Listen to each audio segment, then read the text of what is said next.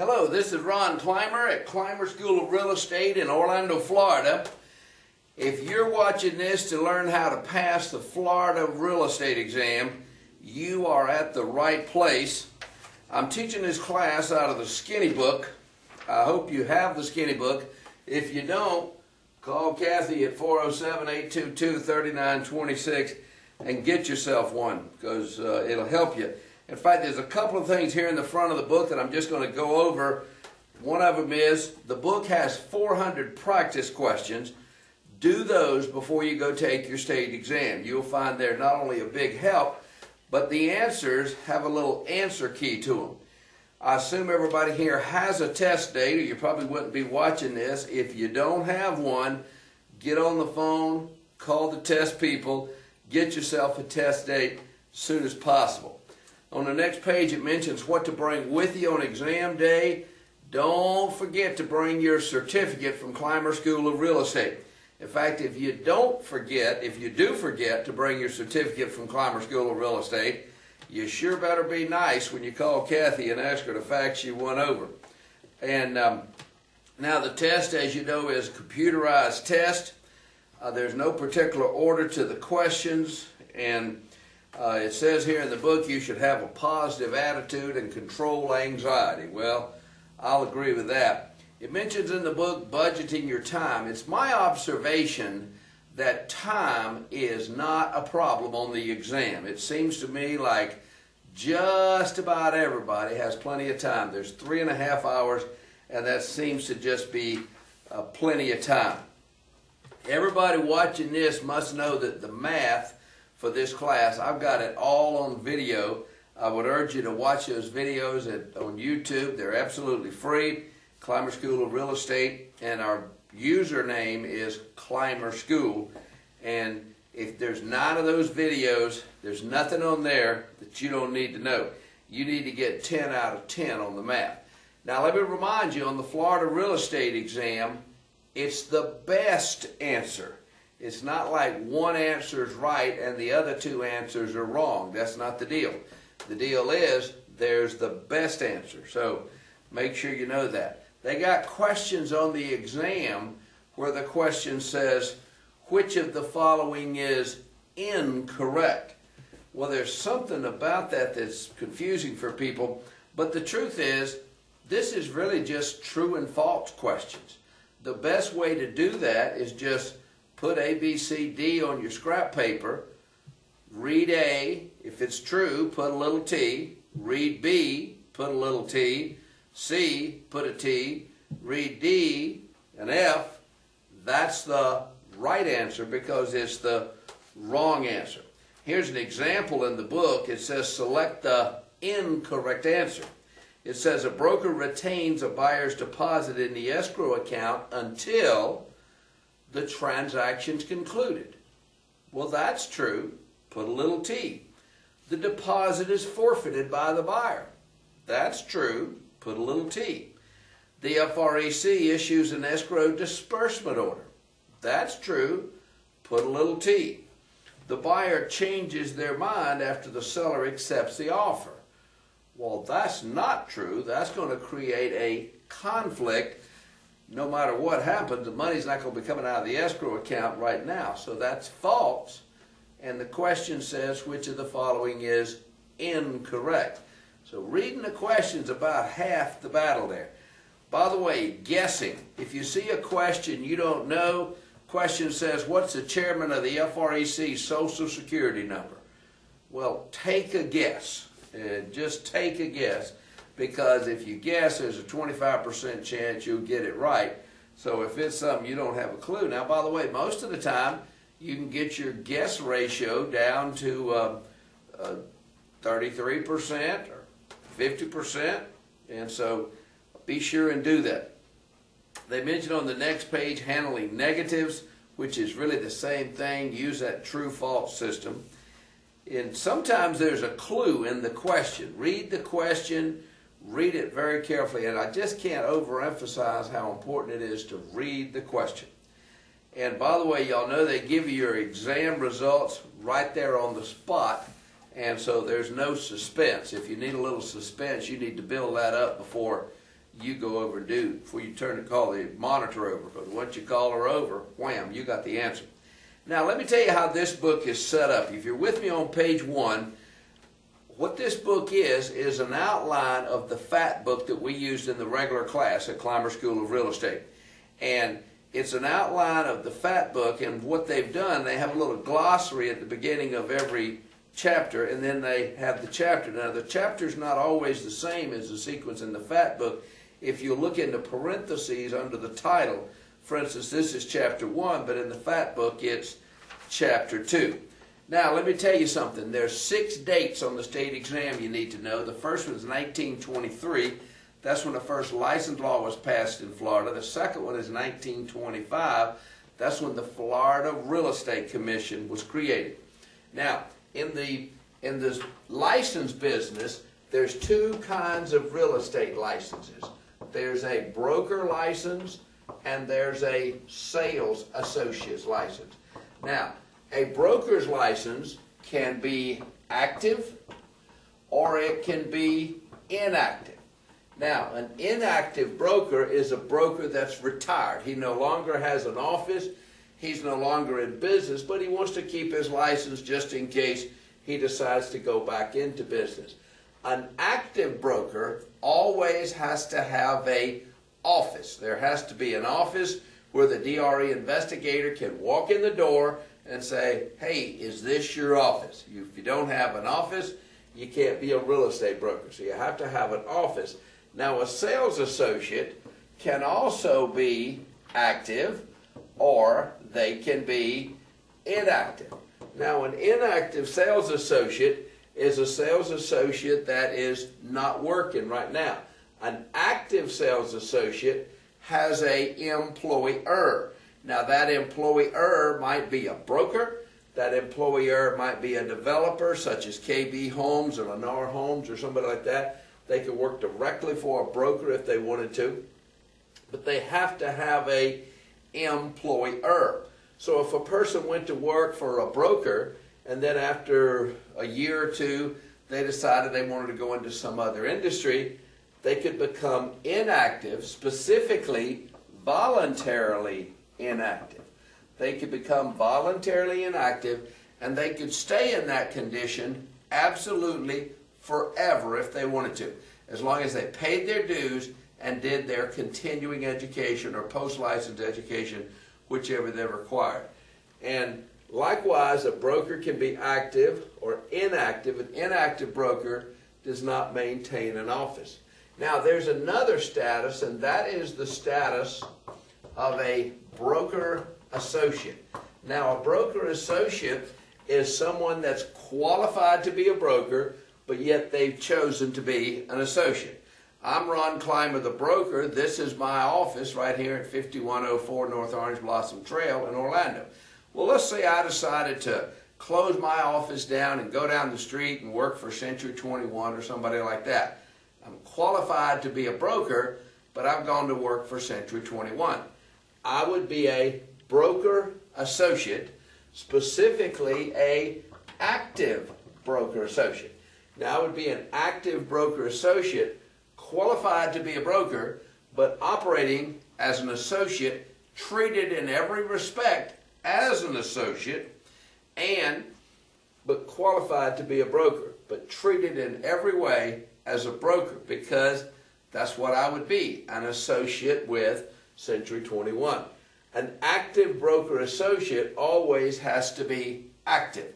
There's no such thing as a inactive broker associate, because if I did go to Century 21, say I retired from there and became inactive, I'm a broker, I'm inactive, I would be an inactive broker, not an inactive broker associate. And now, owner-developers can hire a real estate sales associate directly working for them. Now, believe it or not, there's questions on the exam about the application that you filled out. When you filled out your application, they asked you about your criminal background. They didn't ask you about your credit history. They asked you about your criminal background. Now, the question was, have you ever been convicted? Have you ever pleaded guilty? Or have you ever pleaded nolo contendere to any sort of crime. Anything other than a speeding ticket, they want you to put down. So if you got that disorderly conduct, you got that possession of paraphernalia charge or whatever, you were charged with it, you pleaded guilty, you pleaded nolo, or you were convicted, you're bound to put it down. Now, if you were arrested, but for whatever reason you were not convicted, you don't need to put that down. I use an example. If Casey Anthony, I assume you know who that is, was applying for a real estate license, she would not need to mention that murder situation she was involved in because she was not convicted, and as far as the FREC is concerned, that didn't happen. Now, you're bound to disclose any prior conviction you had.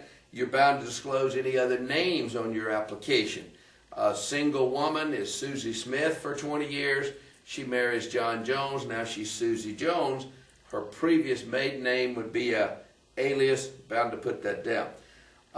But there's nothing on the exam about your credit situation. On the exam, on the application, you have to be 18 years or older. You have to have a high school diploma or equivalent. The only equivalent that I've ever seen on the exam is a GED, expecting you to know what that is. Also, you have to have a social security number, and you have to have good character. Now, for our purposes in this class and on the state exam, how would we know if somebody had bad character? And the answer is, it would tell us in the test question. So if it says in the test question that somebody has bad character, they have bad character. That's all we need to know. And a person cannot have violated Chapter 475, and I assume you know that's the real estate license law, within the previous year. Once again, how would we know if somebody had? It would tell us in the question. By the way, you guys that are watching me for the first time, I'm going to constantly mention on the test, when it tells you something in the question, that's the way it is. You don't have to question it and ask yourself, well, how do we know that's true? How can we prove it? It says so in the question. And whatever it says in the question is the deal. Your application to the state of Florida is good for 2 years. If for whatever reason you don't get down and pass the state exam within 2 years, that $105 is out the window. You can apply again. Also, be aware you do not have to be a U.S. citizen to get a real estate license, but you have to get a Social Security number. You have to have a Social Security number. You do not have to be a resident of the state of Florida. But if you are not a resident of the state of Florida, you have to sign a document called an irrevocable consent to service. Now, an irrevocable consent to service is your consent that if anybody wants to sue me, that's Mr. lives in another state. So here's a guy that lives, for instance, in Alaska. He wants to get a Florida license. State of Florida says, we'll issue you a license, but you have to sign this consent that if anybody wants to sue you, that they don't have to come up to Alaska to serve the summons to you. They can have you served at 400 West Robinson, right here in Orlando. They serve the executive director of the DRE, and that's what you agree to when you sign that irrevocable consent to service. Also, if someone that's a resident of Florida, such as myself, Ron Clymer, living here in Orlando, so I decide I want to move up to North Carolina and make that my new home, I would be bound, if I wanted to keep my license, to notify the DRE that I'm moving up to North Carolina, but I want to sign that irrevocable consent to service as I leave the state, and I'm bound to do that within 60 days of my departure. Now, as we said, you don't have to be a Florida resident to get a Florida real estate license. However, let me tell you what a Florida resident is. It's someone who resides in Florida and intends to stay for at least 4 months. So if somebody just got here yesterday, they got their RV parked up at the Fernandina Beach RV Park, and they intend to stay, that person is a Florida resident. Now, how would we know that they intend to stay? It would tell us in the test question. So it says in the test question, they intend to stay. They intend to stay. And that person is a Florida resident. Now, the course that you have already taken and that you have a certificate from, the name of that course is FREC Course 1. I hope you took that at Clymer School of Real Estate. By the way, if you took it at some really bad school of real estate, pay close attention to this. And if you ever find yourself in a dilemma between what your other instructor told you and what I'm telling you, you go with what I'm telling you. And now, the name of the course you've already taken is FREC Course 1. You had to make at least a 70 to pass that. Don't forget to take your certificate for that course with you to the exam. Now, there's two people that wouldn't have to take that course. One of them is a Florida attorney, a member of the Florida Bar. Mr. Attorney would not have to take FREC Course 1. Also, Mr. graduated from the University of Florida with a degree in real estate. So if somebody graduated from a Florida university with a degree in real estate, that person does not have to take FREC Course 1. So they have the ability. They still have to pass the state exam, but they don't have to take FREC Course 1. Now, let me make sure everybody understands this, and that is when your initial license expires. Let's say, for instance, that you got your license on August the 1st, 2012. When does that license expire? Now, you need these two dates memorized. License only expire 2 days, March 31st and September the 30th. March 31st and September the 30th. Now, March 31st and September the 30th. So you get your license on August the 1st, 2012. When did it expire? Here's the answer. We go into the future 24 months. We go into the future 24 months. That's going to take us to August the 1st, 2014. Your license couldn't possibly last that long, so we're going to back up till we hit one of those dates. And what we're going to hit is March 31st, 2014. So you get your license August the 1st, 2012. It's going to expire March 31st, 2014. And you need to know that on the exam. By the way, if you turn in your book over to page 9, that's I think that's where that information is. Let me remind myself. Yes, right there at the top of page 9, those two dates. And now, here's the deal. Here's the deal. You get your license. It's going to expire March 31st, 2014. Between now and then, that real estate salesperson, brand new rookie salesperson, has to take a 45-hour post-license education class. 45-hour post-license education class. Now, best place to take that is Clymer School of Real Estate. So if you're wondering, gee, where should I take that class? The answer is you should come up here to Orlando and take that class with me. And by the way, that class is a lot of fun, unlike FREC Course 1. It's a lot of fun. We teach you some sales skills, some good things to know, and it's just a great class. Now, if you don't take that class and you don't renew your initial license on March 31st, 2014, your license is null and void. What does that mean? That means you don't have a license, you're re-enrolled in FREC Course 1, you're turning in your fingerprints, you're taking a state exam again. You don't want to be in that situation. Be sure you take that post-license education class.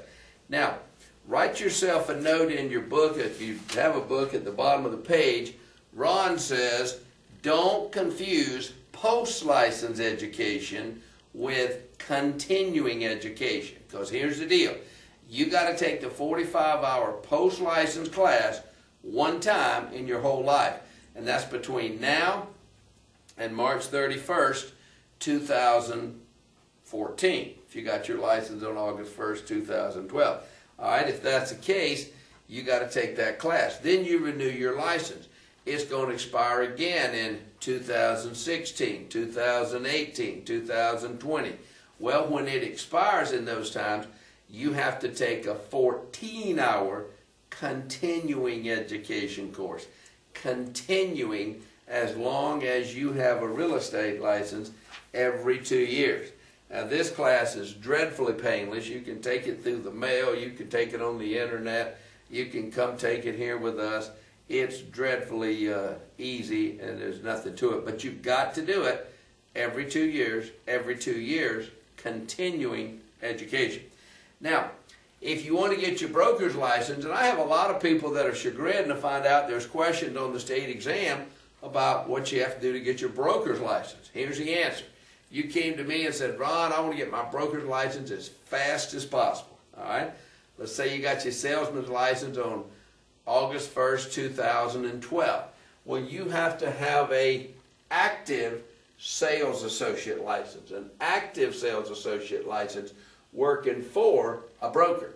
You can't be working for a developer and you can't be inactive. You got to have an active sales associate license, and you've got to have that license for 24 months. You got to have that license for 24 months. Well, if you stop and think about it, you couldn't possibly make it 24 months without renewing your license one time. So you've got to renew your license at least once. So that means no way can you get there without taking your 45-hour post-license education class. Also, you have to take FREC Course 2. That's the name of the broker's class, FREC Course 2. So you take FREC Course 2 and pass that class, apply for a broker's license, just like you've applied for your salesman license, send in your fingerprints, ask all those questions again, and then go take the state exam for brokers. So by the time you get your broker's license, you will have passed 3 courses and passed 5 exams. And so that's the deal. Now, once you get your broker's license, you say, my goodness, I've had all the real estate school I can stand. Well, the news is bad. You've got to take 2 post-broker classes before you renew your broker's license the first time. And so brokers have post-license education just like salesmen do. Now, once Mr. Broker's renewed his license one time, then he goes back to the same continuing education that he's always had. And so that's the story on that. By the way, the only person that is exempt from salesman post-license education is Mr. University of Florida graduate. Even attorneys have to come back for 45-hour post-license training.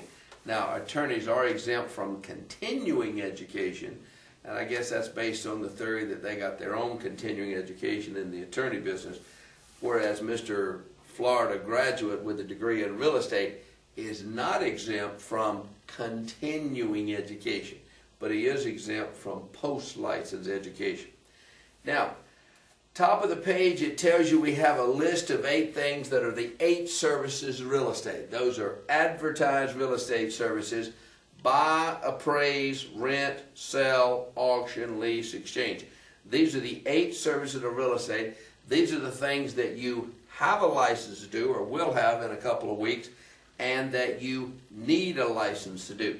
By the way, in that white space there to the right of that, I want you to write down for another person for compensation, because here's the deal. You need a real estate license if you're doing one of these things for somebody else for compensation. If you're doing one of these things for free, you don't need a real estate license. If you're doing one of these things for yourself, you don't need a real estate license. But if you're selling a house for your neighbor, your friend, your brother-in-law, they're paying you a fee for doing it. That fee could be $100. You need a real estate license in order to do that. And if you don't have one, you are violating Chapter 475. Now, there are several people that are exempt from real estate licensure, and one of those is, of course, people selling their own property. Part owners. You know, if 3 guys got together and they went out and bought a bunch of land, they subdivided it into lots, and they're going to sell the lots. Now, they're 3 equal partners, So one of the partners does all the work of selling the lots. He does the work, but he only gets his normal third every time of the profit that they make. Well, he's basically working for free. But if the other two partners said, listen, you do the work, sell the lots, and we'll give you 50% of the profit, we'll take 25% apiece. Well, in that case, he's being compensated for selling property. He needs a real estate license. Speaking of which, we need to define the word compensation. Compensation is anything of value. So you can't pay an unlicensed person money, trip to Europe, new car, whatever. You can't pay them any kind of compensation unless that person has a real estate license. Also, salaries.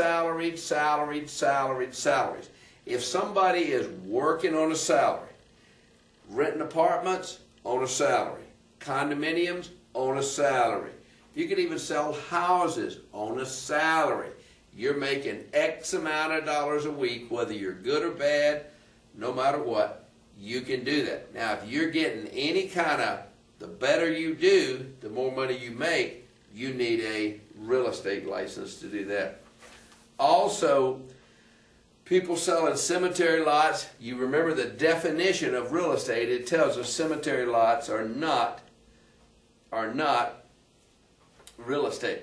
Also, people renting mobile home park lots or travel trailer park lots, those are not real estate either. Now, Mr. Attorney, within the scope of his professional duties, would be exempt. That means if Mr. Attorney were probating a will, there's a house that needs to be sold, he negotiates the deal between the heirs and somebody else, and the only fee he charges is his normal fee, his $300 an hour he would be charging anyway for negotiating that contract. He does not need a license. But if he's receiving any kind of money for selling the property, he needs a Florida real estate license. People that have a power of attorney, if somebody's been given a power of attorney to sign somebody else's name, they don't need a license to do that. And court appointed anything. If, for instance, the court appointed a farmer to appraise the adjacent farm, well, he would not need a real estate license to do that because he's been appointed by the court. When somebody's been appointed by the court, that's all the license they need. Now, y'all come back with me to the beginning of this chapter. Take a look at the glossary. You notice in the glossary, in the middle of page, there's a word, prima facie evidence. Prima facie evidence is evidence that is presented in court and is accepted in court at face value. What I need you to know about that is your real estate license that you carry in your wallet, your real estate license is prima facie evidence into court. You could take your license into court, and that's prima facie evidence.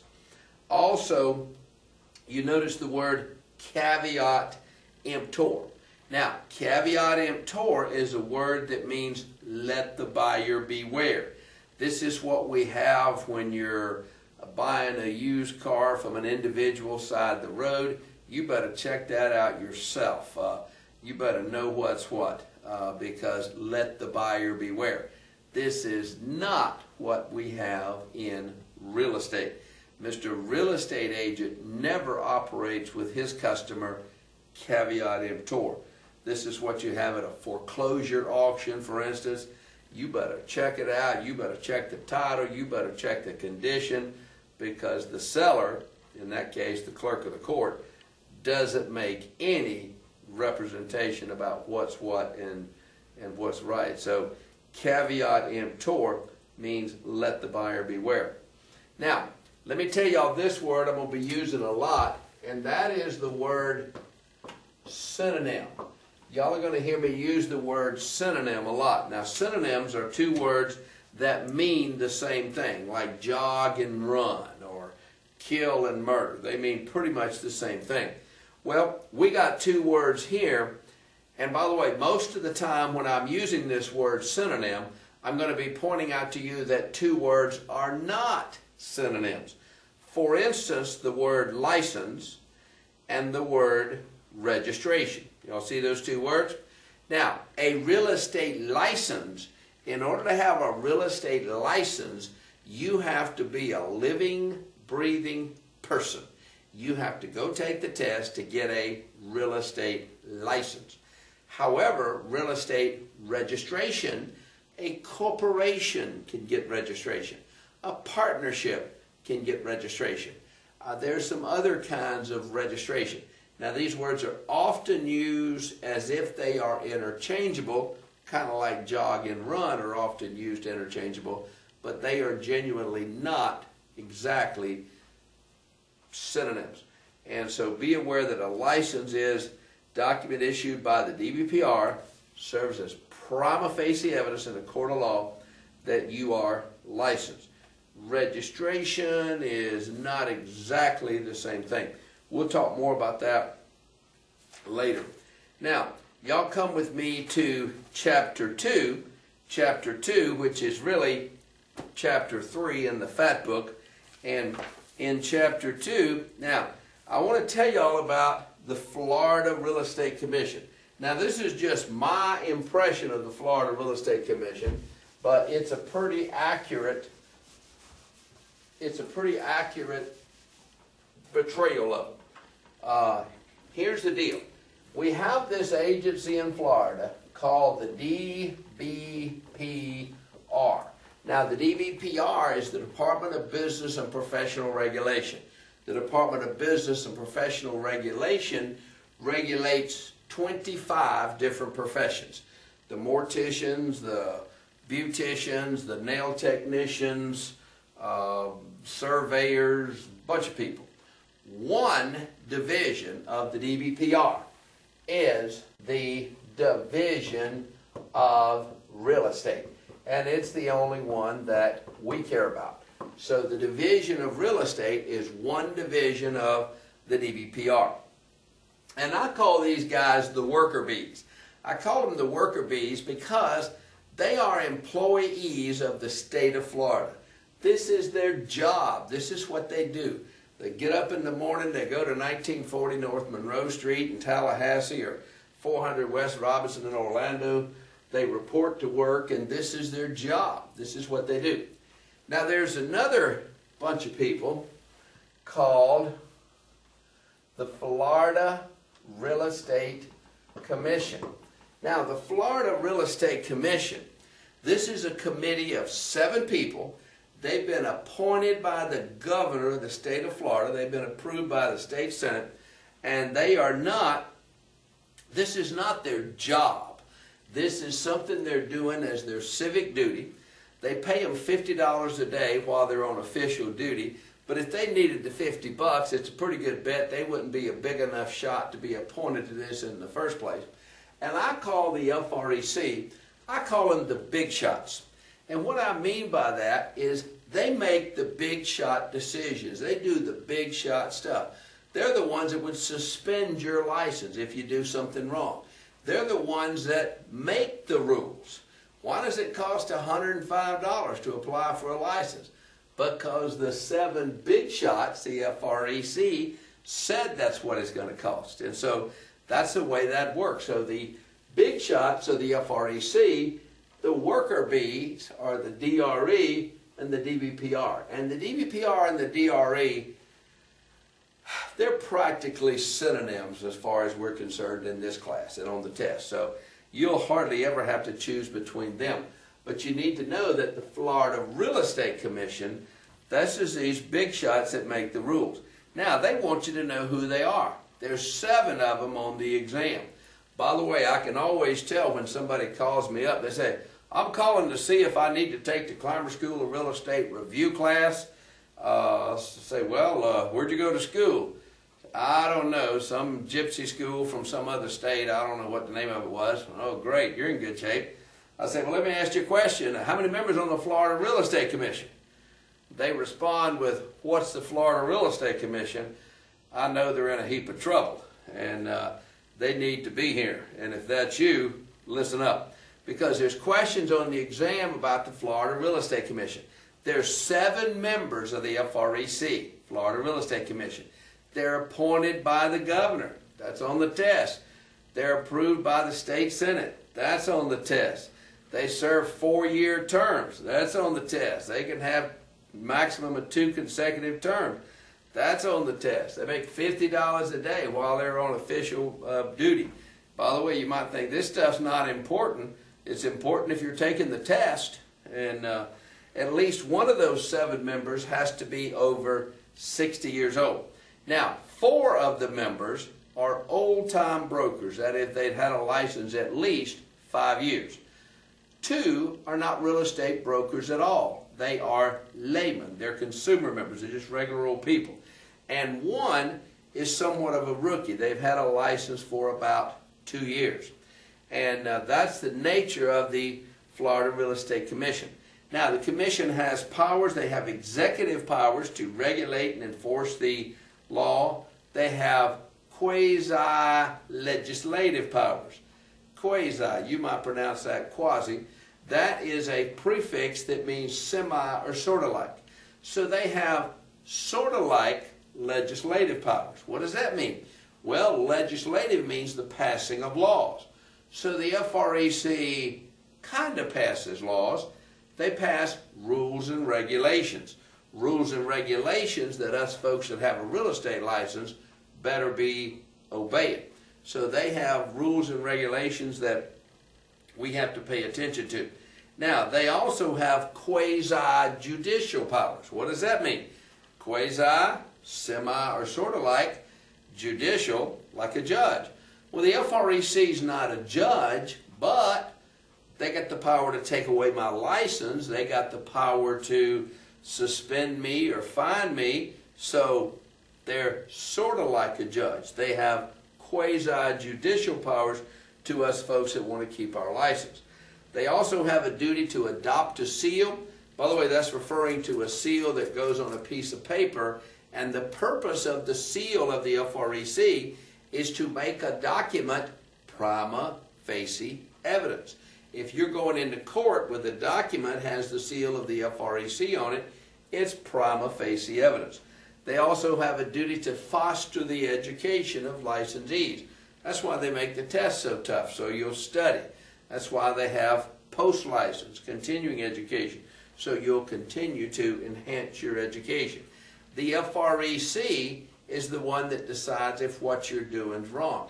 It's kind of like if you're watching the referee in a basketball game is the one that decides if that was a foul or not. Same thing. FREC is the one that decides if what you did was wrong. Now, the FREC regulates our professional practices. They don't leave us out there to decide what we're going to do ourselves. They tell us, here's the way we want you to advertise. Here's the way we want you to handle escrow money. Here's the way we want you to have a sign. Here's the way we want you to do this and that. So they don't leave us to our own devices. They regulate our practices. They establish fees. Why does it cost $105 to apply for a salesman's license? Because the FREC, those 7 big shots, said so. That's why. FREC is the one that grants or denies your application. Some of you may have had to go down and visit with the FREC at 400 West Robinson and say hello to them before they would grant you a license. And they're the ones that decide whether or not you're going to be issued a license. Also, if you do something bad, it's not going to be the worker bees that suspend your license. It's going to be the FREC, the big shots. Also, be aware that the FREC cannot put you in jail. As you know, in a later chapter, we're going to talk about the fact that you can go to jail for violating Chapter 475, but the FREC is not the one that would send you there. Now, let's talk about the DBPR and my favorite division, the Division of Real Estate. These are the worker bees, and they do worker bee stuff. And they go out and do investigations when you do stuff wrong. The big shots aren't out doing the investigations, the worker bees are. And then they report the news to the big shots. And we'll talk about how that works later. The Division of Real Estate has a person here called the executive director of the DRE. That's the head man in charge of the DRE. I said the head man. It's actually a very pretty woman. And the executive director of the DRE is the head of the DRE, not a member of the FREC. Now, if you decide that you're going to be moving from one place to another, you move from Winter Park to Winter Garden, you're bound to notify the DRE within 10 days. We talked about earlier the day that your license expires, March 31st, September the 30th. Be aware of that. By the way, if your license expires March 31st, 2014, it'll always expire March 31st on an even-numbered year. And y'all hold on, I gotta have a shot of Zephyrhills delicious spring water. I'm getting a little thirsty here. I don't know if y'all drink this Zephyrhills, but it is wonderful water.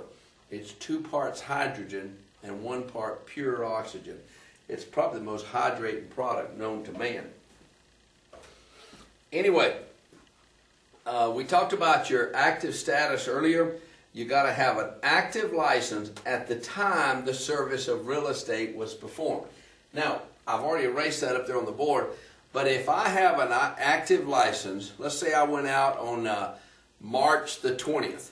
I sold a house on March the 20th. So I sold a house on March the 20th.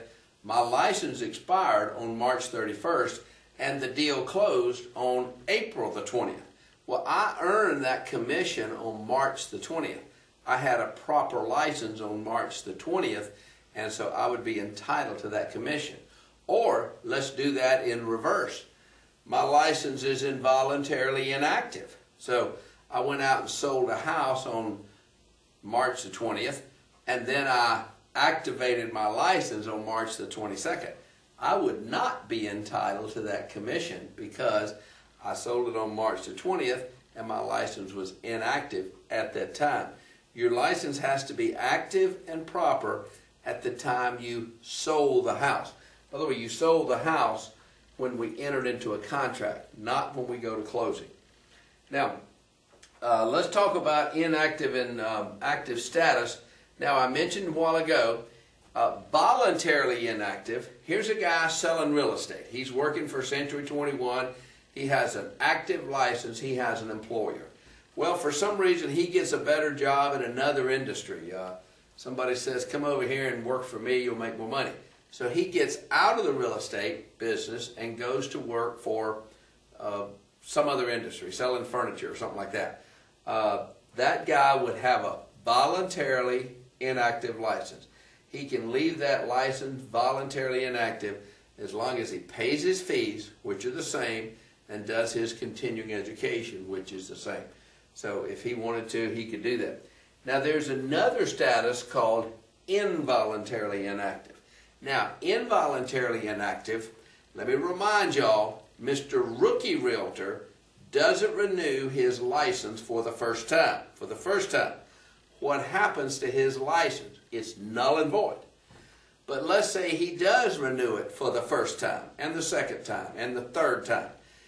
But the fourth time, he'd been in the business 8 years, it's time to renew his license, and he forgets to renew it. Now, it says on his license that his license expires March 31st, 2020. Well, he doesn't renew his license. His license becomes involuntarily inactive. And his license will stay involuntarily inactive for 2 years. Now, during that 2 years, if he goes out and sells a house or earns a commission, he's violating the law. He's violating the law. And so you can't do that. So he goes out and does that, he's violating the law. Now, during the first 12 months that our guy is involuntarily inactive, he wakes up, say, the middle of June and says, oh my goodness, I forgot to renew my license. What can he do? Pay a late fee, do his 14 hours of continuing education, and renew his license. He's good to go. or he's been involuntarily inactive more than 12 months, less than 24 months. So let's say he wakes up after 15 months and says, oh my goodness, my license is involuntarily inactive. What am I going to do? He has to take a 28-hour class. 28-hour class.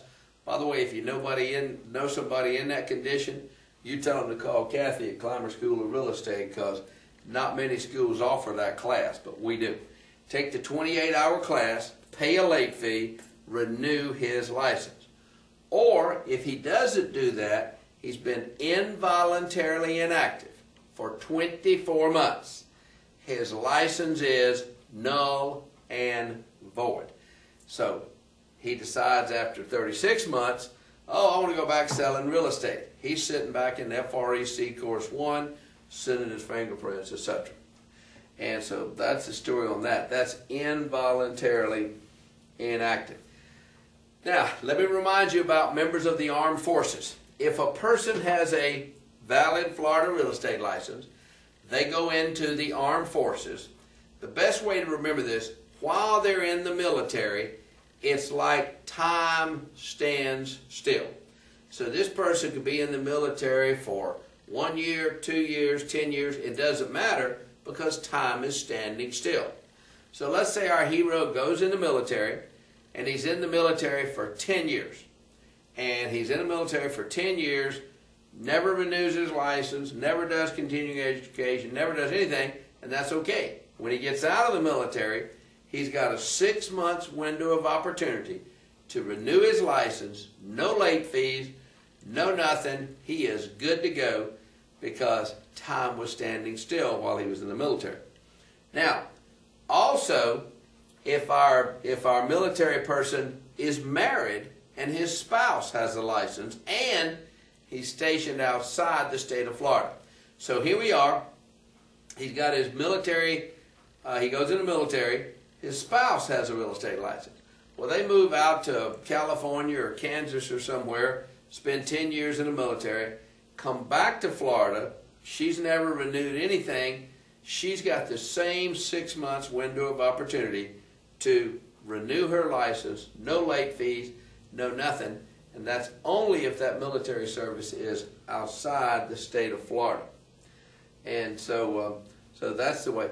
By the way, here's a new thing the FREC just came up with, and that is this. Here's a person living in another part of the world in the military. They're sent to Florida, man and his wife. His wife had a real estate career in whatever state she came from. So she comes down to Florida, and she wants to get a Florida license. The DBPR will issue her a 6 months license, just like that. No tests, no nothing. Now that license can't be renewed. It's only good for 6 months. So in the meantime, she can enroll in Clymer School of Real Estate, take FREC Course 1, take the state exam, go through the normal practice. But the idea is that she doesn't have to interrupt her career because of the military thing. So that's a courtesy thing they do for Army wives and people that come to Florida under those circumstances. Now, the next thing I want to talk to you about, a couple of words that are not synonyms. The word void, V-O-I-D, and the word ineffective.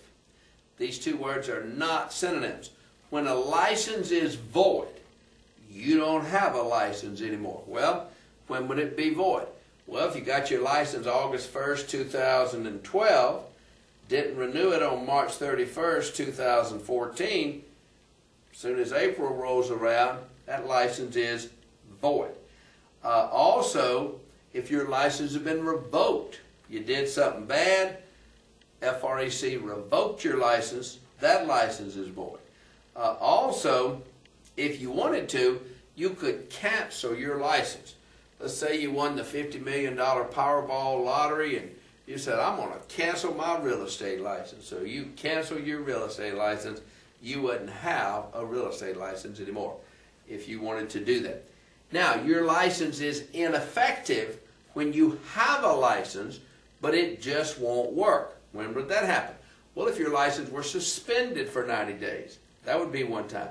if you've met all the license requirements, but you don't go into the work, and so your license is voluntarily inactive. And that happens all the time. Maybe a school teacher comes to real estate school, Clymer School of Real Estate, in March, and she's not planning on going into the business till June. So she passes her exam in March, she gets her license. By the way, when you walk out of the state exam, you have a voluntarily inactive license. So our school teacher waits till school's out in June, then she goes down to the Coldwell Banker, Keller Williams, Century 21 real estate office, turns in the proper form, which by the way is RE10, you don't need to know the number of it, but it's done on a form, and activates her license. But while her license is voluntarily inactive, it's ineffective. Also, when the broker's license is suspended or revoked, let's say I'm the broker, all of you are my employees. I go out and do something bad, and as my punishment, the FREC suspends my license for 5 years. Well, if that happened, your license is involuntarily inactive. You got to go find you a new employer to get your license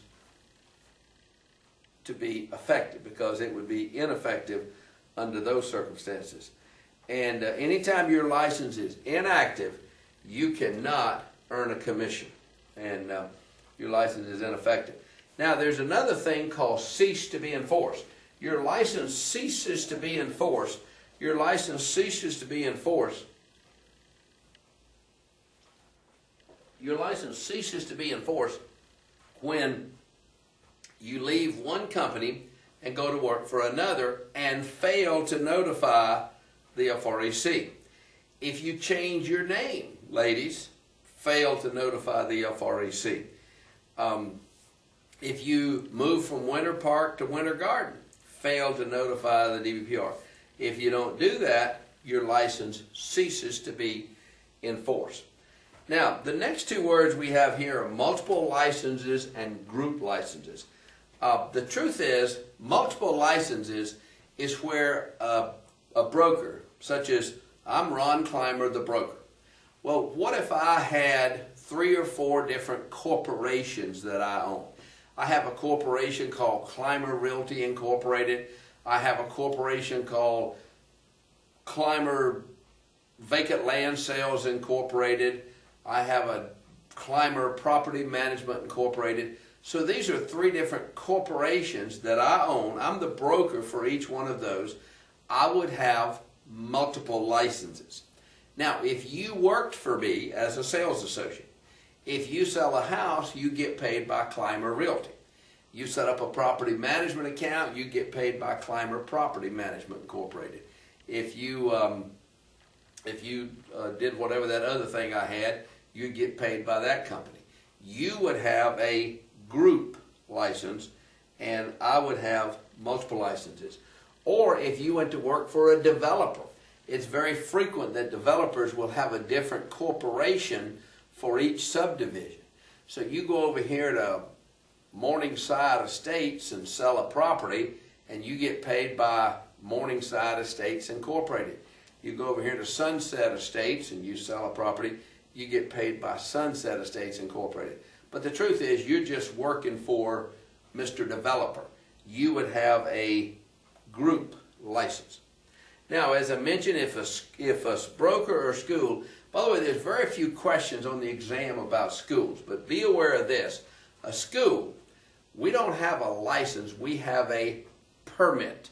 By the way, speaking of that, if you should find yourself with a desire to take some sort of online course from some school, you make darn sure they got a Florida permit. I've had more than one student go take a course, pay a couple $100 for the course, only to find that the school didn't have a Florida permit. Florida permits always begin with the letter ZH. We got our ZH number right there on the website. In fact, I should write it on the board, but I don't have it memorized. And you should make sure they have a ZH number, because if they don't, you are wasting your time except for what you learn in that course. But schools have permits. And a school permit can be suspended or revoked just like a broker. And that's the main thing you need to know about schools and so on. Now, sales associates work for brokers. Instructors work for permit holders. I am the permit holder, Ron Clymer, at Clymer School of Real Estate. And so that's what you need to know about that. And now let me back up to the glossary here in chapter 2. And a couple of things. Actually, I don't have any words in the glossary that we haven't talked about at great length. The DBPR always wants to know your mailing address. If you move from Winter Park to Winter Garden, you're bound to notify them within 10 days of what your new mailing address is. Now, y'all come with me to the next chapter. And I don't know if I've made this as clear to you as I need to. But this next chapter is about agency relationships. Don't even try to relate this to any experience you've had from real life or anything you know from real life. You take it just exactly the way I take it, just like if you were listening to a fairy tale. You know, you listen to fairy tales and they tell you about trolls that live under the bridge. I remember when I was a kid, I wondered, gee, how do they cook their meals under that bridge, you know? Well, who knows? That's just the way things are. And you need to take this chapter the same way, because everything in this chapter has no relationship whatsoever to real life. You just take the exam, you get out there in real life, you go say, man, this ain't nothing like Ron taught us in class. Well, maybe it should be, but maybe it's not. Anyway, let me erase this.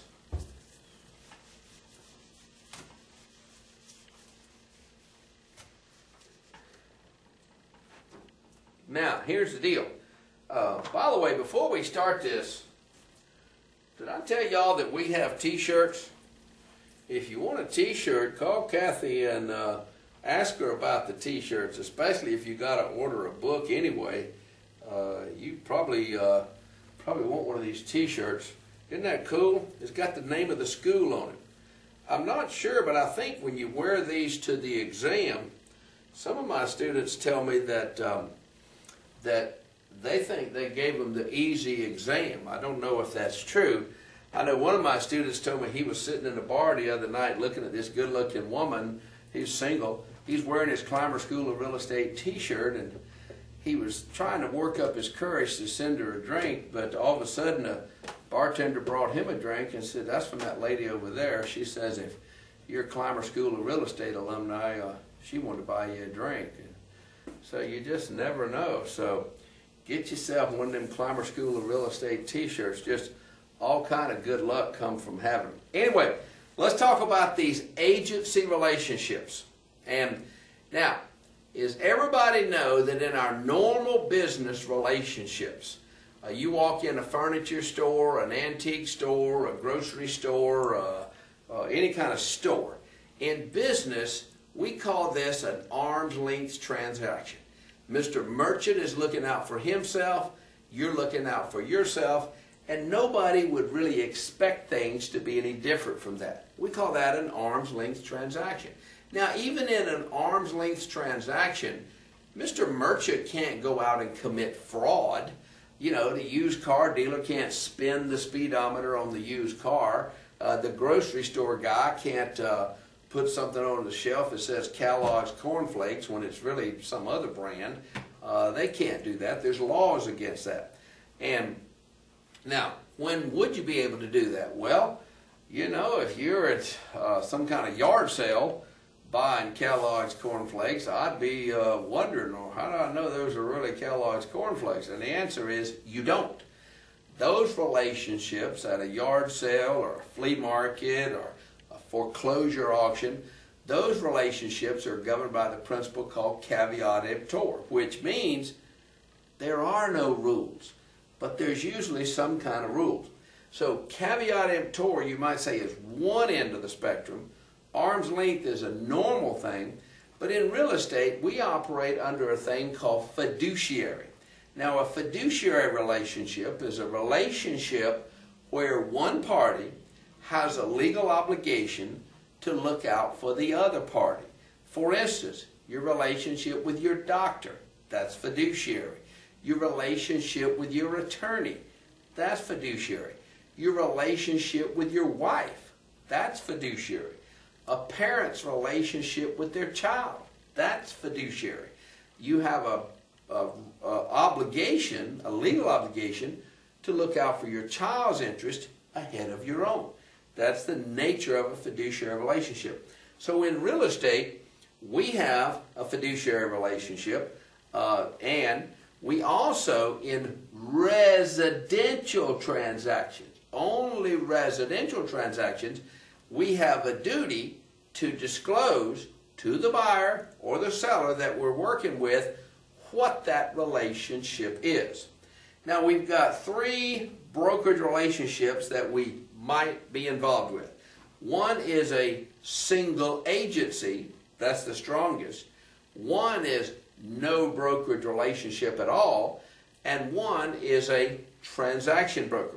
Now, if you remember in the FAT book, we had the forms that we want the people to sign if we're having these relationships.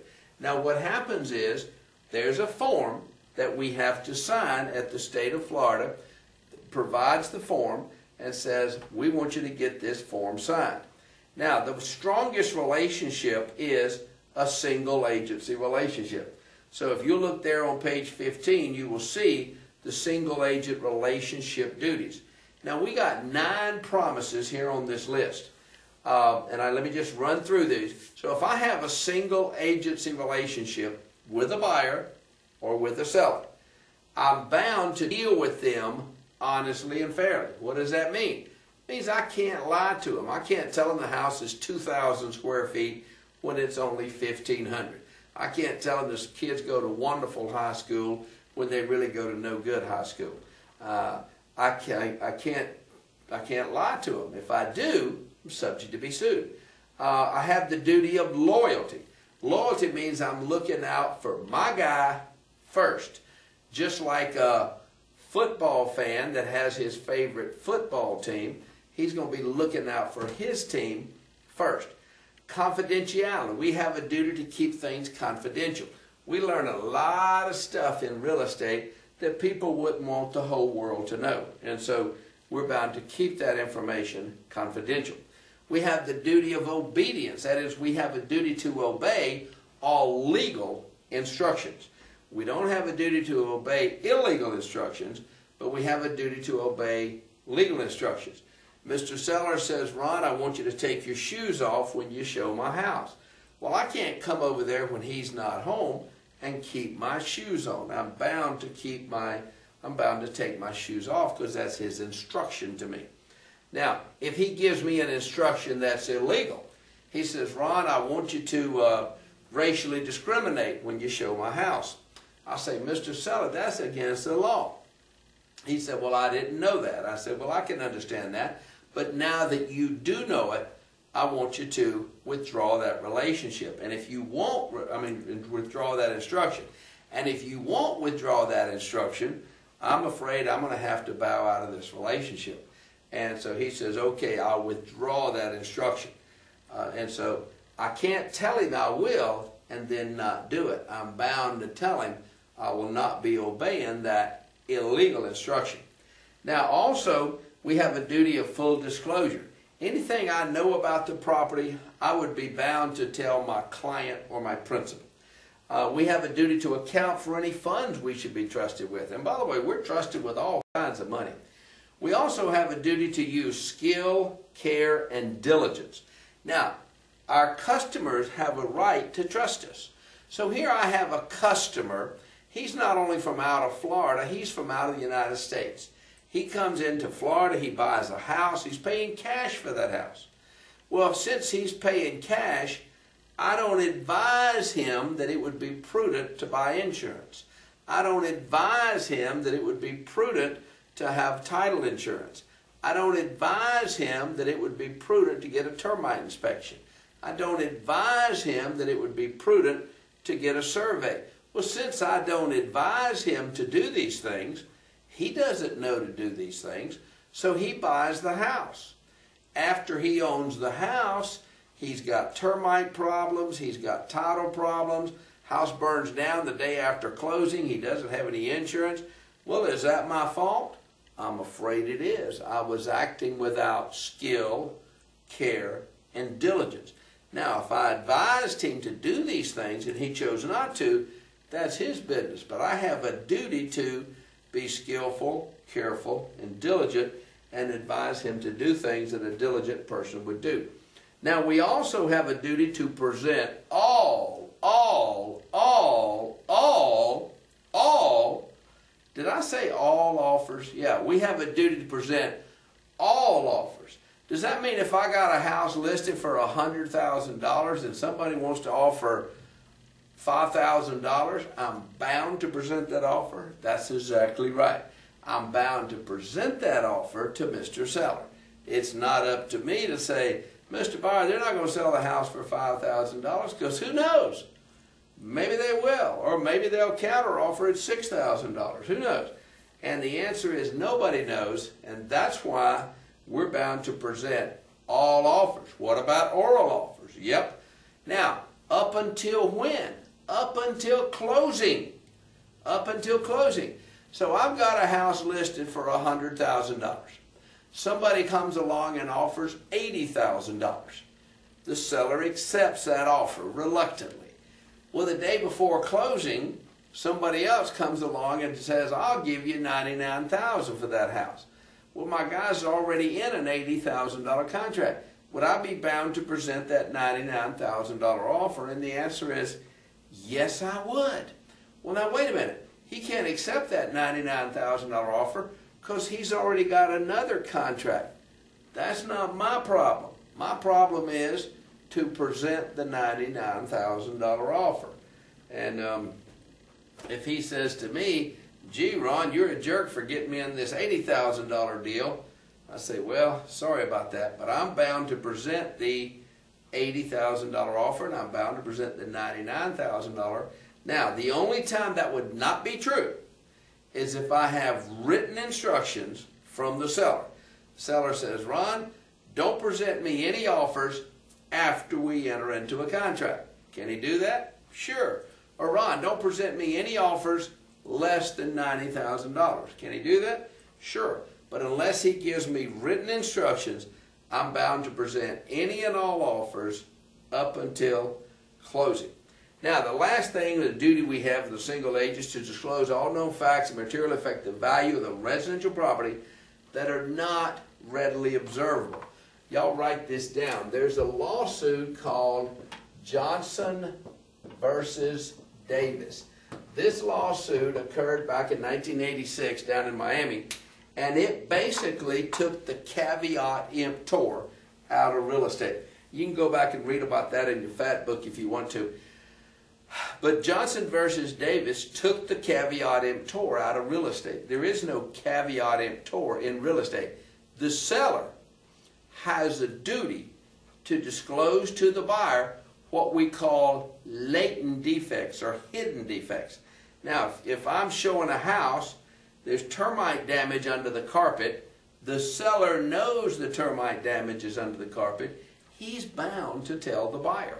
Well, how would we know that the seller knows? It would tell us in the test question. That's how we would know. Now, in real life, that's a whole nother story. Now, that's a single agency relationship. Now, let me show you all this, and this is just something that I dreamed up myself, but this is absolutely correct. Do not forget, real estate salespeople do not have agency relationships. Only real estate brokers have agency relationships. So here's a company named Great Big Realty. Great Big Realty is a big old real estate company, and it is a real estate broker. Now, Great Big Realty has working for them a guy named Mr. Salesman. Mr. Salesman is an agent of Great Big Realty. Mr. Salesman goes out and lists a house for his old friend, Mr. Seller. He and Mr. Seller are personal friends. They personally trust each other. And Mr. Seller, Mr. Salesman, says to Mr. Seller, I'm going to be your salesman, and you're going to be my client, also known as my principal. Now, that's what Mr. Salesman says, but that's not exactly true. What's exactly true is Mr. Seller has an agency relationship not with Mr. Salesman, but with Great Big Realty, because sales associates don't have agency relationships, only brokers do. So Mr. Seller, Mr. Great Big Realty have an agency relationship. Mr. Seller is the client or principal of Great Big Realty, not Mr. Salesman. Now, over on the other side of town, there's another person that works for Great Big Realty named Miss Sales Lady. Miss Sales Lady's having an open house on Sunday afternoon out in the neighborhood. A guy walks in the door. His name is Mr. Buyer. Now, Mr. Buyer comes walking into the open house. Well, here's Miss Sales Lady. She's got on her Great Big Realty name badge, her Great Big Realty business cards, her Great Big Realty flyers and brochures, her Great Big Realty sign on the front door. It's pretty obvious she's working for Great Big Realty, wouldn't you agree? So what happens is she does not need to disclose to Mr. Buyer that I'm an agent of the seller, because the situation makes it so dreadfully obvious. So he looks at the house she's holding open. He said, I don't like this house at all, but I love this neighborhood. She says, do you have any other houses I could look at? She says, well, Prudential's got one listed up the street. Coldwell Banker's got one around the corner. Watson Realty's got one we can go take a look at. So she says, why don't you come back at 5 o'clock when I close up, and we'll go look at these other listings. He says, okay. So when he comes back at 5 o'clock, now, in her open house situation, she did not need to disclose her agency to him. But now things are getting a little different. So she says, listen, we need to sit down and discuss our agency relationship. I want you to sign this agency form, and I'm going to be your agent.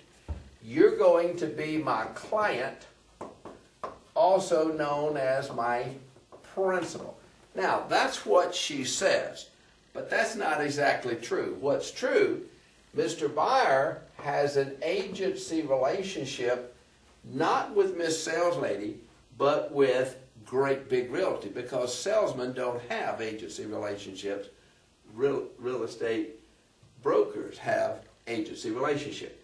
So she takes him down the street and shows him Watson's Realty and Prudential's listing and these other properties. He doesn't like any of those. Well, on Monday morning, she comes into the office. She's talking to her coworker, Mr. Salesman. And she's telling him about the buyer. And he says, oh, I just listed a house out in that neighborhood. You need to bring your buyer to see my client's house. Well, the truth is, it's not her buyer and it's not his clients. It's Great Big Realty's clients and Great Big Realty's clients. So if she did that, Great Big Realty would be acting as a dual agency. Now, dual agency is illegal in Florida. You cannot be a dual agent. If you look back in the glossary, you'll see that word, and it says it refers to a broker who represents as a fiduciary both the buyer and the seller in the same residential transaction. And the last sentence, this is illegal in Florida. So what do we got to do? What she's got to do, Mr. Salesman goes out and talks to Mr. Seller. He says, Mr. Seller, we're going to have to change our relationship. We're going to have to change our relationship, and what I want you to do, look at the bottom of the next page. Bottom of the next page. I want you to sign this document called a consent to transition to transaction broker. So we're going to change our relationship from agency to transaction broker, and you're no longer going to be Great Big Realty's client or principal, but you're going to be our customer. Now, Mr. Salesman has that conversation with Mr. Seller. Miss Sales Lady has the same conversation with Mr. Buyer. She says, we're going to change to a transaction broker relationship. You're no longer going to be my client or principal, but you're going to be my customer. So now, Mr. Buyer is the customer of Great Big Realty. Mr. Seller is the customer of Great Big Realty. Miss Sales Lady brings him out, he buys the house, and we all live happily ever after. And now, and don't worry that that story couldn't happen in real life, or why did it happen that way in real life? It happened that way because that's the way they described it in the test question. You say, gee, well, why would you have done that? When you get out there in real life, they'll tell you, oh, that ain't the way things really happen. But we don't care about that. We want to get you out there because you understand this stuff well enough to pass the exam. Now, so now we have a transaction broker relationship. But Mr. Buyer and Mr. Seller says, well, hold on a second. What exactly am I losing by changing to transaction broker relationship? And here's the answer.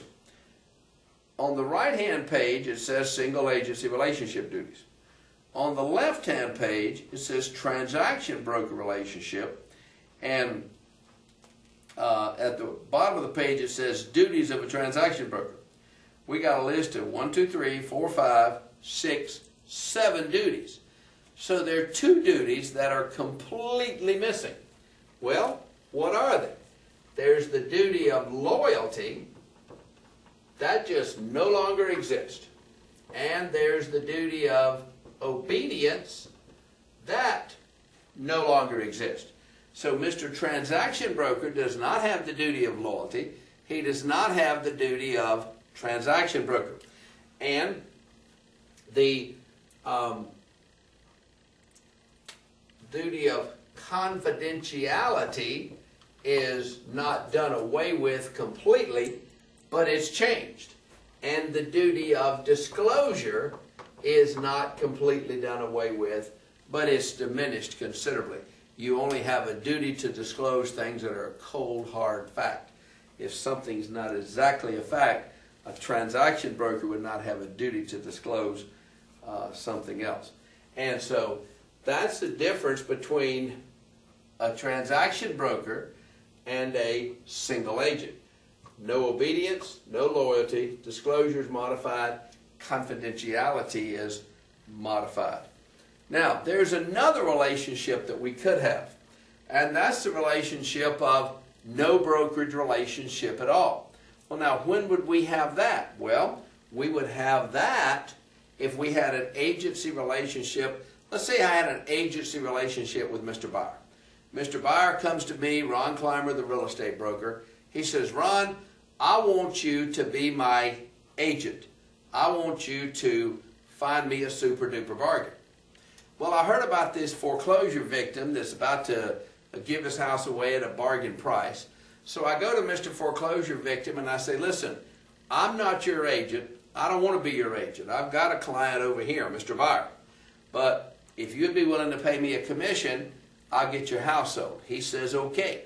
So, but I said, we have no brokerage relationship, and I want you to sign this form, which is described at the top of the next page. Now, I still have the duty to deal with you honestly and fairly. I have the duty to disclose any facts that affect the value of your property and account for any funds you would trust me with. But other than that, I have no duties to you. By the way, if I were buying a house personally from someone, it'd be a good idea to get that form signed so nobody comes back later and says, oh, we thought Ron was on our team, when the fact is Ron's not on your team, Ron's on the other team. And you want to make that abundantly clear to people that I'm not on your team, I'm on that team over there. And so that's the way those works. Go back and read that chapter again. Don't try to glean any information about this from any source other than me or what's in the book, because you don't need to be talking to some street broker, that you're planning on going to work for and say, tell me how this agency thing works. He's not going to tell you what's on the test. So I'm telling you what's on the test. And by the way, I skipped this and I should not have. In the agency relationship laws, there's three kinds of agency relationships. There's a universal agent, there's a general agent, and there's a special agent. A universal agent is when you give someone the power to do anything you can do for yourself. A guardian for a mentally handicapped person would be an example of that.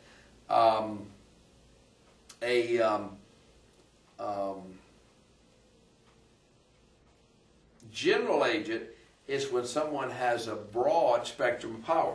The truth is, Miss Sales Lady is a general agent of Great Big Realty. She's got the power to go out and promise somebody, oh, you list with me and we'll advertise your house in the Wall Street Journal. Well, if she tells them that, Great Big Realty would become obligated to fulfill that promise. An employee of a company is oftentimes a general agent. Now, a special agent, that's what we are in real estate. If Mr. Seller lists his house with Great Big Realty, well, Great Big Realty is an agent for his house transaction. They don't have any concern with any of his other business, such as his stock business or his insurance business or even his other real estate business. They're just concerned with this one transaction that they're an agent for. And so that would be a special agent. And that's how that works. Now the next thing, understand this. All of these relationships exist in all real estate transactions. However, the only time we're bound to disclose them in writing is in a residential transaction. In a residential transaction, the law presumes Mr. Realtor is probably the smartest guy in the room. Mr. Buyer and Mr. Seller are considered consumers. But when we get into a commercial transaction, you got Mr. Big Shot and Mr. Bigger Shot. The law presumes these guys got their own attorneys. They don't need me to disclose anything to them. I'm selling 5,000 acres of land. They don't need me to disclose anything to them. They probably know as much or more than I do. And that's what the law presumes, that in a residential transaction, that Mr. Realtor is, or that Mr. Buyer, Mr. Seller is Mr. Consumer. Not so in a agriculture, industrial, some other type transaction. Does that make sense? Now, the next thing that we probably need to talk about is duties and obligations of, and we got that. There's a thing called a designated sales associate. By the way, as I mentioned, in a commercial transaction, we assume Mr. Buyer and Mr. Seller are savvy enough to understand this. Well, sometimes in a commercial transaction,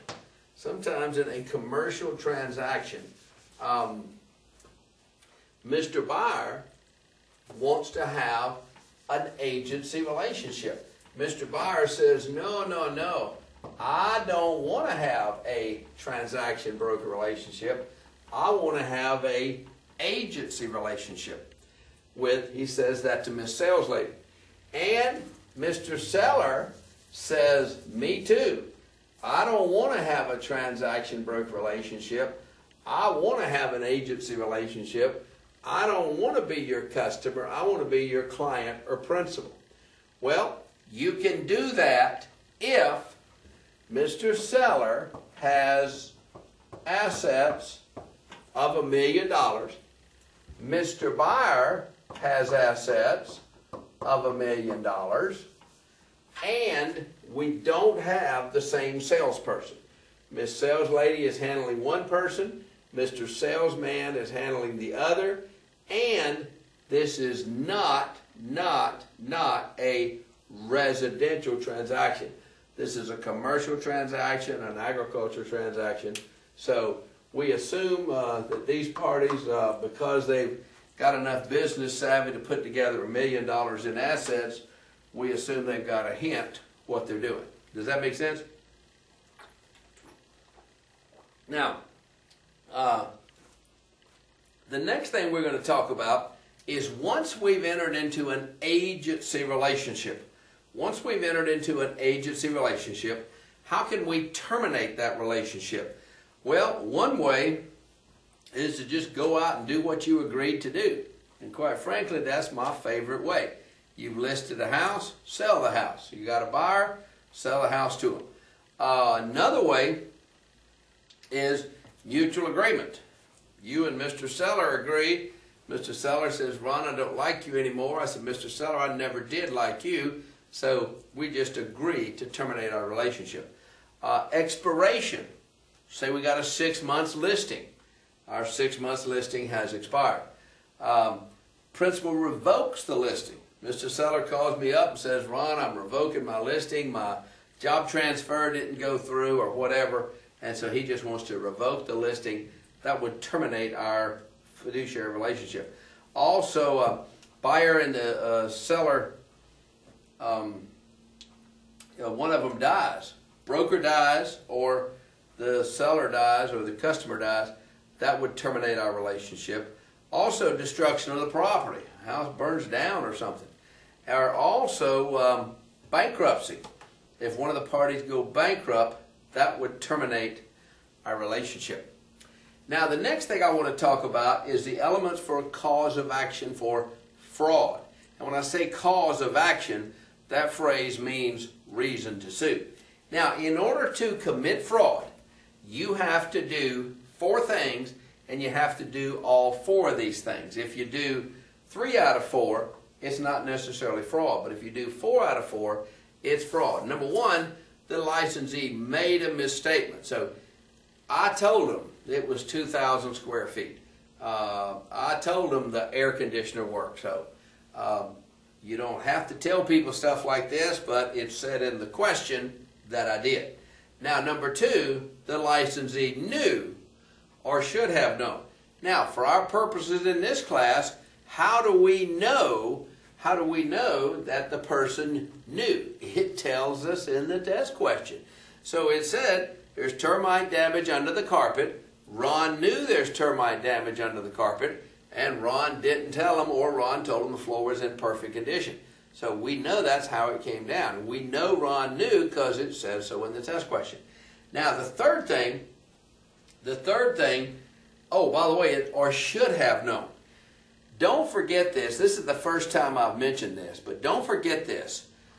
The law presumes that when you got your real estate license, whether you've had it 20 minutes or 20 years, the law presumes that you are an expert. Now, as an expert, there's certain things you should know. So I'm out showing houses to, or not houses, I'm out showing some vacant land to Mr. Commercial person. And the truth is, I'm not all that familiar with that commercial stuff. So I'm out showing this piece of land, and Mr. Buyer says, oh, I'm going to buy this property and open a gas station here.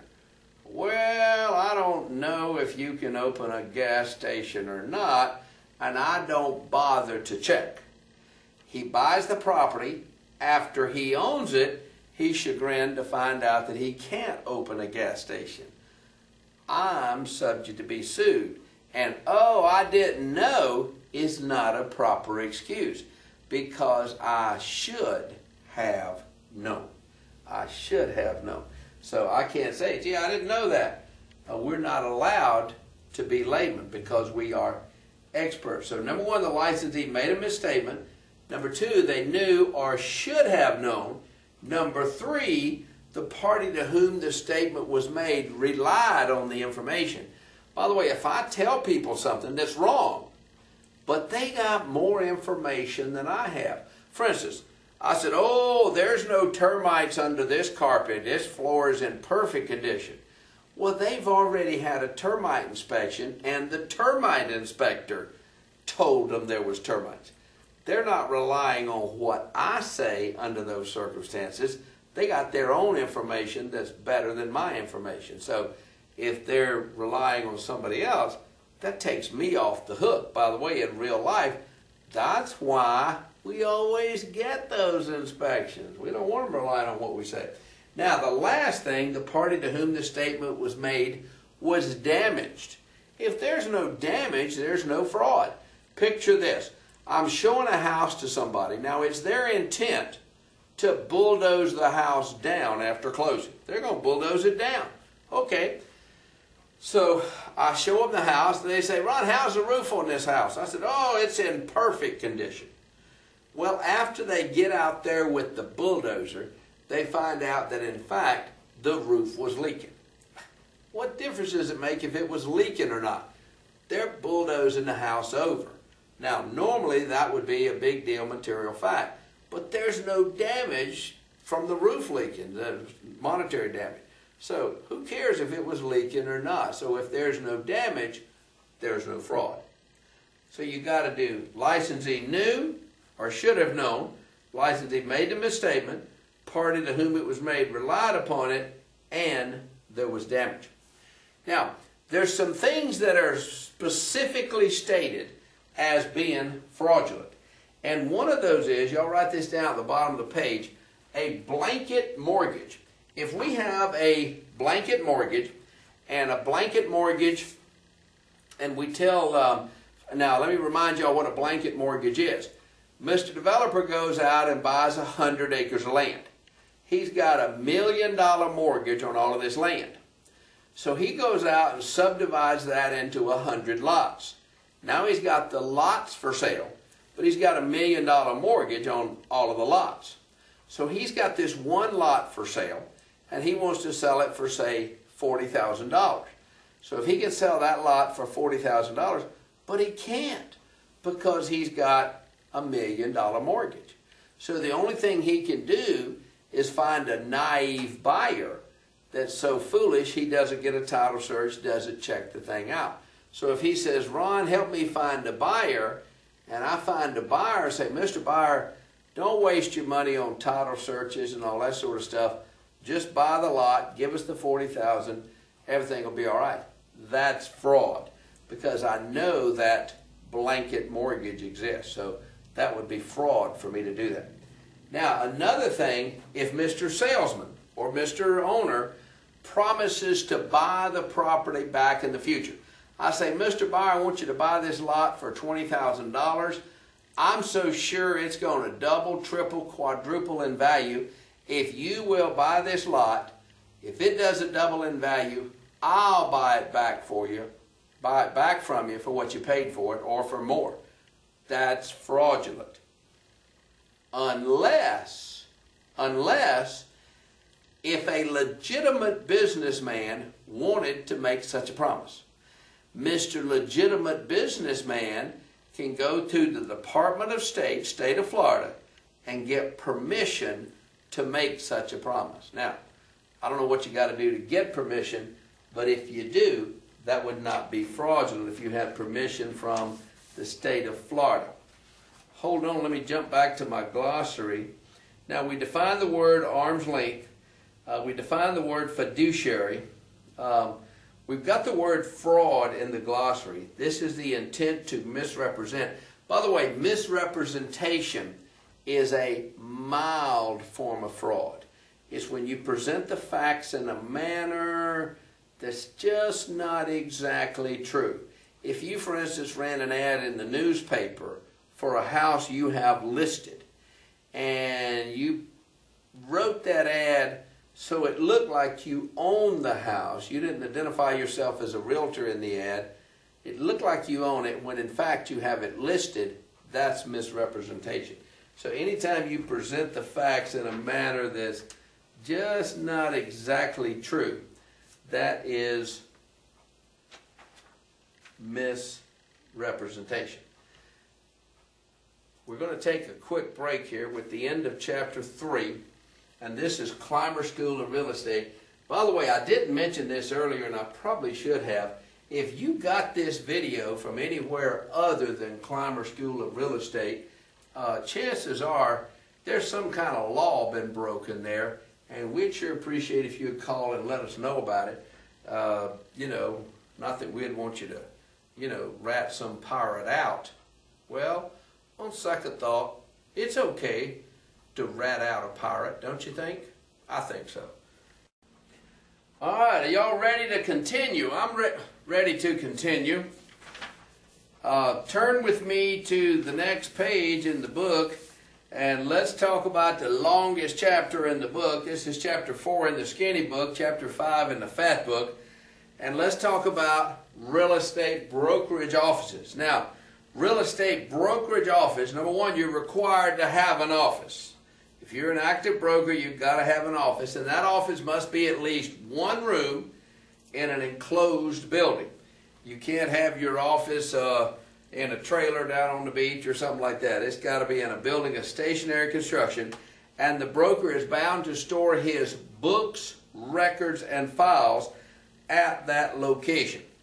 Broker's not required to have an air-conditioned car, a cell phone, or anything like that, but you are bound to have an office. You're bound to have an office, and you're bound to tell the DBPR where your office is. So if they want to send out an investigator, they'll know where you are.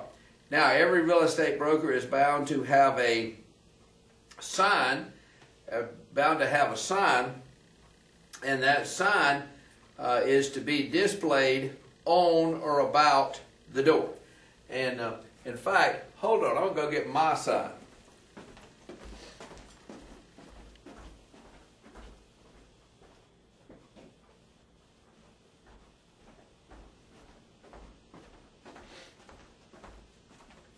Here's exactly what the sign's supposed to look like. It's bound to have the word licensed real estate broker on there, and absolutely no synonym will do. Now, the word license can be abbreviated to LIC, but other than that, it has to be those exact words, and it has to have your name. Now, I'm a sole proprietor with no corporation. Now, if I had a corporation, or if I had a fictitious name, the fictitious name would also have to be on the sign. So if I were doing business under the name of Clymer Realty, the sign would have to say, Clymer Realty, Ron Clymer, licensed real estate broker. But since I don't have a fictitious name, that's all the sign says. Also, if I were incorporated, Clymer Realty Incorporated, sign would have to say, Clymer Realty Incorporated, Ron Clymer, licensed real estate broker. And so that has to be on there. Nothing else will do except the phrase licensed real estate broker. Now, there was a time in history when there was a minimum size for the letters on that sign. The truth is, today, your letters have to be a reasonable size. So if you're in a building, like we're in the Rosemont building, and we're the same as everybody else up and down the hall, that's a sufficient size. If your sign was the size of a postage stamp, that probably wouldn't be a sufficient size. Now, it asked questions on the exam about branch offices. Now, there's a minimum of one office, but there's no maximum office. You can have as many offices as you want to. There are several companies that have 30, 40, 50 branch offices. Now, a branch office has to be registered with the DBPR. Now, there's a fee for that. They don't care on the exam that you know how much the fee is, but they want to know for sure that you know there is a fee for that. Now, a branch office, and they love to ask questions about is this or is this not a branch office? And here's the key word. The key word is permanence. If it's a permanent location, it has to be registered with the DBPR as a office.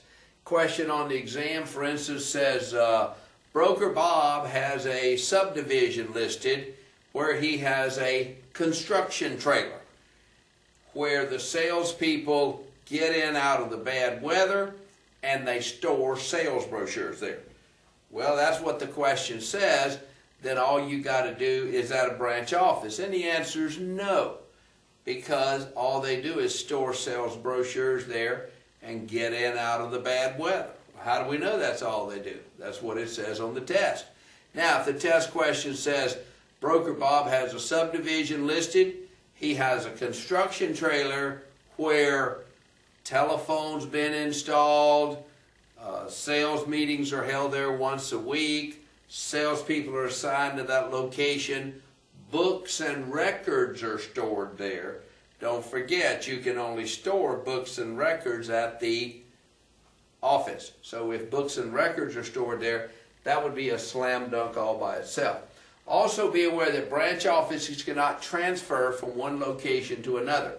So if you have, for instance, Broker Bob has his main office in downtown Orlando. He has a branch office out in Altamont Springs. Now, if he wants to move the main office from one part of Orlando to another, the main office will transfer. But he wants to move the branch office from Altamont Springs to Longwood. Well, that branch office will not transfer.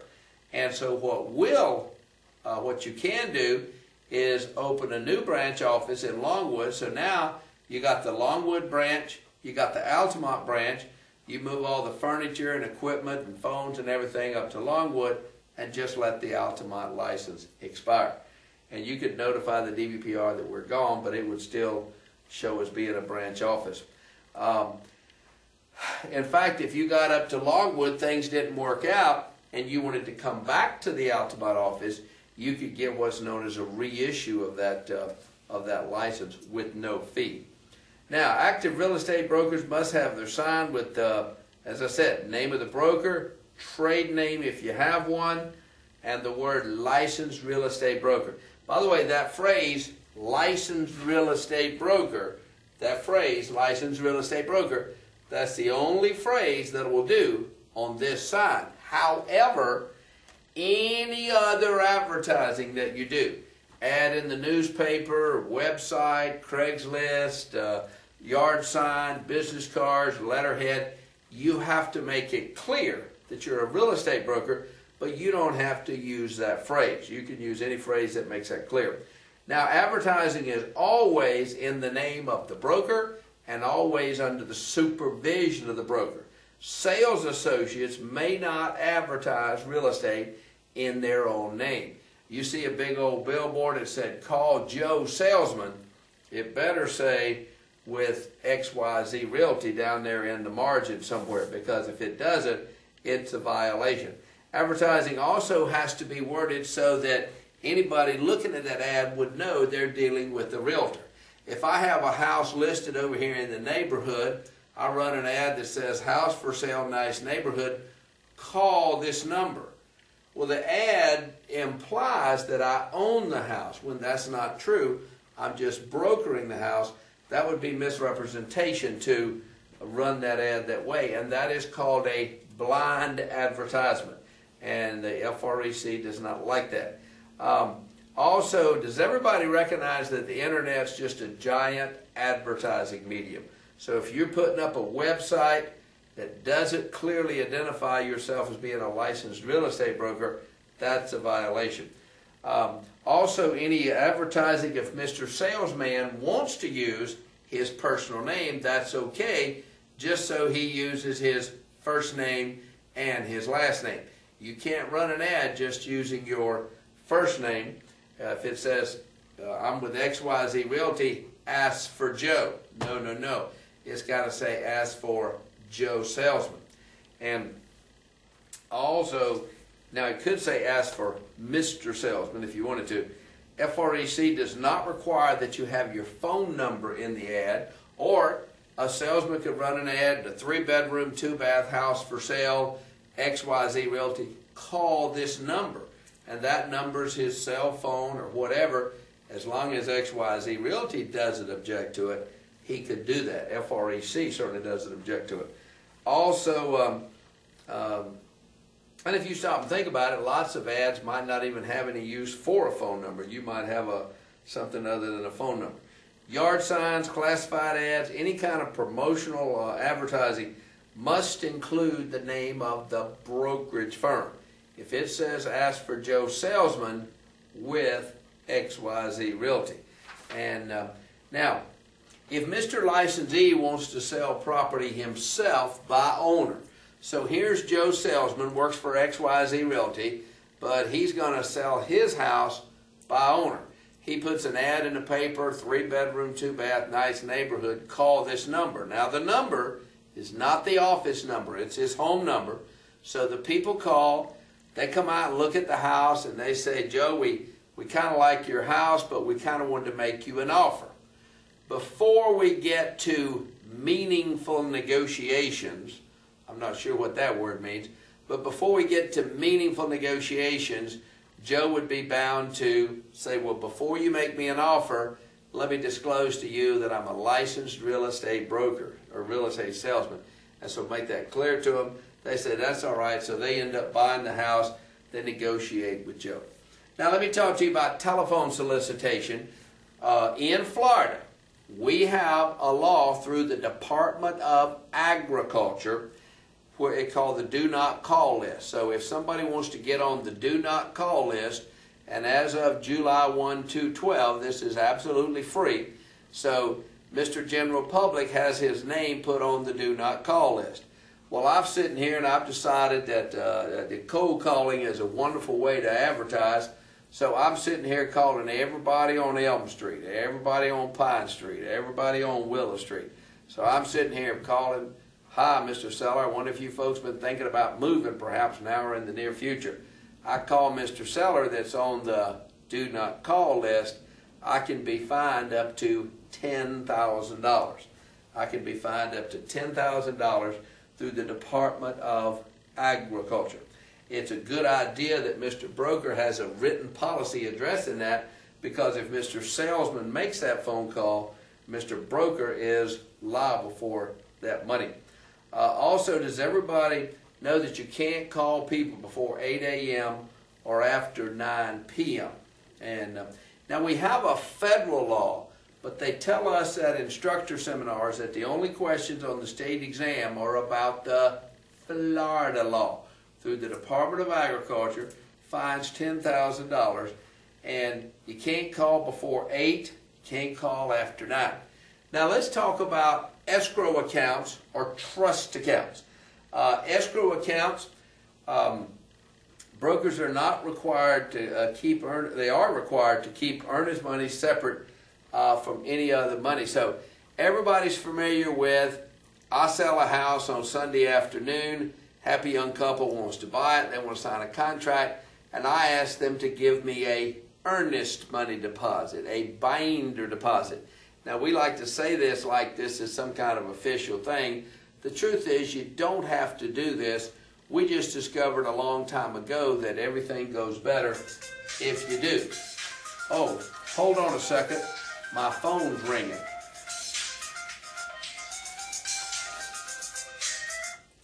Hello, this is Clymer School of Real Estate. Yes, we have the 45-hour post-license class. It's a barrel of fun. It's coming up in about a month if you'd like to enroll in that, and you need to take that before you renew your license the first time. So if you'd like to enroll in that, you can call Kathy at 407-822-3926. And, excuse me?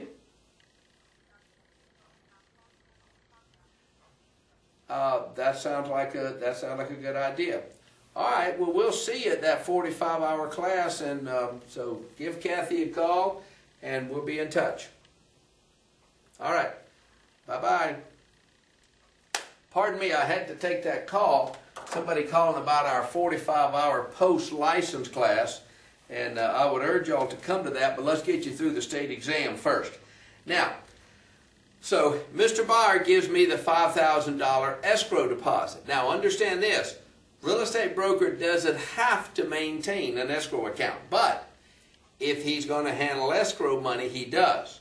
So they give me the $5,000 binder deposit. Now you can just about be certain the question is going to ask you about the salesman turning the money over to the broker, and it's also going to ask you about the broker getting the money in the bank. Now here's the rules.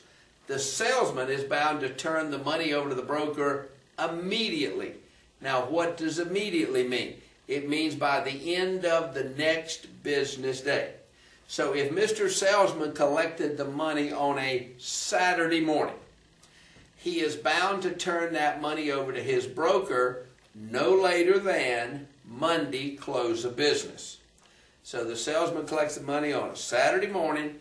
He's bound to turn it over to the broker by the end of business on Monday, end of the next business day. Now, that's the end of the story for the salesman. Once he turns it over to the broker, he has fulfilled whatever obligation he has. Now, Mr. Broker has the duty to get the money in the bank, not Monday, not Tuesday, but before end of business on Wednesday. The day the salesman collects it is not the first day. The next day is the first day. In our example, Monday, Tuesday is the second day. Broker's bound to have the money in the bank by the close of business on Wednesday. Well, let's try that again. Let's say the salesman collects the money on Tuesday morning. He collects the money on Tuesday morning. He's bound to turn it over to the broker by Wednesday close of business, which is the first day for the broker. Thursday is the second day for the broker. Friday close of business, the broker's bound to have the money in the bank. You're going to see both of those on the test. When does the salesman have to turn it over to the broker, and when does the broker have to have it in the bank? Now, here's the deal. Also, don't forget this. And by the way, don't forget this is related to a lot of things. The broker is responsible for the acts of the salesman. The salesman is not responsible for the acts of the broker.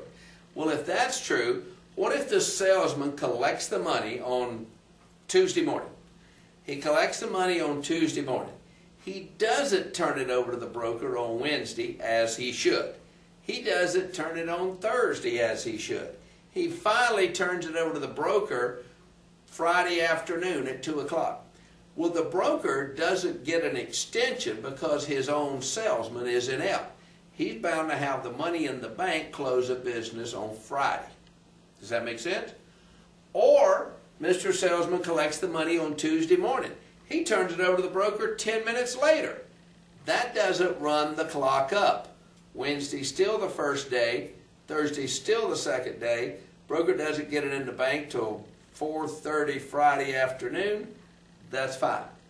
Also, if the salesman collects the money and the salesman decides, I'm skipping town with this money, the salesman would be bound to return that money the salesman skips town with the money, the broker would be bound to return that money to the injured party because he's responsible for the acts of the salesman. Or the salesman collects the money, turns it over to the broker as he properly should, and the broker skips town with the money. The salesperson would not be bound to return that money to the injured party because he's not responsible for the acts of the broker. Broker is responsible for the acts of the salesman. Salesman is not responsible for the acts of the broker. Everybody with me on that? By the way, I promise you there's nothing on the state exam that you need to know that's not covered on these videos and my YouTube videos with the math. We got everything you need. So if it's on the Florida state exam, it's in these videos and the videos that are on YouTube with the math. But let's talk about escrow accounts. Now, a lot of brokers today are choosing not to maintain their own escrow account. Now, all the rules that we've talked about have to be obeyed if Mr. Broker has an escrow account. But if Mr. Broker doesn't have an escrow account, then obviously he's not concerned with that. And a couple of the reasons that people don't want to maintain an escrow account today, Mr. Broker has to reconcile that checkbook every single month, and Mr. Broker is responsible for what money is supposed to be in there, what money is not in there. So If anything goes wrong with the escrow account, it's Mr. Broker's problem. And so Mr. Broker, oftentimes, just to shield himself from that aggravation, as well as what we call overwhelming temptation, a lot of brokers today don't have an escrow account, or they certainly don't escrow all their money at escrow. Here's what happens. Mr. Listing Agent has a listing. Another company brings in an offer on Mr. Listing's listing. And they say, we've escrowed the money with the XYZ title company. All right?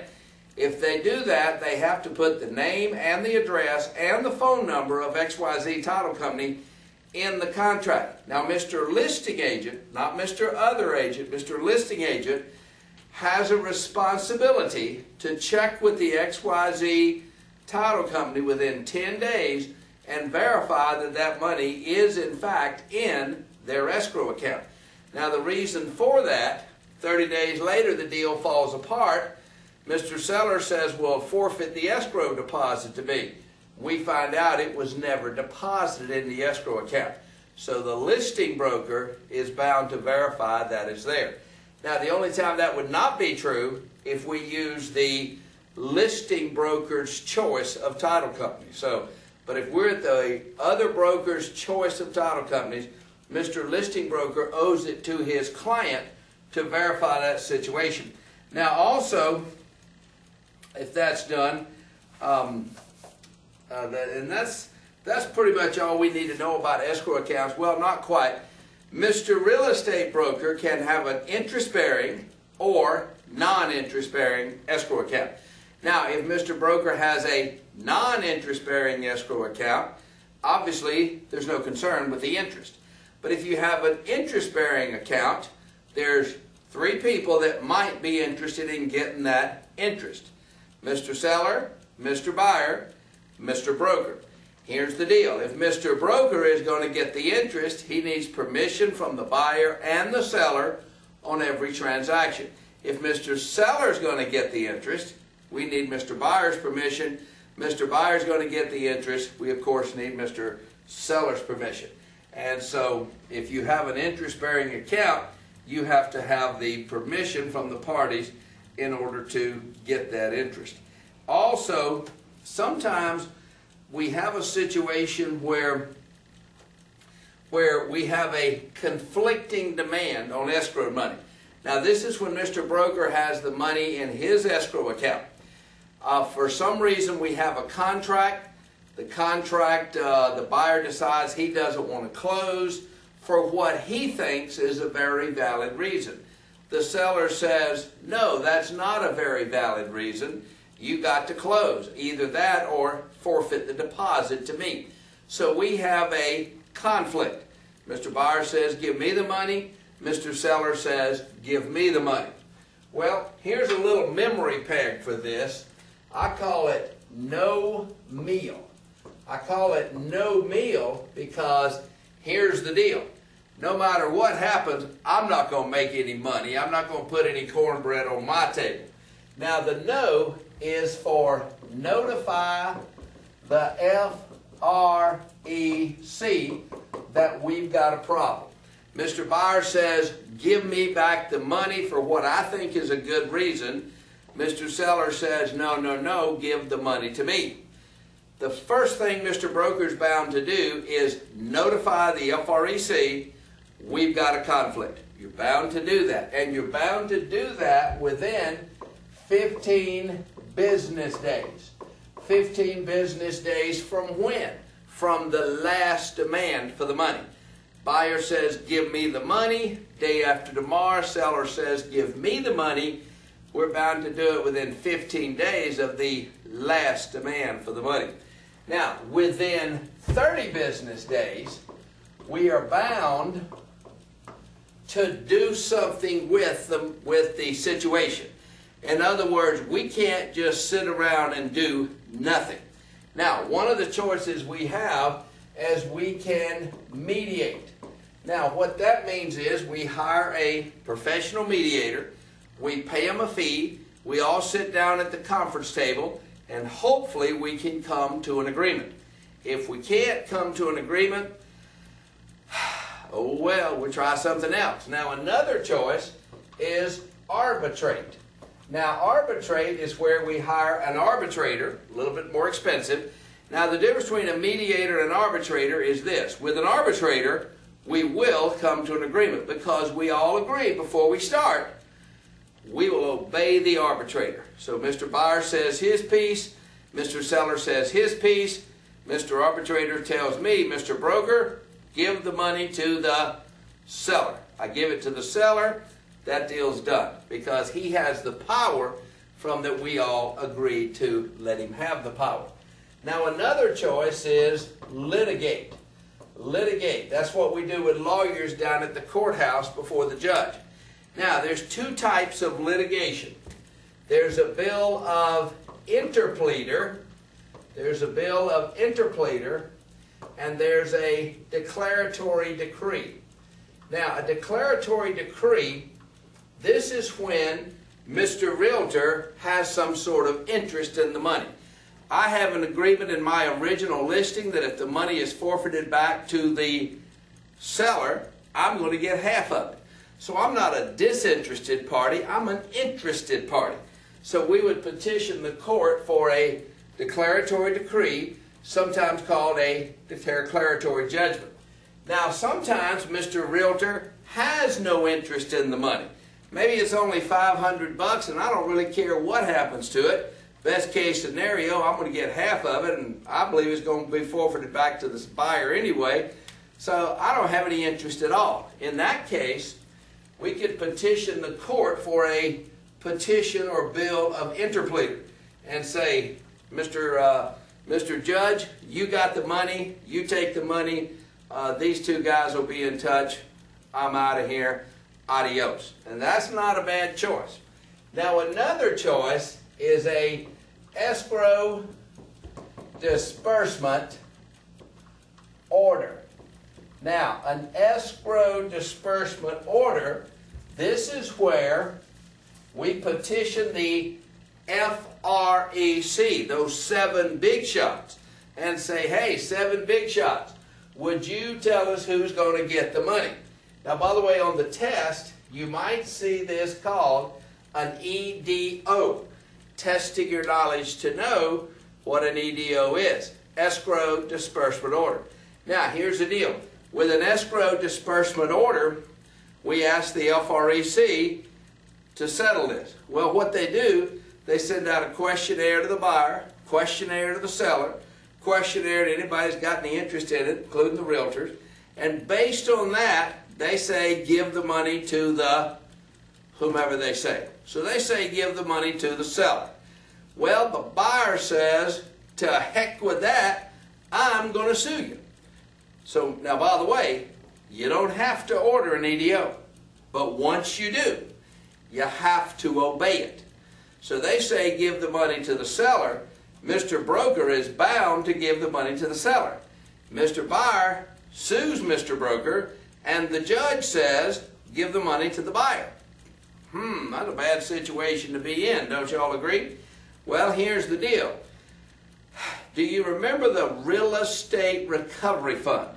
The Real Estate Recovery Fund is this giant fund of money that we have that says we originally put this money in the escrow, in the fund, to protect the general public from brokers.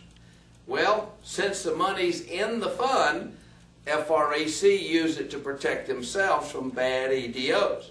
So now the judge says give the money to the other party. The recovery fund will pay that judgment, they will pay the court cost, and they will pay both attorney fees if so ordered by the court. And so they will do that with no consequence to Mr. Realtor. Mr. Realtor's not going to get his license suspended, and Mr. Realtor doesn't have to pay the money back. And so that's how that works with you obey an EDO. So the Real Estate Recovery Fund takes care of that. Now, let me back up and remind you, the first thing we're bound to do is notify the FREC that we have a conflict. Well, the truth is there's 3 occasions where we don't have to notify the FREC. One of those occasions is if we sell a HUD home. That's a home where the home belongs to HUD, the United States government, Housing and Urban Development. You sell a HUD home, HUD says, give us the deposit. That's the end of the story. You give the deposit to HUD. You don't even have to notify the FREC of that conflict. Another time is when you sell a residential condominium. When you sell a residential condominium with Mr. Developer, brand new condominium, you got 15 days to rescind the contract. Joe Average to Joe Average, you got 3 days to rescind the contract. We tell Mr. Seller that, but he forgets. 2 days later, buyer backs out. Seller goes ballistic, says, no, give me the deposit. No, we're giving it back to the buyer, and you don't even have to notify the FREC of the conflict. And the last case is a financial contingency. Same story. We tell Mr. Seller it ain't a done deal till the loan's approved. And turns out 29 days later, the loan's not approved, even though the mortgage guy told us this guy is wonderful. It's not approved. In that case, you don't have to give the deposit. You give the deposit back to the buyer as required by the contract, and you don't even have to notify the FREC of that situation. Any other time, you're bound to mediate, escrow disbursement order, arbitrate, or litigate. Of course, you're bound to do that even with those. But now, we talked about EDOs. There's another thing, and that is rental list. If Mr. Real Estate Broker is selling rental list, that's list of properties that are for rent. Now, when you sell a rental list, you're bound to give the buyer, he pays $100 for the list, you're bound to give him a receipt that says, if you don't find a rental for whatever reason, I'll give you 75% of the fee you paid me back. And if you find this list is inaccurate or inappropriate, I'll give you all your money back. So if the list is no good, they get all their money back. Now, let me tell you all this, and this is something new. Sometimes there's a problem with Mr. Realtor getting paid a commission that he's justly owed. One of the ways that you can avoid that problem, if Mr. Broker has a provision in his original contract giving him permission to place a lien on the property, Mr. Listing Broker can put a lien on the property for his commission. And if you don't have that in your original listing, you can't do that. But if you do, you can. Now, if you didn't have that in your original listing, but Mr. Broker felt like this guy's not going to pay me, and so he took it upon himself to go put a lien on that property when he didn't have that permission in his original listing, that could be a suspension offense to do that. But if you have permission from the seller, you can do that, but otherwise you cannot.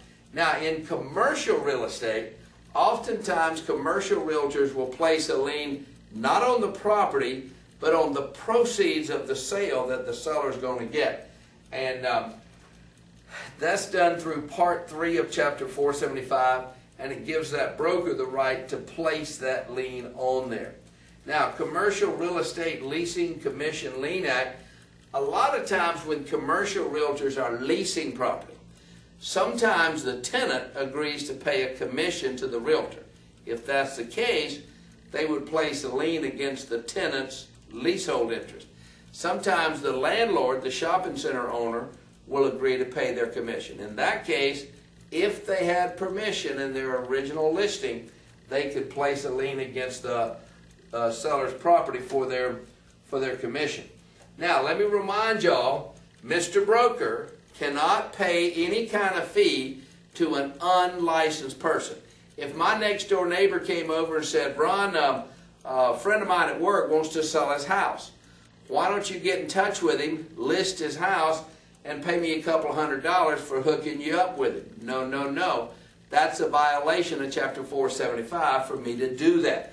I can't pay an unlicensed person a fee for sending me a customer or anything of that nature. Now, What if Mr. Georgia broker or Tennessee broker or California broker sends me a prospect down here? They can do that, and I can pay them a fee so long as they stay in their own state. Now, if they come to Florida and become present in the negotiations and the sale, they need a Florida real estate license. I don't care if they got a license in 49 states.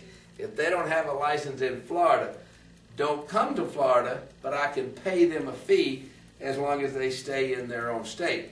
And this is the premise that Century 21 and RE/MAX and Coldwell Banker and all of these big franchises, they make a lot of money sending those referrals to other states and other places. By the way, today, don't forget the commission is always paid to the broker, but today the broker can instruct the closing agent to give the check to the salesman. So there's a $10,000 fee. The salesman's on a 60-40 split. They give him one check for $6,000 made out to Mr. Salesman, another check for $4,000 made out to Mr. Broker, but it has to be at the broker's instruction. And that Zephyr Hills water is good. Now, the next thing we're going to talk about is kickbacks. Let me remind you, whenever I sell a house, it's not unusual that other people will make money. Other people like Mr. Surveyor, Mr. Appraiser, Mr. Home Inspector, Mr. Termite Inspector. And I might want Mr. Termite Inspector to give me 20 bucks for sending him that business, or Mr. Surveyor to give me 50 bucks for sending that business, or Mr. Title Insurance Company to give me 100 bucks for sending them that business. RESPA, Real Estate Settlement Procedures Act, says no, no, no, you cannot do that unless it's in the closing statement. Now, if it's in the closing statement, everybody looking at that closing statement knows I'm getting 20 bucks from the termite guy, 40 bucks from the surveyor. That's okay if I'm properly licensed to receive those fees. Now, we're not tested on other professions' rules and regulations, but I think we all know you need some kind of license to get insurance, like title insurance or hazard insurance, and likewise a mortgage. So unless I have a license for those, I can't be receiving fees from those people. Now, all Chapter 475 says is we have to tell the people that we're getting that fee. So I say, Mr. Barr, I'm getting 20 bucks from the termite inspector. That's okay. Now, let me talk to y'all again. I talked to you earlier about the word realtor. R-E-A-L-T-O-R, spelled with a capital R on the test. Always has this little gizmo on the test. Now, if I'm not a member of the Board of Realtors, I can't go out and tell people I'm a realtor. If I say I'm a realtor when the truth is I'm too cheap to pay the dues, that is a violation of Chapter 475.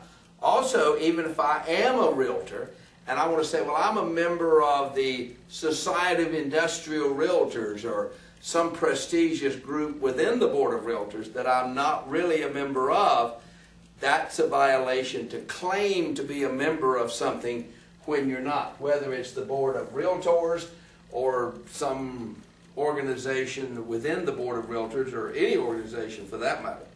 And so we can't claim to be a member of something when in fact we are not. Now, I'm going to erase all this and I'm going to talk to you about several business entities that can get a real estate license. Now, let me tell you what I want you to pay real close attention to as we go along here. Number one, I want you to pay attention to the entities that can get a real estate license. I'm going to put a list of 7 up here on the board. Then I want you to pay attention to the people involved with these entities that must be a real estate broker in order to be an officer or a director with corporations or a general partner with partnerships. I also want you to pay attention to the paperwork that brings them into existence. Now, the first one we want to talk about is a sole proprietor. Now, a sole proprietor, this is when somebody just goes into business and starts working. I operate my business as a sole proprietor. It's just me. If I went out and sold a house, they make that check out to Ron Clymer. That's all there is to it. There's my sign. Ron Clymer, licensed real estate broker. By the way, it's Ron Clymer, licensed real estate broker. I don't operate under a trade name. Now, if I had a trade name, such as Clymer Realty or Acme Realty, I would need to register that trade name with the DRE. Now, what a trade name is a name other than Ron Clymer. So if I'm doing business under the name of Clymer Realty, that's a trade name. I have to register that trade name with the DRE. Now, here's the downside of a sole proprietor. If I'm a sole proprietor, I've got 10 agents working for me. One of those agents goes out and commits fraud, accidentally or on purpose. Person that's been defrauded can sue that agent, but they can also sue me. They can sue me personally. They can get a judgment against my personal real estate, my personal house, my personal car. And if I have any assets, they could take those assets to satisfy those judgments. And so if you stop and think about it, that's a little on the dangerous side. Now, I might choose to open a corporation for profit. Now, a corporation for profit, this is where I form a corporation. Now, the way I do this is I file documents with the Department of State called Articles of Incorporation, bringing this into existence. Now, a corporation is separate and distinct from Ron Clymer. So if I formed Clymer Realty, that's a corporation. It exists. It can do anything that Ron Clymer can do. It can own property, it can owe money, it can sue people in a court of law, it can be sued by people in a court of law. It can do anything a person can do except die unexpectedly, which is pretty cool. Because if I'm Ron Clymer, the sole proprietor, I died unexpectedly one day. Nobody expected me to, but I'm gone. I no longer exist. And neither do any of those contracts that my 10 agents have. Just ignore that bell. Now, if I'm Clymer Realty Incorporated, Clymer Realty Incorporated exists separate and distinct from Ron Clymer. And so Clymer Realty Incorporated has those 10 employees. One of those employees commits fraud. Person that's defrauded doesn't sue Ron Clymer, sues Clymer Realty Incorporated. Would have a judgment against Clymer Realty Incorporated, not against Ron Clymer. And that protection from personal liability is a major reason for corporation. Now, by the way, if I'm a corporation, now, who runs a corporation?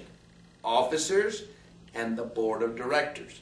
So if the corporation is a real estate brokerage corporation, the officers and the board of directors have to be a broker of some sort. What do I mean by that? Well, an active, qualified, went-to-school broker, such as myself, could be a broker. Could be an officer or be on the board of directors. Well, let's say I wanted a friend of mine to be on the board of directors. Let's say my friend is a retired real estate broker. He's got plenty of money, doesn't need to work. And I said, listen, I want you to be on my board of directors of Clymer Realty Incorporated. Then he could do that with his inactive license. Now, I can't imagine that happening in real life, but it could happen on the test. Also, I want my brother-in-law to be on the board of directors. Now, my brother-in-law has never been in a real estate school, never had a real estate license, but he wants to be on the board of directors. He can apply for and receive registration status, giving him the ability to be on the board of directors. Now, neither he nor my retired friend can go out and sell real estate and earn commissions, but they can be on the board of directors, or they can be an officer of a corporation, or they could be a general partner, which we'll talk about in a minute. And I think we've got a situation going on here, a time thing, and so I'm going to see you on the next tape. So be right back.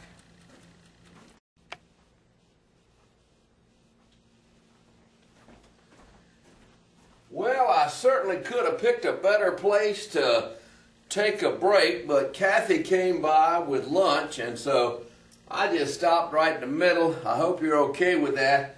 We are on section 4 in the Skinny Book. Now, as you know, the Skinny Book follows the Fat Book, but the chapter sequence has changed. So this is chapter 4 in the Skinny Book, and we were talking about the different entities that can get a real estate license. We talked about a sole proprietor. We talked about the liability involved with that. Maybe our liability would be a little bit less with a corporation for profit. We talked about with a corporation, the officers and the board of directors have to be a real estate broker of some sort if it's a brokerage corporation. We talked about a corporation not for profit, and the only thing you need to know about that is that it can get a real estate license. Now, another entity is a LLC, Limited Liability Corporation. Only thing we need to know about that is that it can get a real estate license, and today a real estate salesperson can have their license issued to Joe Salesman, LLC. Something that has not been true for very long. There was a period of about 80 years that nobody could get a real estate salesperson's license but a person. Today, you can have your license issued to your name, LLC, and have your income paid from your company to your LLC, and there seems to be some advantage for that. But all we need to know is they can get a license. They're ran by officers, board of directors, who must be a real estate broker of some sort, as we described earlier. Now, the next thing is a general partnership. Now, a general partnership, this is when two people go into business together. This is when two people go into business together and they form a partnership. Now, the good news about a partnership is you have a partner. The bad news about a partnership is you have a partner. Both general partners are liable for all the actions and torts of the other person. Torts are civil wrongdoings that they do wrong. So, two guys go into partnership. One of them goes out and creates a bunch of debt on behalf of the partnership. He creates a bunch of debt, then things go bad, they end up going out of business. Those creditors can sue the partnership. They have no money. They can sue the one that created the debt. He has no money. And they sue the other partner who does have money, and through his assets will end up paying for those debts. And so you might say that's called joint and several liability, and you might say it's dangerous. Now, another thing is a limited partnership. Now, a limited partnership, this is where two or more people go into business together. You got one or more general partners who you might say do all the work, and the limited partners, they put up the money, they don't do any work, and they don't have any further liability. So the limited partners put up the money, they don't do any work, and nobody's going to sue them for more money. So they're just like an investor.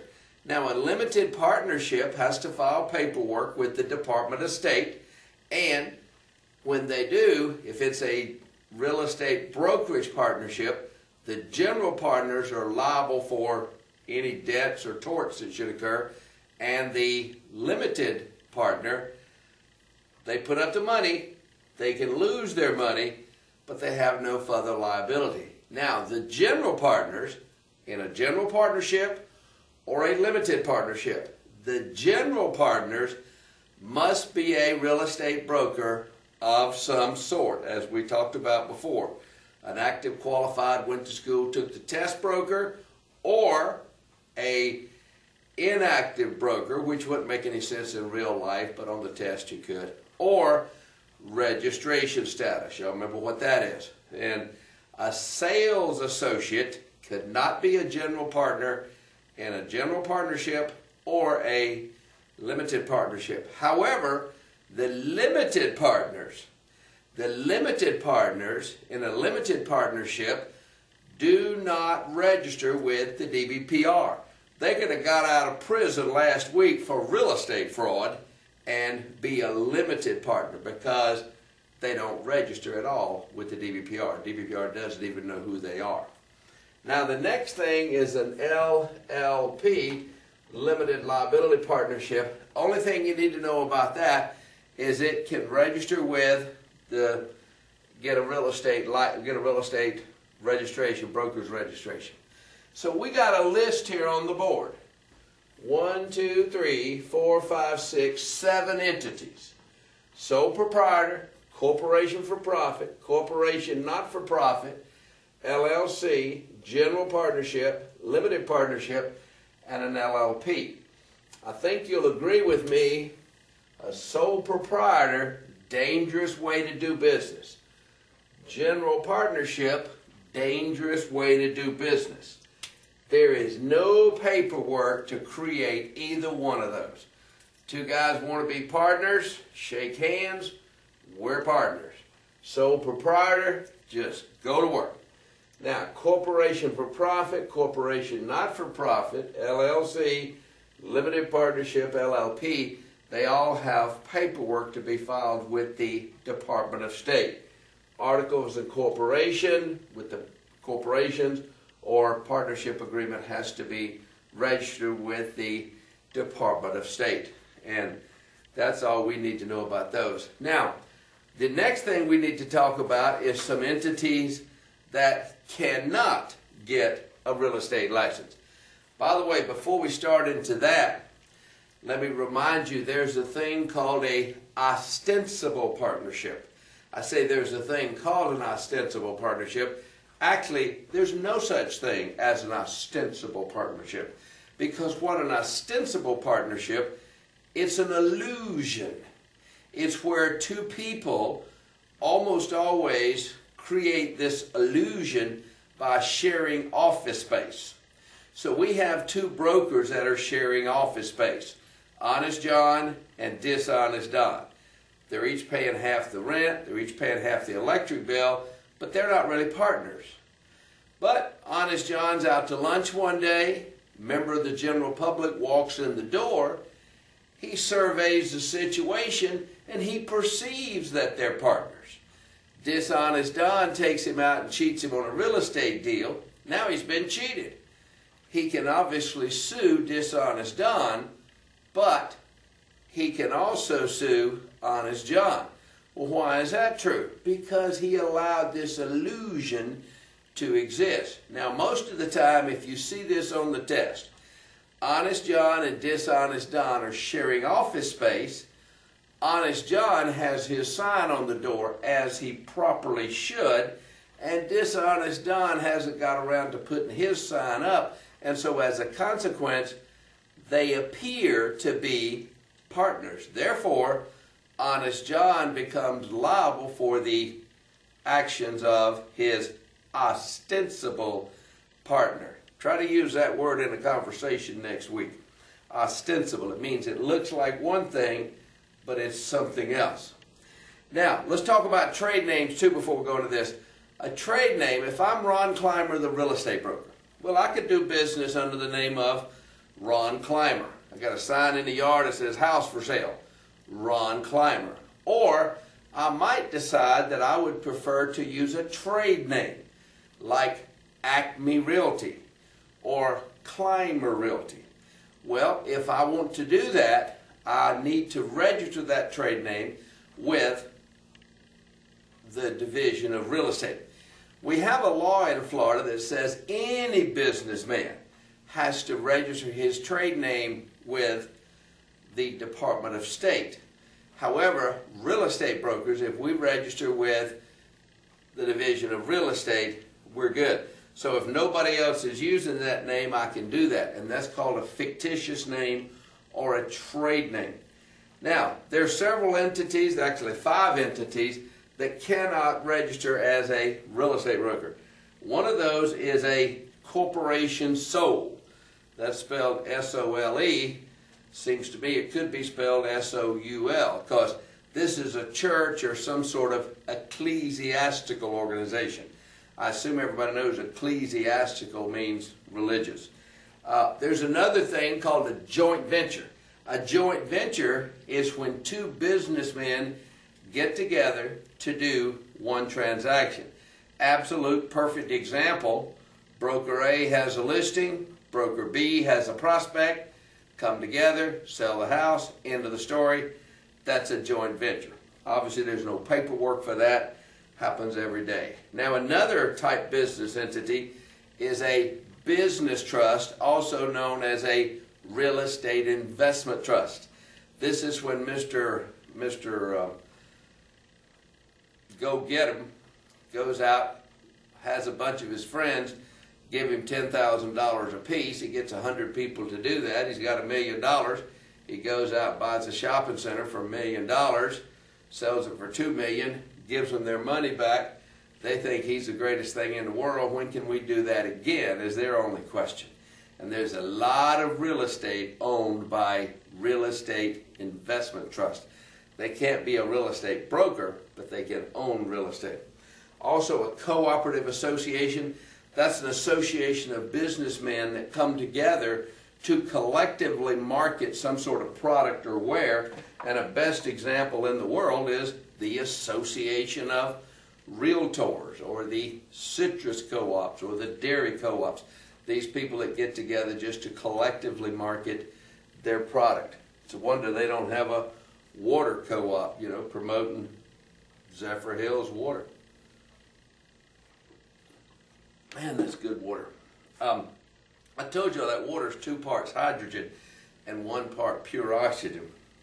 Anyway, there's another thing called an unincorporated association, and this is when a group of people come together, usually rather informally, to go out and buy some land, not because they're big real estate tycoons, because they want the land to hunt on or fish on or something like that, and so they just get together and do that.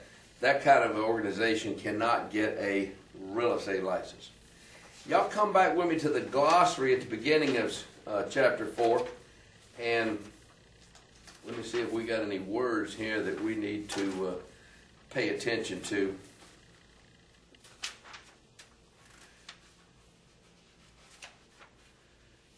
Well, commingling, y'all remember we mentioned that. Putting money in the escrow account has no business being there. Conversion, taking money out of the escrow account to pay your car payment or something with. By the way, that's not the only example of conversion. Anytime you take something you've been entrusted with and use it to your own use, that's conversion. So if you moved into one of your listings, that would be conversion. Don't be doing that. And I think those are the only words that we didn't cover. All right, y'all come with me to the next chapter, and you could just read the title of this chapter, Complaints, Violations, and Penalties. You know this chapter is going to be a lot of fun. This is just what we want to know, all about complaints. By the way, Kathy, I told you, brought me lunch. She told me she had a call. Somebody called and wanted to know if we had the t-shirts in other colors. Well, sure. We got pink. That's a great color, don't you agree? We got black, and we got navy blue. We've also got green. Wow. And of course, you've already seen the red ones. And So anyway, y'all get yourself one of those T-shirts. Give Kathy a call and tell her you don't want to go take the state exam without wearing a Climber School T-shirt. And I think that's a good thing if you're wearing that. Don't you agree? Now, let's talk about getting your real estate license suspended. Let me start by erasing the board.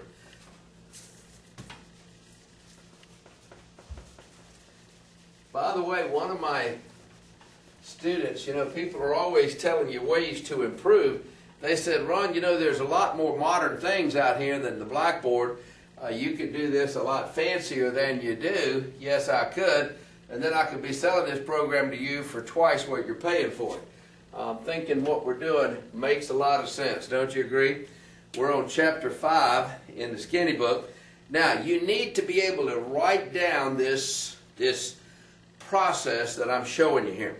Now, if you want to get your real estate license, the first thing you got to do, somebody has to complain about you. If nobody ever complains, you're in good shape. But if somebody turns in a complaint to you, turns in a complaint about you, you're going to have problems. So when somebody turns in a complaint, now when a complaint is turned in, that complaint has to be legally sufficient. Legally sufficient. Now what does that mean? That means that the complaint has to allege something that is in fact against the law. There's a lot of complaints about realtors. Like they drive bad, they smell bad, they stand me up for an appointment, they're late all the time, they don't return my phone call. Well, those are bad things to do, but they're not a violation of Chapter 475. So when a complaint comes in, it has to be legally sufficient. It has to be a violation of Chapter 475. Now, when a complaint comes in, an investigation is going to be done. Now, you tell me, who do you think is going to do this? The big shots or the worker bees? The worker bees. The DRE. So the Division of Real Estate, they're going to send out an investigator.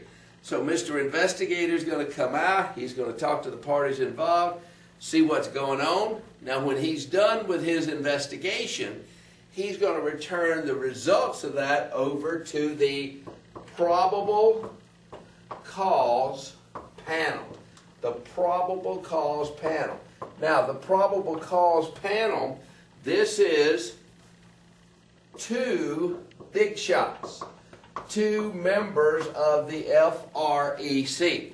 So 2 members of the FREC, they're going to listen to what's happened, and they're going to decide not if you're guilty or innocent, they're going to decide is there enough information to proceed. Very similar to what a grand jury does in a criminal process. So the probable cause panel says, yep, I believe there's enough information to proceed. They will cause to be issued a formal complaint. Now, a formal complaint, y'all come back with me to the glossary, and let's just check that out at the beginning of the previous page. A formal complaint is an outline of the charges against the licensee. It's an outline of the charges against the licensee. So a formal complaint says you've been charged with whatever it is. So once a formal complaint is done, hold on, I'm going to take down the sign.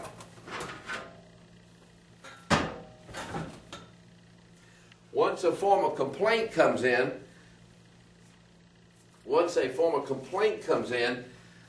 what's going to happen next? Well, this would be analogous to being arrested in a criminal process. So what's going to happen next? You're either going to plead guilty or you're going to plead innocent. Now, if you plead guilty, say, yep, I'm guilty. It happened just like you said in the formal complaint.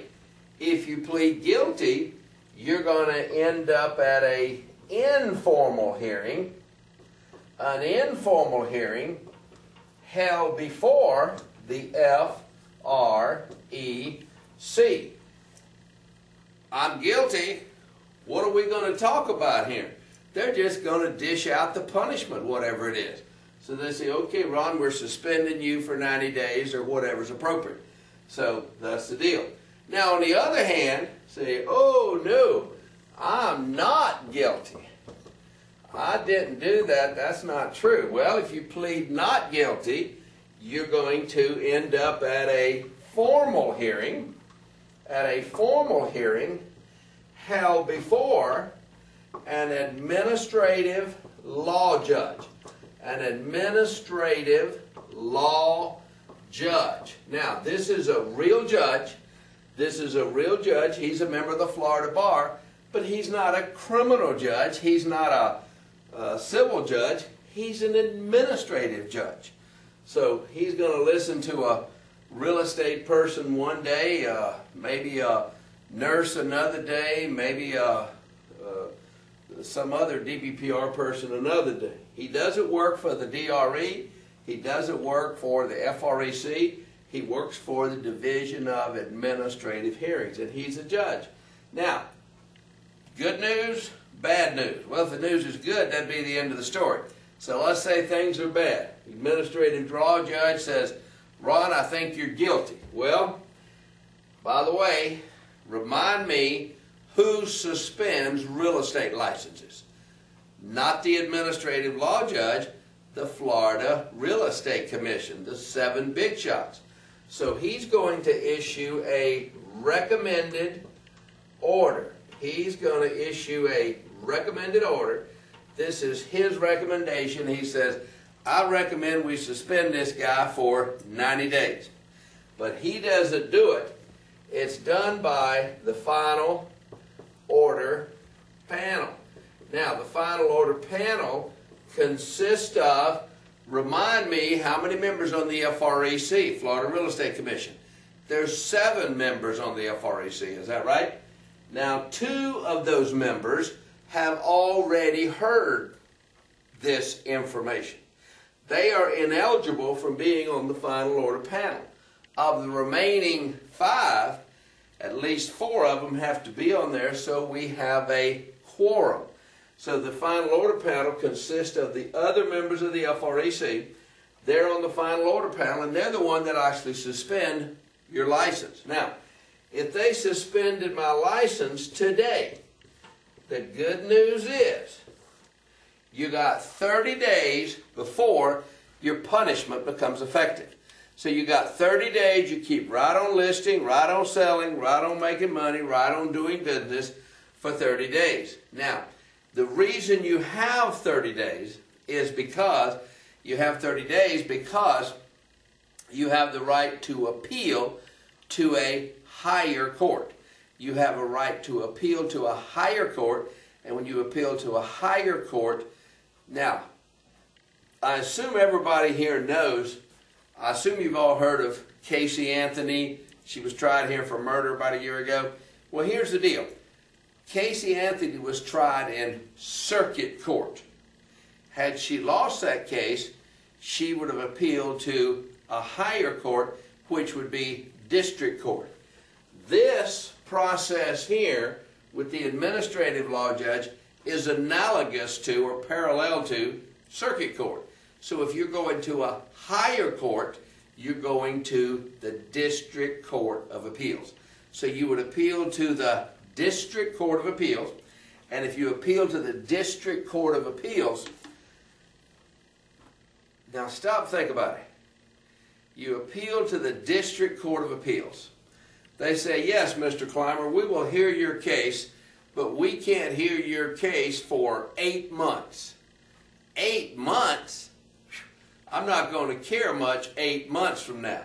So I could request a stay of that enforcement. That is a postponement of my enforcement. This is called a writ of supersedis. I could ask the district court or the FREC to let me keep on working until we go to district court. And so we do. So we go to district court 8 months from now and I win. I would never miss a day's work. And that seems fair, don't you think? Because I was innocent all along. However, if I lose, my punishment will start 8 months from now instead of starting today. And now, let me ask y'all, and by the way, this is so parallel to a criminal process, which we're all familiar with just from watching TV and general knowledge. Now, does everybody know in a criminal process, a grand jury is not open to the public? Well, guess what? The probable cause hearing is not open to the public. It's closed to the public. However, when you go see the administrative law judge, win, lose, or draw, that could be a TV reporter sitting out there in the audience. Anybody can go to see the administrative law judge, but the probable cause panel, that's closed to the public. By the way, does everybody also know that your grade on the state exam is closed to the public? So you can tell everybody you made a 99, and by the way, you can tell them that because it's closed to you. You don't get a grade on the state exam unless you don't make it. Also, does everybody know that the information on your application is open to the general public? Information on your application, anybody in the state can walk into 400 West Robinson's and say, let me see Ron Clymer's application. That information's open to the general public. That's because in Florida we have sunshine laws. Sunshine law says the Florida Real Estate Commission meetings are open to the public. So who can go to the Florida Real Estate Commission meetings? Anybody. So if that's you over there at that informal hearing, anybody that wants to be there can be there.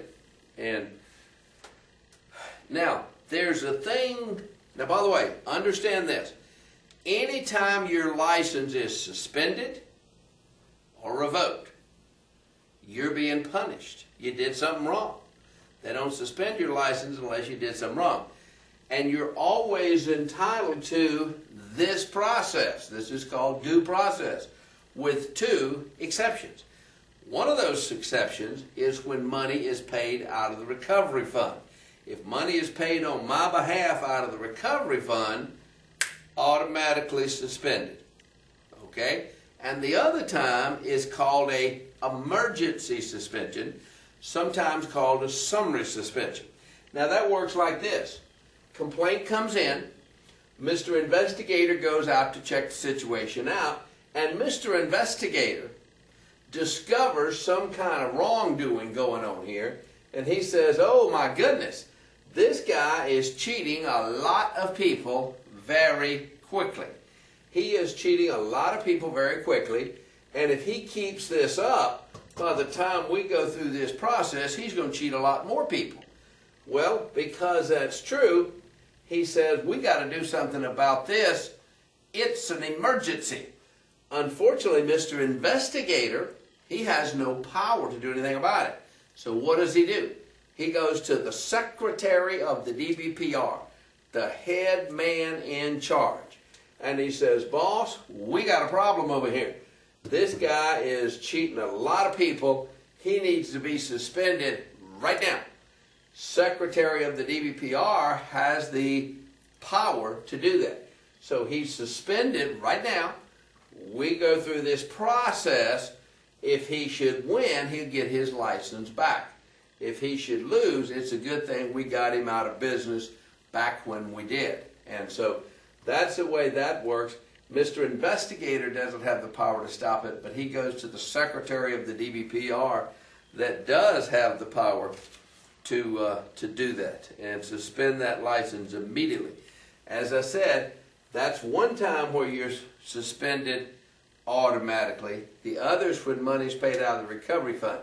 Any other time you see the word suspension on the exam, you're always entitled to due process except an emergency and recovery fund, which we'll talk about in just a minute. Hold on.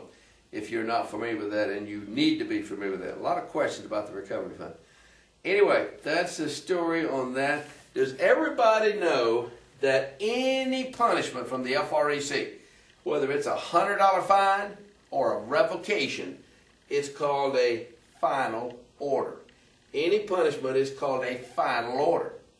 So Mr. Investigator comes out, Mr. Worker Bee, DRE employee comes out. Well, what can he do to punish me? Well, he could write me a citation. He could write me a citation. Just like a policeman in traffic could write me a citation. Now, when you get a traffic citation, what are your choices? You can pay the fine or go through this process. Same thing here. Mr. Policeman, Mr. Investigator, says, Ron, you're doing something wrong. Here's a $100 citation. I could pay the citation and it turns into a final order. Or I could say, no, I'm innocent. Let's go through this process. So that's something that Mr. DRE Investigator could do to me. Also, some other penalties that the DBPR, they could give me a notice of non-compliance. This is when you have a minor little problem. It's not a big deal. This would be analogous to the traffic policeman giving you a warning ticket. So Mr. Investigator says, Ron, you're doing something wrong here. I'm going to give you a ticket. I'm going to come back in 15 days and I'm going to take a look at this notice of non-compliance and make sure you have complied with it. So maybe if I just some minor problem, didn't have my sign properly installed or something. Now, the next thing, the FREC, Florida Real Estate Commission, they could send me a letter of reprimand. That's a letter that says don't do what you're doing anymore. They can put you on probation. They can also fine Mr. Licensee up to $5,000 per violation. They could suspend my license for a maximum of 10 years. Suspend my license for a maximum of 10 years. And the worst thing they can do is revoke my license. That is the worst penalty, the most severe penalty that's available to the FREC is to revoke somebody's license. That's the worst thing they can do. By the way, there's a thing called revocation without prejudice. That's when somebody's license was issued by mistake. Whatever reason, one of my students got a cosmetology license in the mail one time. I think that was a mistake. But what they do, they issue the license, so they revoke it without prejudice. That's what that is. Now, when you violate Chapter 475, all of this is administrative penalties. But also, when you violate Chapter 475, you have committed a crime. It's a second-degree misdemeanor. Now, if you really made the wrong person mad, they could bring forth a criminal charge. You could be arrested, handcuffs, go to jail, and you could spend up to 60 days in jail or $500 fine. There's one thing that's a first-degree criminal misdemeanor violation of Chapter 475, and that is the rental list scam. If somebody's selling rental list improperly, that is a first-degree misdemeanor. And that's the story on that. Now, also, if somebody is just out there practicing real estate with no license at all, that is a third-degree felony, and if criminal charges were brought in that, which they very well could be. Now, let's talk about the recovery fund. The recovery fund is this giant fund of money that the FREC created back in the early 80s. And they started collecting $1.50 per year per salesman, $3.50 per year per broker. Those amounts of money are on the exam. So they collected money, collected money, collected money, till they got $1 million sitting in this account. Now, the original purpose of this money is to protect the general public from real estate brokers that don't have any money. So Mr. General Public gets cheated. They sue Mr. Licensee. They win that lawsuit. Now they've got a judgment against Mr. Licensee for, say, $20,000, and Mr. Licensee says, well, the joke's on you. I don't have any money. I don't have any way to pay you. I don't have any car. I don't have any house.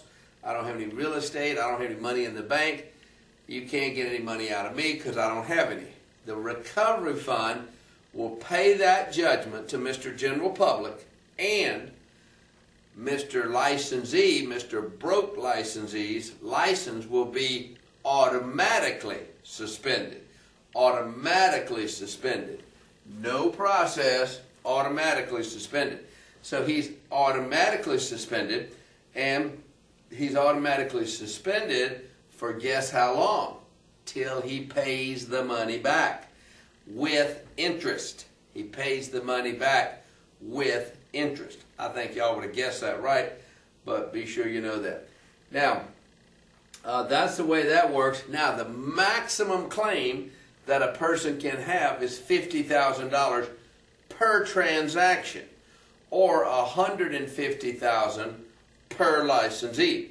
So if I went out and cheated one guy out of $60,000, a week later I cheat a second guy out of $60,000, a week later a third guy, and a week later a fourth guy. So I've cheated 4 people out of $60,000. They all start suing me. The first guy sues me. He gets a judgment against me for $60,000. Now, he's got a judgment for $60,000. The most the recovery fund will pay him. Now, by the way, number one, he's got to prove to the FREC that I'm broke. If I got money in the bank, I got real estate, I got a car he could attach, they expect him to do that. But if they proves to them that I'm broke, he gets a writ of execution and says, Ron's broke, he didn't have any money. So they prove that I'm broke, then the recovery fund will pay that judgment, and my license will be automatically suspended. Now, the second guy, by the way, they'll pay the judgment for $50,000. That's the most they'll pay. He's out of luck for the other 10. Now, the second guy sues me. He gets a judgment against me for $60,000. Recovery fund will pay that. Pay $50,000. He's out of luck for the other 10. Third guy sues me. I got no money. Recovery fund will pay $50,000. He's out of luck for the other 10. And the last guy sues me. He's out of luck altogether because the most they'll pay per licensee is $150,000. Now, with money paid out of the recovery fund to the general public because of a broker being broke, the most that the recovery fund, the only thing they'll pay is the judgment. They will not pay interest. They will not pay punitive damages. They will not pay court costs. They will not pay attorney fees. They will not pay anything but the judgment. Now, don't forget, they also use the recovery fund money for bad escrow disbursement orders. So if Mr. Got Plenty of Money, not Mr. Broke Broker, Mr. Got Plenty of Money, Mr. Got Plenty of Money broker goes out and obeys an escrow disbursement order. EDO says give the money to the seller. Mr. Broker gives the money to the seller. And then Mr. Buyer turns around and sues him. Judge says give the money to the buyer. Even though Mr. Got Plenty of Money, the recovery fund will pay that judgment to Mr. Buyer. They will pay that judgment. They will pay both attorney fees. They will pay court costs with doesn't need the money. They will not pay interest. They will not pay punitive damages ever. It's pretty unlikely you'd have punitive damages in a case like that. But that's the story on the recovery fund. There's a few people that are not eligible to get money from the recovery fund. Your spouse, of course, being one of them. There you go, your spouse. Your wife sues you. Licensees, one licensee suing another licensee, recovery fund's not going to pay. The recovery fund is to protect the general public. Also, anyone who has a claim where it's not based on a brokerage transaction. Mr. Broker goes out and cheats somebody, but he cheats them with a house that he owns, not with a house that he was brokering. Recovery fund's not going to pay. he has to be acting as a broker in this transaction. Also, anyone who has a claim where the licensee's license at the time of the incident was not current, valid, proper in every respect. If your license was involuntarily inactive, voluntarily inactive, suspended, expired, canceled, anything other than 100% proper, recovery fund's not going to pay. And also, the judgment has to be against a living, breathing person. Not a partnership, not a corporation, a living, breathing, licensee person. And so, that's the story on the recovery fund. A couple of things. Come back to the glossary. We talked about commingling and conversion in the previous chapter. Don't forget, concealment is also a form of fraud. That's when Mr. Licensee knows something, like the roof is leaking, but he doesn't mention it to the buyer.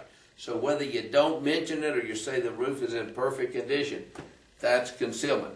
Now, culpable negligence, that's when you do something. By the way, I call culpable negligence being stupid with a license. Pretty much once you get a license, remember I told you this earlier, when you get a license, you're an expert. And as an expert, you're expected to act as an expert. You can't go out and do stupid stuff like Mr. Buyer says, oh, I'm going to buy this property and open a gas station. Well, I don't know if you can open a gas station or not, and I don't bother to check. That's not stupid. That's culpable negligence. So anytime you're doing something that it would be stupid if you were a layman is culpable negligence if you got a real estate license. And I mentioned misrepresentation, a very mild form of fraud, such as I run an ad in the newspaper not making it clear that I'm a licensee. That would be misrepresentation. All right, y'all come with me to the next chapter.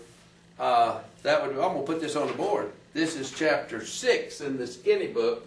So that's chapter 6 in the Skinny book. And so, you know, I probably could edit these tapes and all that stuff, but like I said, it just costs more money.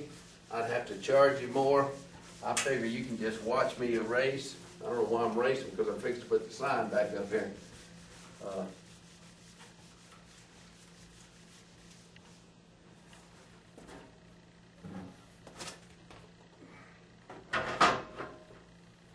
By the way, y'all probably wonder why I got that sign up there. See, I worry about people stealing my tapes and pirates and crooks and people like that. If you got this tape program from anywhere other than Clymer School of Real Estate and you paid for it, somebody has cheated you and they've cheated me. And you might not care, but I do. I sure would appreciate if you'd give Kathy a call and say, Kathy, John Smith down here in XYZ city is selling your tapes, and you know, I don't know what we can do about it, but maybe we'll figure something out. So y'all let me know if that happens. Let's talk about the Civil Rights Act of 1866. I told you there's 6 dates on the state exam. Here's the third one. The Civil Rights Act of 1866.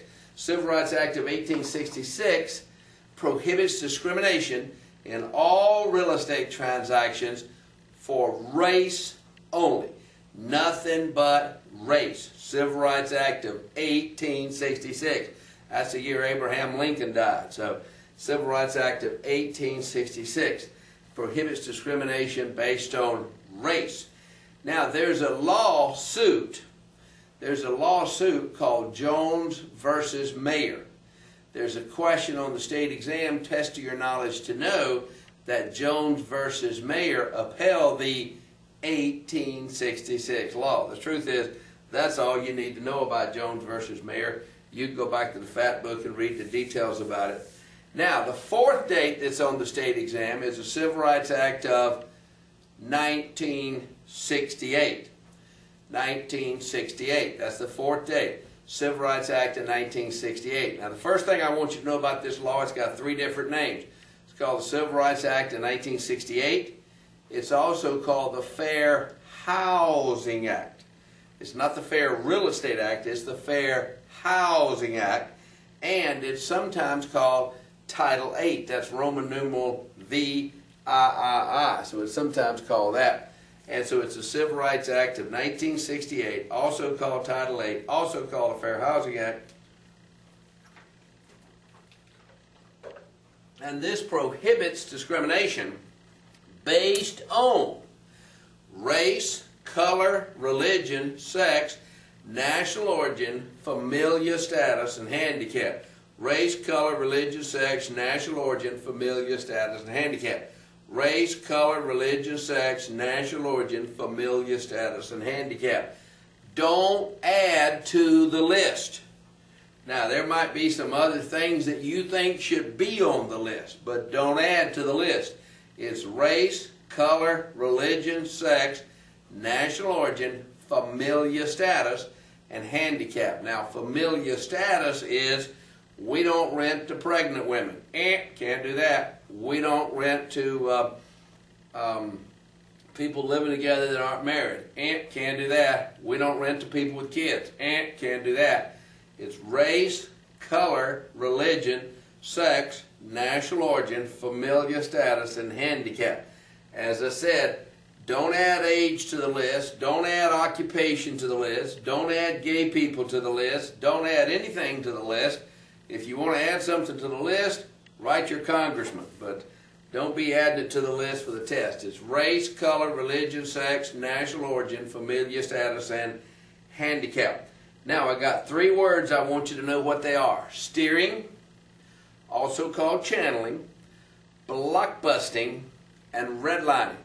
Now, steering, also called channeling, is when Mr. Realtor makes some kind of effort to steer people into or away from a neighborhood based on race, color, religion, sex, national origin, familial status, or handicap. So if somebody says, Ron, I'm Hispanic, I want to be in a Hispanic neighborhood. I said, great, come over here. No, no, no, that's a violation of the law. Or somebody says, Ron, I hate those Hispanics, can you steer me away from them? That's the same difference. I can't steer you towards them or away from them. Race, color, religion, sex, national origin, familial status, or handicap. By the way, this is not a sales training class, so don't worry about how you handle this in real life. They'll spend 2 hours in that sales training telling you about that. But I'm going to spend 2 minutes telling you what's on the test. So don't be taking people into a neighborhood based on race or taking them away from it. So if the question says you're doing something to help them know the ethnicity of the neighborhood, that's steering. Whether you're going into or away from, it's the same difference. Now, blockbusting, this is where Mr. Realtor goes into an all-white neighborhood, sells one house to a minority family, and then goes down the street soliciting listings based on the neighborhood is changing or the neighborhood is declining or whatever. This was a common practice in the 70s. Probably not much of that going on today, but recognize it on the exam. And redlining is a practice that banks do.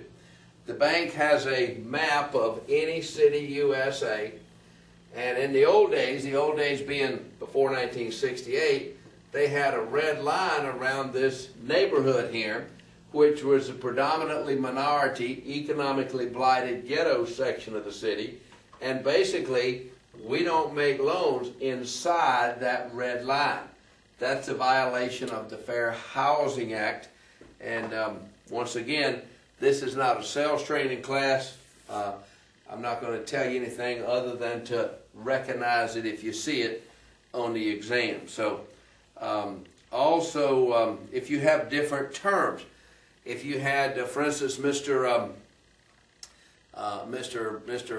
Apartment owner has an apartment across the street from the university. He has discovered through experience that the single women take better care of the apartments than the single men.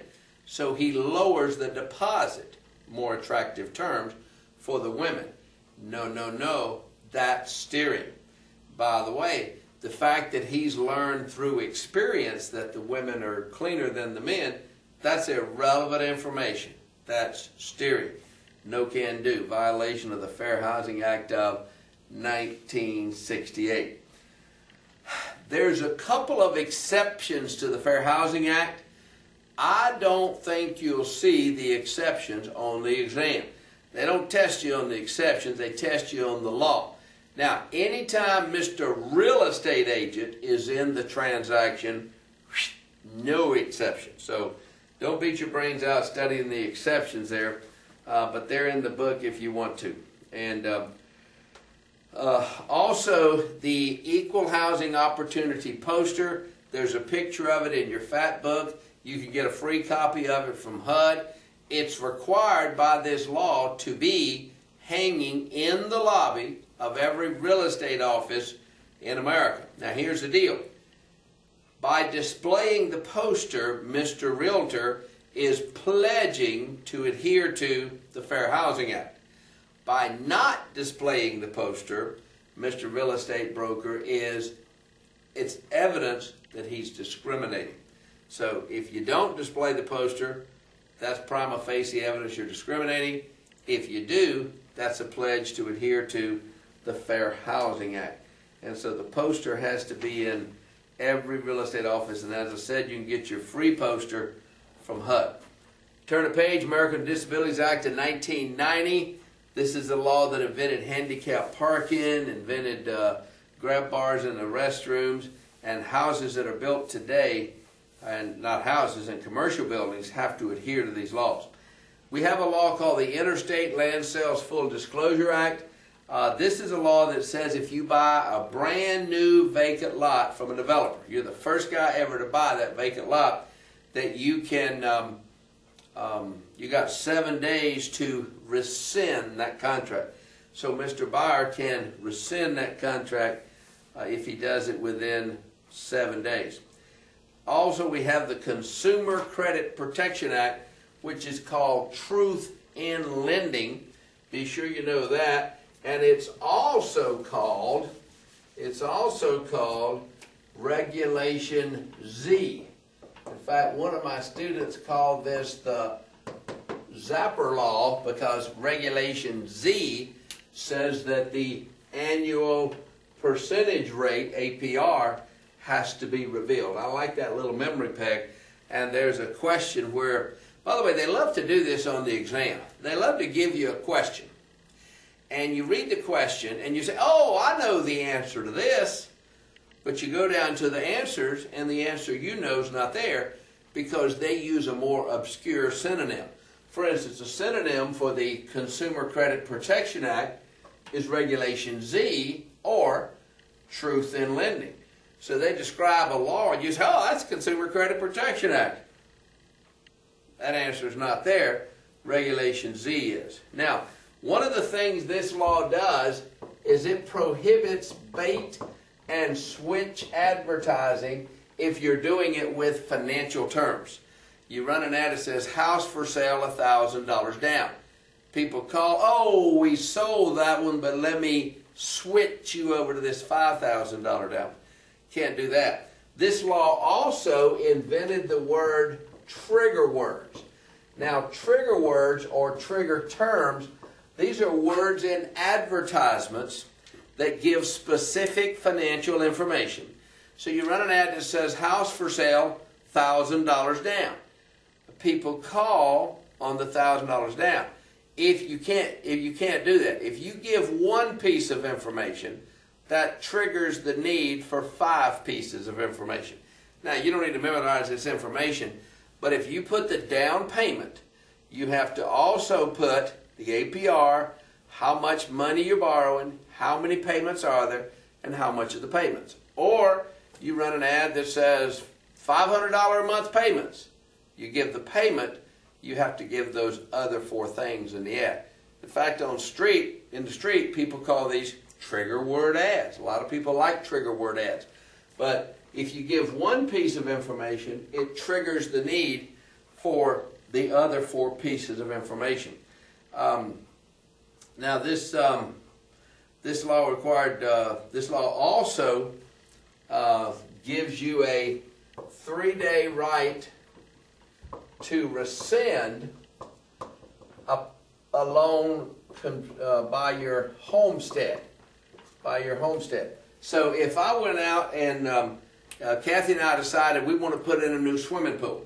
So we went down to the bank on Monday and we borrowed $30,000 on a second mortgage secured by our home to put in a swimming pool.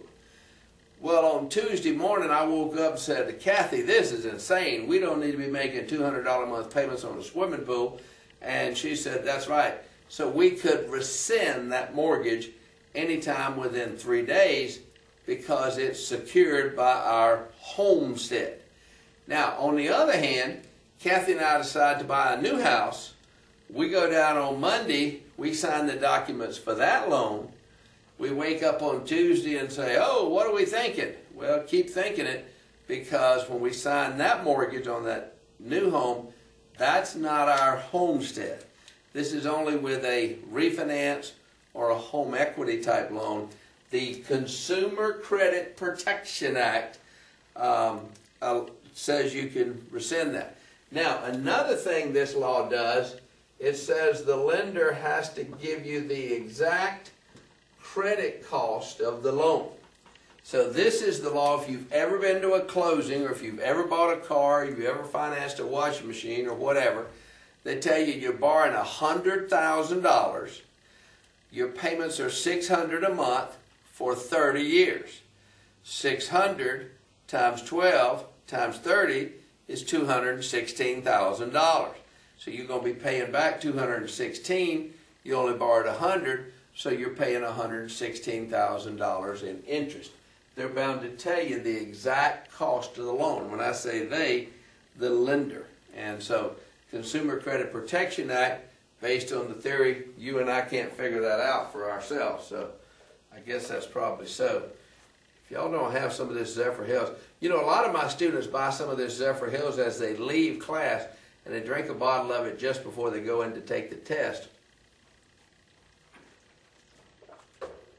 because they believe it makes them think more clearly. That's probably true. So anyway, now the next thing is the Equal Credit Opportunity Act. Equal Credit Opportunity Act was passed, and this law says that banks, credit unions, mortgage companies cannot discriminate based on, now you don't need to memorize this list, it's almost the same as the fair housing.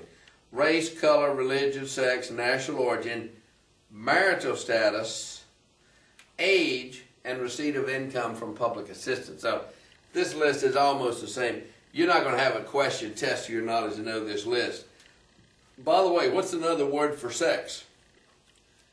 Gender. G-E-N-D-E-R. So don't forget that. I'm sure y'all knew that one. Page 41, Real Estate Settlement Procedures Act, RESPA. We talked about RESPA earlier. RESPA invented the uniform closing statement. Today, almost every transaction in America closes on HUD Form 1. That's because if you have a new loan, it's required to, because the realtors and the title companies are familiar with it. Even if you sold a house for cash, most of them use a RESPA statement. Also, RESPA requires the lender, not the realtor, the lender, to give Mr. Borrower a little booklet explaining closing costs, and requires the lender, not the realtor, the lender, to give Mr. Buyer a good faith estimate of his settlement cost or his closing cost. By the way, the reason they required a lender to do that, almost all of the closing costs come from the lender. They don't come from the realtor, they come from the lender. You pay cash for a house, you hardly have any closing cost. And now don't forget, if we're getting any kickbacks from the mortgage company, title company, whomever, RESPA requires that to be on the closing statement. Now, another law we need to concern ourselves with is the Florida Residential Landlord and Tenant Act. Now, the Florida Residential Landlord and Tenant Act. This is a law designed to protect consumers, residential tenants, from landlords. Now, in this case, the residential tenant, the residential landlord, is not necessarily a real estate broker. Anybody is affected by this law. So anybody that has more than 4 units is subject to this law. So Mr. I'm not a real estate broker, I just happen to have bought a few houses, is certainly subject to this law. So Mr. I own a few houses is bound to do this. In fact, one of the things they're bound to do is the way they handle escrow money. Now when I say escrow, security deposits, now this is not for realtors, this is for laymen that own houses. One thing they can do with that money is put it in a non-interest bearing separate account. They can put it in a non-interest bearing separate account, and they're bound to tell the tenant where the money is.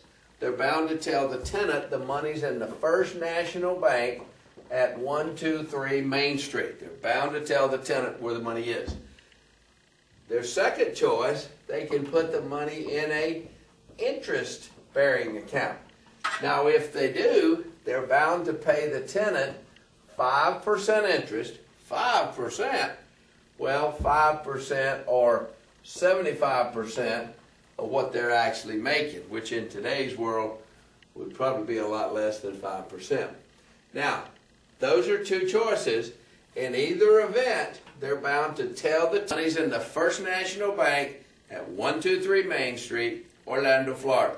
Bound to tell them exactly where the money is. Now, the third choice, they can commingle the money with their other funds if they post a surety bond with the clerk of the court. So if they want to go down to a bonding company and pay a bonding company and have the bonding company agree with the clerk of the court, if anybody sues me, we'll pay that judgment. They can do that if they want to commingle the money. So a lot of people that have a lot of houses might choose that option. It might make a lot of sense. Now, this is not for Mr. Real Estate Broker. Mr. Real Estate Broker holding escrow funds, he's governed by Chapter 475. He's not governed by this law. He can't be out there commingling money. But Mr. Individual is governed by this law, and he can do that. Now, this law also requires that Mr. Landlord is bound to supply heat in the house. You can't rent a house in Florida with no heat. You're bound to supply exterminating service unless you contract not to. And also, Mr. Landlord is bound to do that. And also, Mr. Landlord is bound to comply with the local housing codes, local building codes, keep the property in a proper state of repair. And let me give y'all a quick rendition of how to evict a tenant. If a tenant doesn't pay the rent, Mr. Landlord can't go over there with a couple of thugs and break his leg if he doesn't pay. That's against the law. You're bound to go through a legal process which requires that we give him a demand for possession. After 3 days, we file a lawsuit called a complaint for eviction. After 5 days, we would get a writ, W-R-I-T, that's a court order for possession, and the deputy sheriff would go out, serve that to them, and 24 hours later, we would come back and the deputy sheriff doesn't pick up the furniture. He expects the landlord to bring a crew to pick up the furniture, put it on the street, and when that's done, he gives the writ to the owner, putting them in possession of the property, and the tenant, if he comes back on the property, is a criminal trespasser. Y'all might want to go back to the FAT book and read that process again, and but do be aware, and then when that's done, if there's back rent that's due, the landlord has a judgment against the tenant for that rent. And so that's the way that works. Let's check back in the glossary for this chapter, see what we got.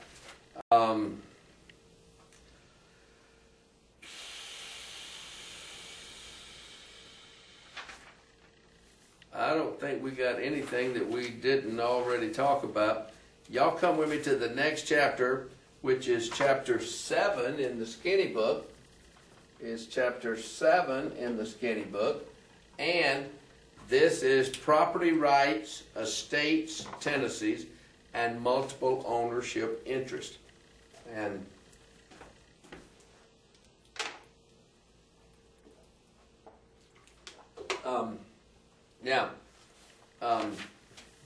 this chapter is about how we own property. In fact, on the next page, nature of property, it says land refers to the surface of the earth. The word real estate usually includes the land plus any improvements. Anything that man builds, we call an improvement. And real estate not only includes that, but any rights that go along with it. When we own property, we own the surface of the earth, we own down into the ground, and up into the air. With surface rights, we have also rights to water.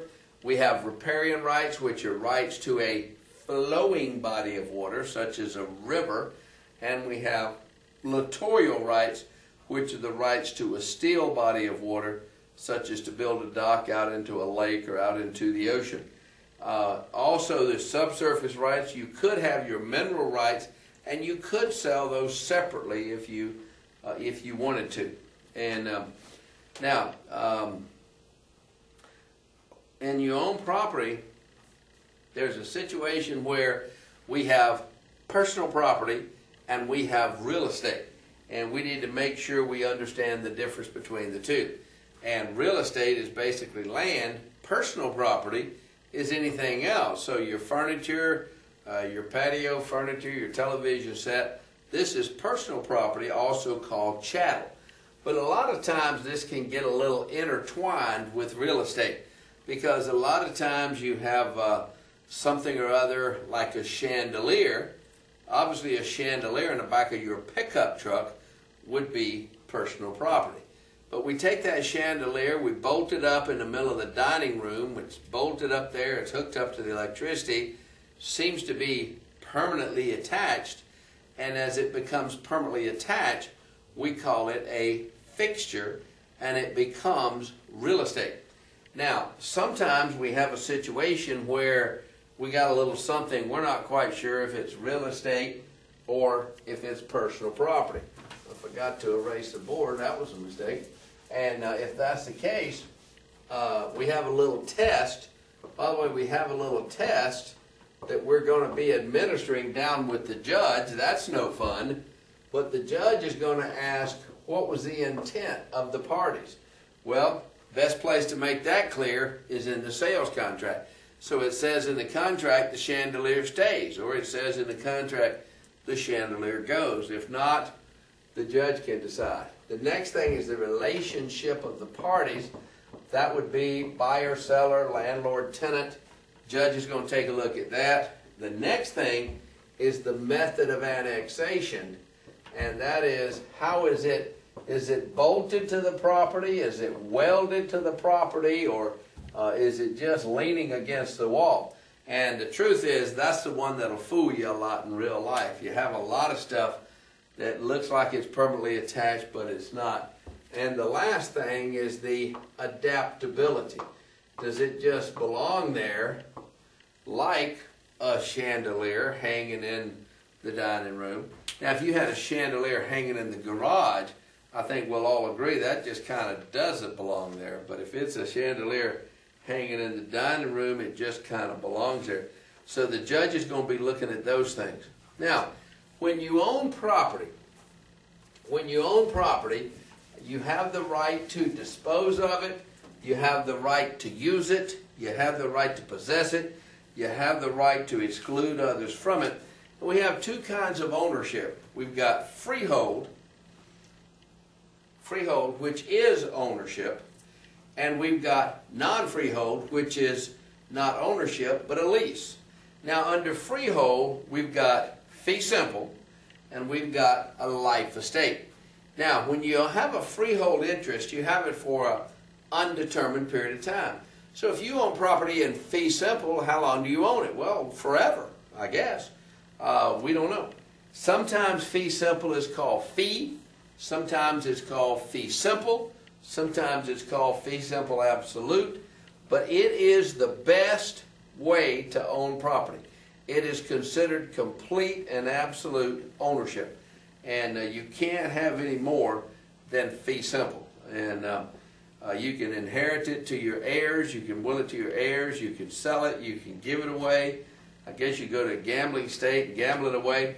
Now, a life estate is when you have property that's measured by a person's lifetime. It's measured by a person's lifetime. So it's when you own it as long as you live, but when you're gone, you no longer own it. So if we had a person, let's just call him the holder of the life estate, or actually, you know what? Let's just call him the owner of the life estate. So he owns the life estate. He's got all the rights of ownership as long as he lives. However, for whatever reason, it's already been decided who's going to get it when he's gone. And that person is called the remainder man. He's called the remainder man, and his rights are called a remainder estate. And y'all remember I gave you the example of the man that has one son, and he leaves it to his brother when this son dies. So this son owns it with the remainder interest to his brother. So this son owns it. He's got the right to use it, the right to possess it, the right to exclude others. And this brother has the right to inherit it when he inherits it. Now, when he inherits it, what he inherited goes to his heirs. Goes to his heirs.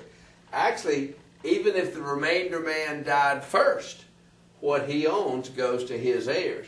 So when this son died, it would go to his nephews, not to his children. And so that's called a life estate. Now you can have a situation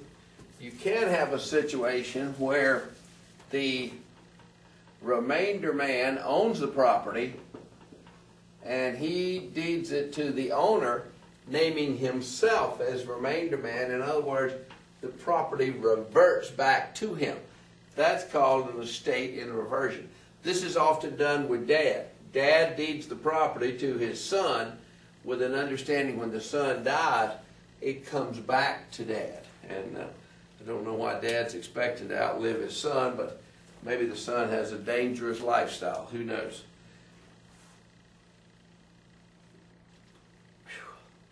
That's Zephyr Hills water. It comes up in a spring over in Pasco County. It just bubbles up out of the ground, just like you see it there, crystal clear.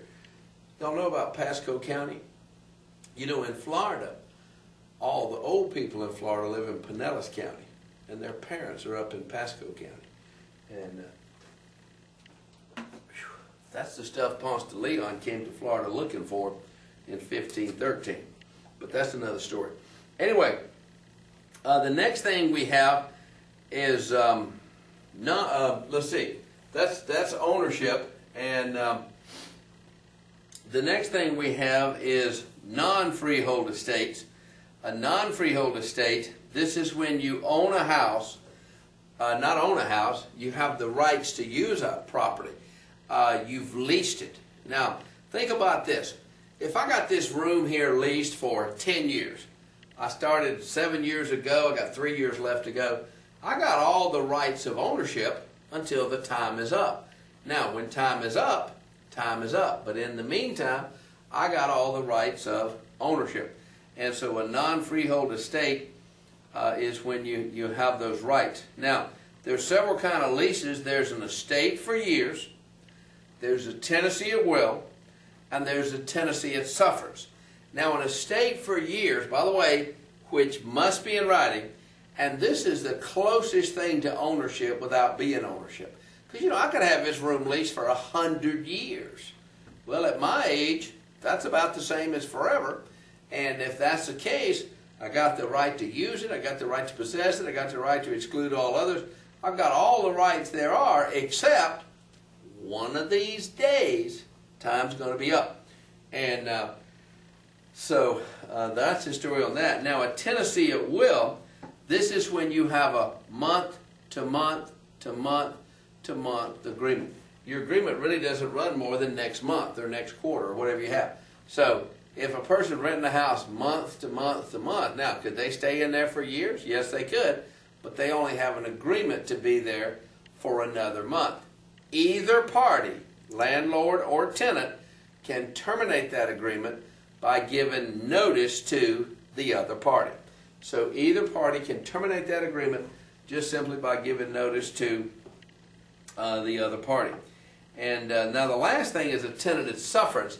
A tenanted sufferance is when a tenant's in possession of the property, but their agreement to be there has terminated, but yet they're still there. Perfect example of that is a tenant that's not paying the rent. You're going through the legal process to evict them, and you're just waiting on the judge to say it's all right to get rid of them.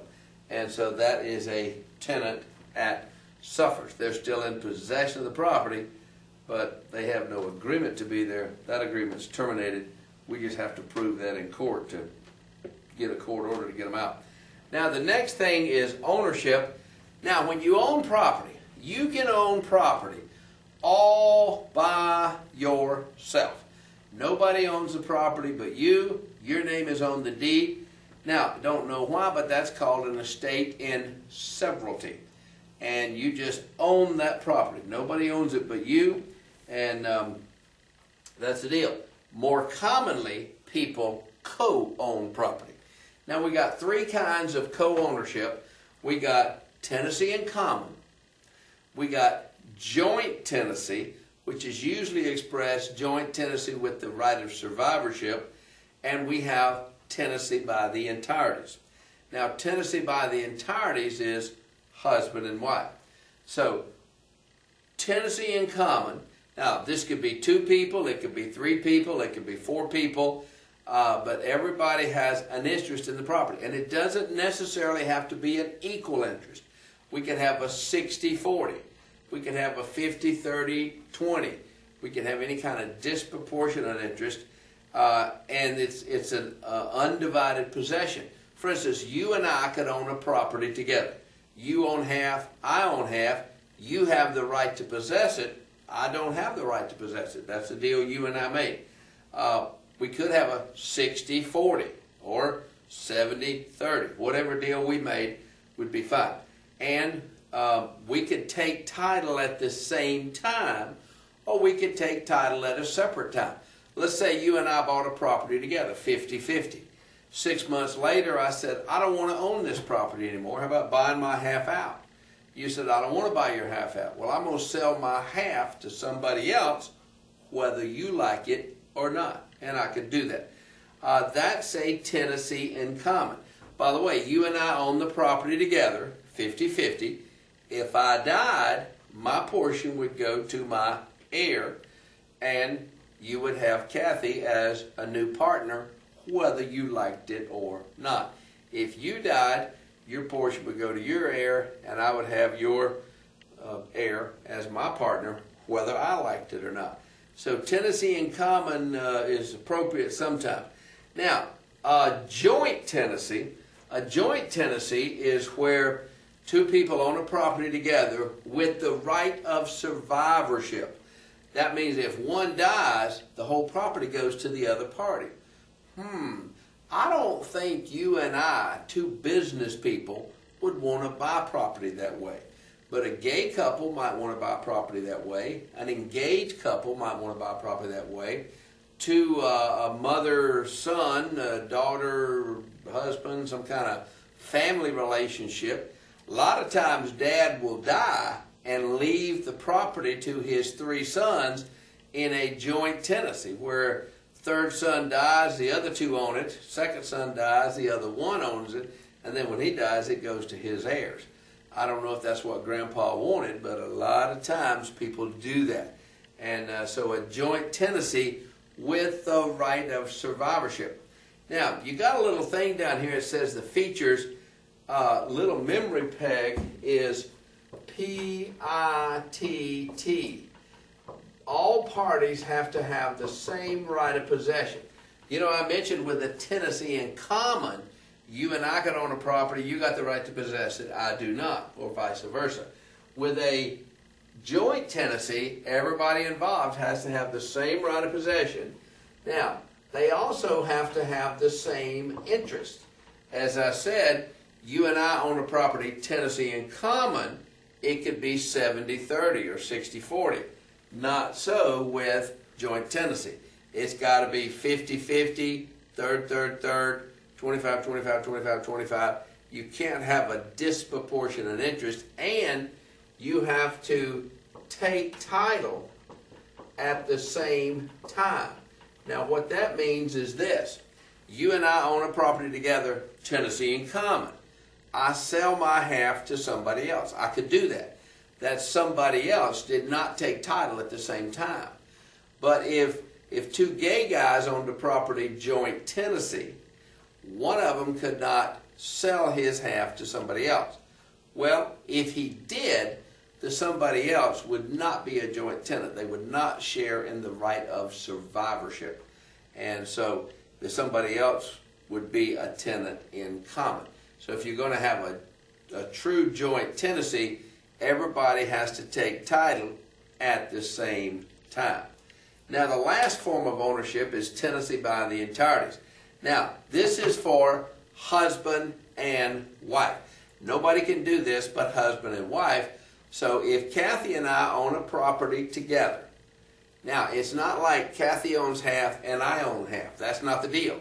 Kathy and I own the whole thing. So if I wanted to sell my half, I don't have a half. We either both sell it all or nobody sells nothing.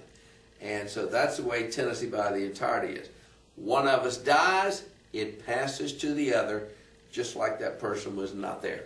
And likewise, we have to take title at the same time. As I said, I couldn't sell my half. Kathy can't sell her half because there is no half. Only husband and wife can own property this way. Now, there's another thing.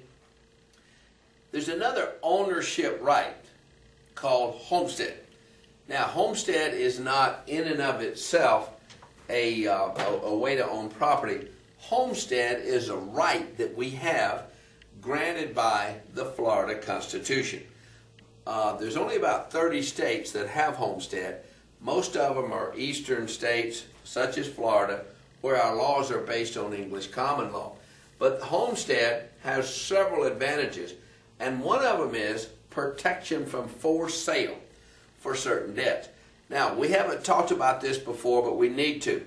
Does everybody know if I went out and ran up some kind of bill, I ran up a $50,000 Visa bill, I didn't pay my Visa bill, Visa sued me. If they sued me, what would they get? They would get a judgment against me.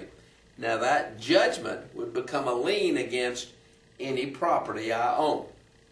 Now if I own a vacant lot over here somewhere that's worth $100,000, Visa could force sale of that vacant lot and get the money that I owe them. And that's the purpose of judgment, so that a creditor can get money that's owed to them by somebody.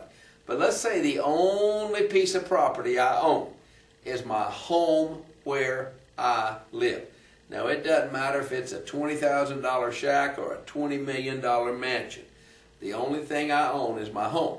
So Visa would have a judgment against my home, but they could not force sale of my home.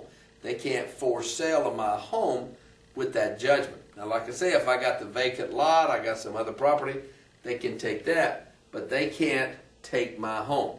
And now there's actually 5 things that can take my home. You might as well write these down now. They're mentioned later in the course, but let me go ahead and write them down now.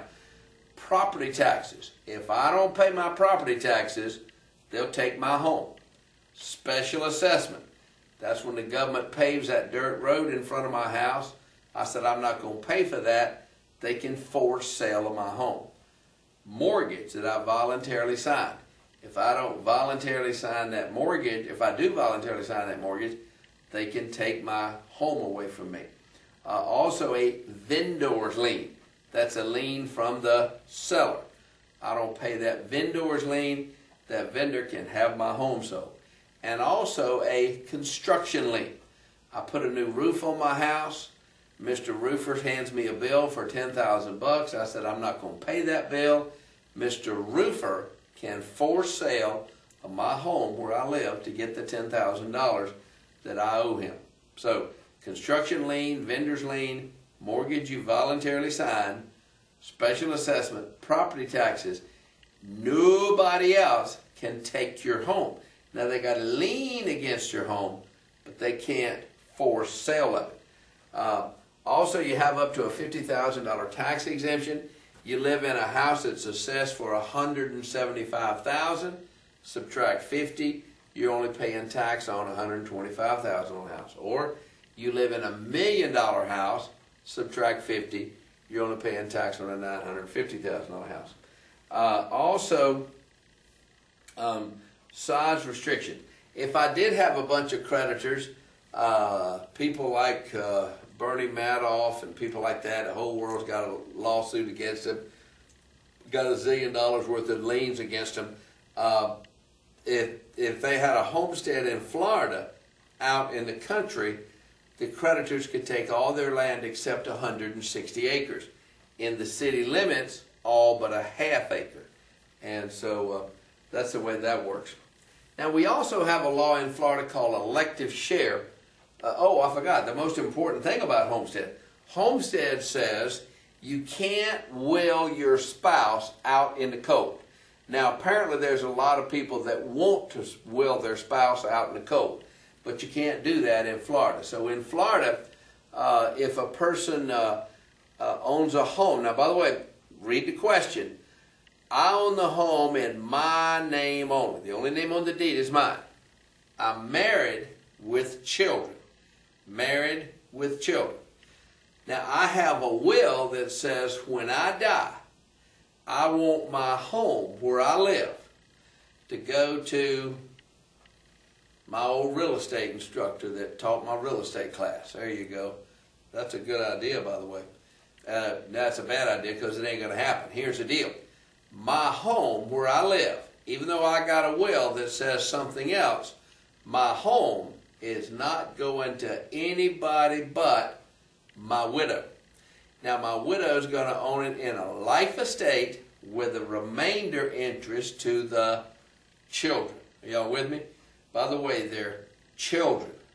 How old are they? They're children. If they're not children, they're not children. Are y'all with me on that? So if the test question calls them children, they're children. So that is how homestead works. Now, by the way, I could will my house to my widow in a fee simple. But if I tried to will it to somebody else, it would go to my widow with a life estate to the children. If there were no children, it would go to my widow in a fee simple. And apparently we need that law in Florida. I don't know what's going on with other people. Now we have another law called elective share. Elective share says that you can't will your spouse to be broke. So a guy goes to his attorney, says, when I die, I want my widow to be broke and destitute. Well, don't forget, she's got the homestead before we start. Of the remaining real and personal property, she's going to get a minimum of 30%. So what's going to happen is, let's say a guy owns 10 rental houses, got $100,000 cash in the bank. He wills everything to whomever. 30% go into the spouse, $30,000. 3 of the 10 rental houses, and she's got the homestead before we even start to count. Everybody with me on that? And so that's elective share. And now the next thing we need to talk about, and we're going to talk about this pretty briefly, is co-ops, condominiums, and timeshares. And all I want to cover is what I'm pretty sure is on the exam. Now, cooperatives, this is where, and by the way, cooperatives are pretty much yesterday's news. You're not going to run across any of these in real life. But on the exam, Mr. Seller owns a building. The 100 tenants that live in the building decide why don't we all cooperate, form a corporation, and buy the building? So they do. They form a corporation, and each one of the tenants, used to be tenants, now becomes stockholders in the corporation, and the corporation owns the building. So the corporation buys the building, each one of the tenants pays 1/100th of the expenses for the building. Now we only have one mortgage payment, so everybody in the building has the same financial arrangements, and so everybody in the building pays the same thing for their mortgage payments or whatever. Guy down the hall's got some financial problems, he can't make his payments. Rest of us have to pay 1/99th of the payments. Next month, this other guy's got financial problems. Rest of us are paying 1/98th. You can see why these went out of style. Today, we have condominiums. The way that works, Mr. Developer builds a 100-unit building, but he deeds each individual unit to each individual person. So I own my unit, you own your unit, this guy owns his unit, everybody owns their unit. And you usually own from the walls in, and all the common stuff, like the swimming pool, the stairs, the elevator, the lobby, the parking lot, the shrubbery, belongs to the condominium association, which we all have to be a member of. So we're all a member of the condominium association, and we love being a member of the condominium association because the condominium association has this committee called the board of directors that keeps us all straight. If we get out there and do something crazy like, park our car backwards in the spot or something, they'll make sure we don't do that anymore. So we got people out there taking care of us with that sort of stuff. Now, condominium documents. When you buy a brand new condominium from a developer, they give you a prospectus which contains frequently asked questions, an estimated budget, the bylaws of the association, the articles of incorporation of the association, declaration of condominium, and you take all those documents. You have 15 days to read those documents before your decision is final. So you can back out anytime during that 15 days. Now, 5 years later, you sell that unit to somebody else. Joe Average selling it to Joe Average. Joe Average that's buying from Joe Average only has 3 days to read the documents and etc. And you don't have a deal till the 3 days comes and goes, and we do that. So that's condominiums. And we file those documents with the Division of Florida Condominiums, Timeshares, and Mobile Homes before they're offered up for sale. And so those all have to be filed with that. And now, by the way, when Joe Average sells to Joe Average, we don't give an estimated budget, we give a historical budget. When Mr. Developer is selling the place brand new, he gives an estimated budget because we don't have any history. But when Joe Average sells to Joe Average, it's a 10-year-old building, we've got the historical budget. Now, timeshares, the only thing I know that you need to know about timeshares, if you buy a brand new timeshare or an existing timeshare, you've got 10 days to rescind the offer. And as far as I know, that's pretty much all that you need to know about that.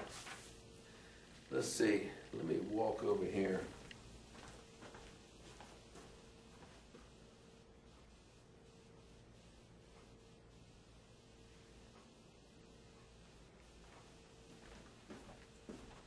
Well, the best I can figure, we got plenty of time on the camera there. I'm doing my own camera work. Can you tell?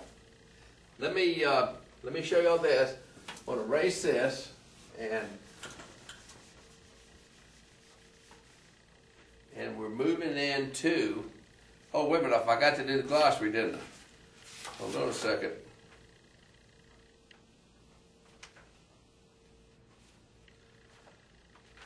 Actually, I do have a word in the glossary y'all need to be aware of, and that is the word separate property.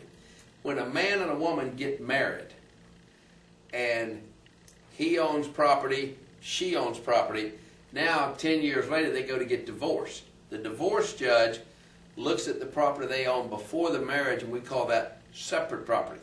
Property they acquired during the marriage we call marital property. And the marital property is usually split, at the case of divorce, equitably. Equitably. Y'all know what that word means. If you don't, get divorced and you'll find out. There's also a thing called a trade fixture that is in the glossary, and that is this. In a commercial environment, a lot of times a commercial person, let's say a beautician. Beautician rents this office and she's going to run a beauty salon in here. Well, she puts in one of those beauty salon sinks, you know, those sinks with the thing in the front and a sprayer. Now think about it. That baby is permanently installed. It's hooked up to the drain. It's bolted to the wall. It is permanently installed. But because it's unique to the beautician's profession, it will always be considered personal property. It's called a trade fixture. And a lot of times in a commercial situation, a business person has things that are permanently installed, but when they leave, it's always personal property. It's called a trade fixture. And so those two words, be aware of those. All right, let's truck on into section 8 in the skinny book. So section 8 in the skinny book is coming up next. And so titles, deeds, and ownership restrictions. And a lot of stuff about this. Now, in the title business, actually, I think I am. I'm going to stop right here and just take a break. All right, are y'all ready? Let's talk about deeds and things like that. Titles. Now, in real estate, we have what we call alienation. Alienation is when title transferred from one person to another. Now, we have voluntary alienation and we have involuntary alienation. Now, one part of voluntary alienation is a deed. One person deeds their house from one person to another. That's called a voluntary alienation, and it's a deed. Another voluntary alienation is a will. Property transfers via a will. Person has a will, they die testate, which means with a will, and they say in their will, I want my house to go to my son or whatever. And so that's testate. If you die with no will, you're said to have died intestate. So a deed is a voluntary alienation. A will is a voluntary alienation.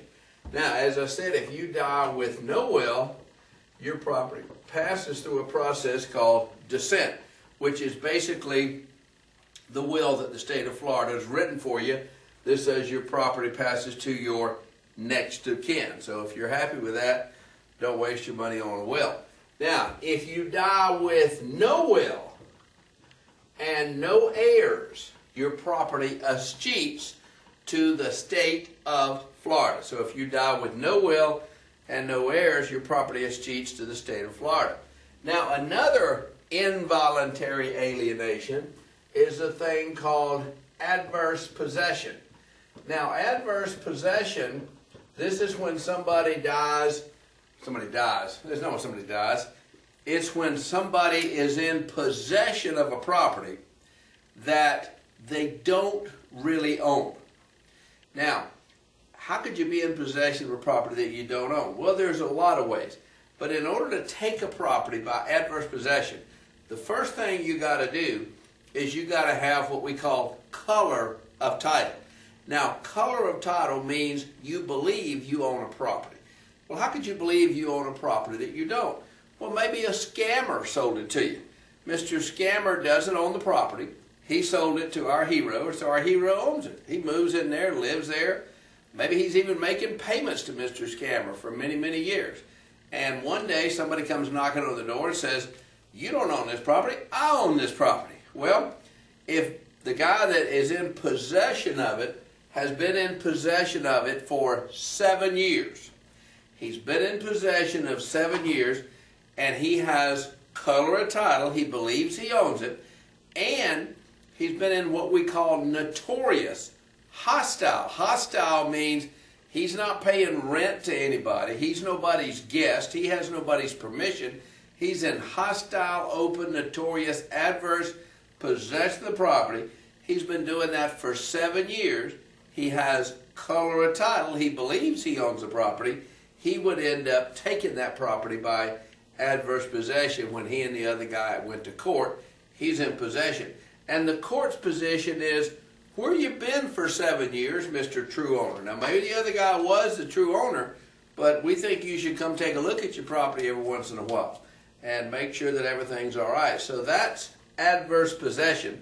And so his claim of title is called color of title. Now, descent and distribution, escheat, when you die with no will and no heirs. Adverse possession, you take a property by adverse possession. Now there's another thing, and that's called eminent domain. Now eminent domain, this is when the government buys your property whether you want to sell it or not. This is done through a process called condemnation. I don't think you would ever have to choose on the exam between eminent domain and condemnation, but if you did, eminent domain is the name of the power, and condemnation is the name of the process. Now, as I said, the government buys your property. Well, how does the government decide what your property is worth? They have it appraised by an appraiser. Mr. Appraiser says, your house is worth $500,000. You say, no, no, no, my house is worth $700,000. Well, how do we decide? Through the process of condemnation. We go to court. You have a jury of your peers, and the jury of your peers says, you're right, your house is worth $700,000. And the government pays for all of that. Eminent domain is definitely a cool deal. Also, when property is taken by eminent domain, the rental tenants get paid for whatever their situation is. You know, I'm in the Rosemont building, a 30-unit office building. Well, what if this building was taken by eminent domain? Well, the owners would probably get a couple $1 million for the building, but what about me? I got to move, I got to pay higher rent somewhere, I got to get my letterhead and all that sort of stuff changed. The government would pay for whatever inconvenience Mr. Rental Tenant had. Not the owner. The government would pay for that inconvenience. So the government would pay for that through eminent domain. Also, y'all write this down, homestead will not protect you from eminent domain. We talked about homestead earlier, but homestead will not protect you from eminent domain. With eminent domain, the government says, we're taking your home. Oh no, this is my homestead. Here's the $700,000, get out of the way. And so eminent domain is when the government buys your house for public use, for a hospital, for a military base, a high school, highway, and that sort of stuff. Now, when you own property, it's always very important that you give notice that you own property. Now, there's two kinds of notice. There's actual notice and there's constructive notice. Now, actual notice is something you have learned by reading, seeing, or hearing. So if you read something in the newspaper, you've been given notice. That's why we put notices in the newspaper. Notices of property transfers. They put that in the newspaper. Law presumes everybody in town reads the newspaper every day from cover to cover. Also, if I tell you something, I've given you notice. Also, if you see something, you've been given notice.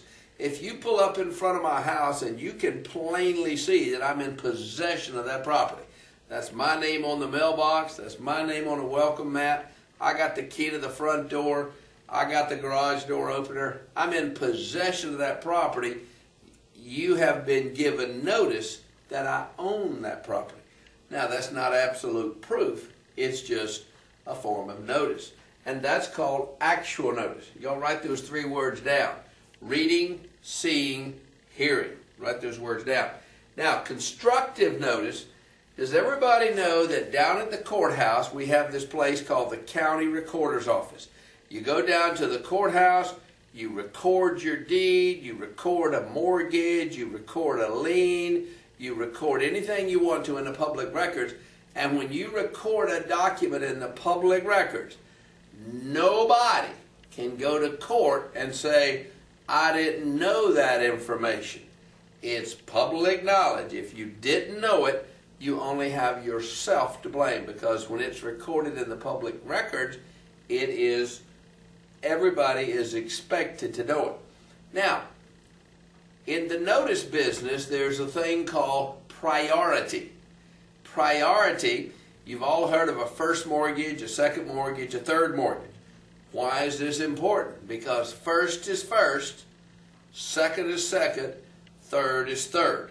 And so fourth is fourth, fifth is fifth. So priority is very important that you be first. And and that's created by one thing, and well, one thing with a couple of exceptions, and that is the date of recording.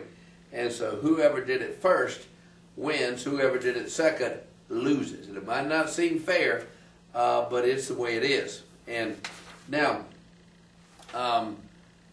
title insurance, before we talk about title insurance,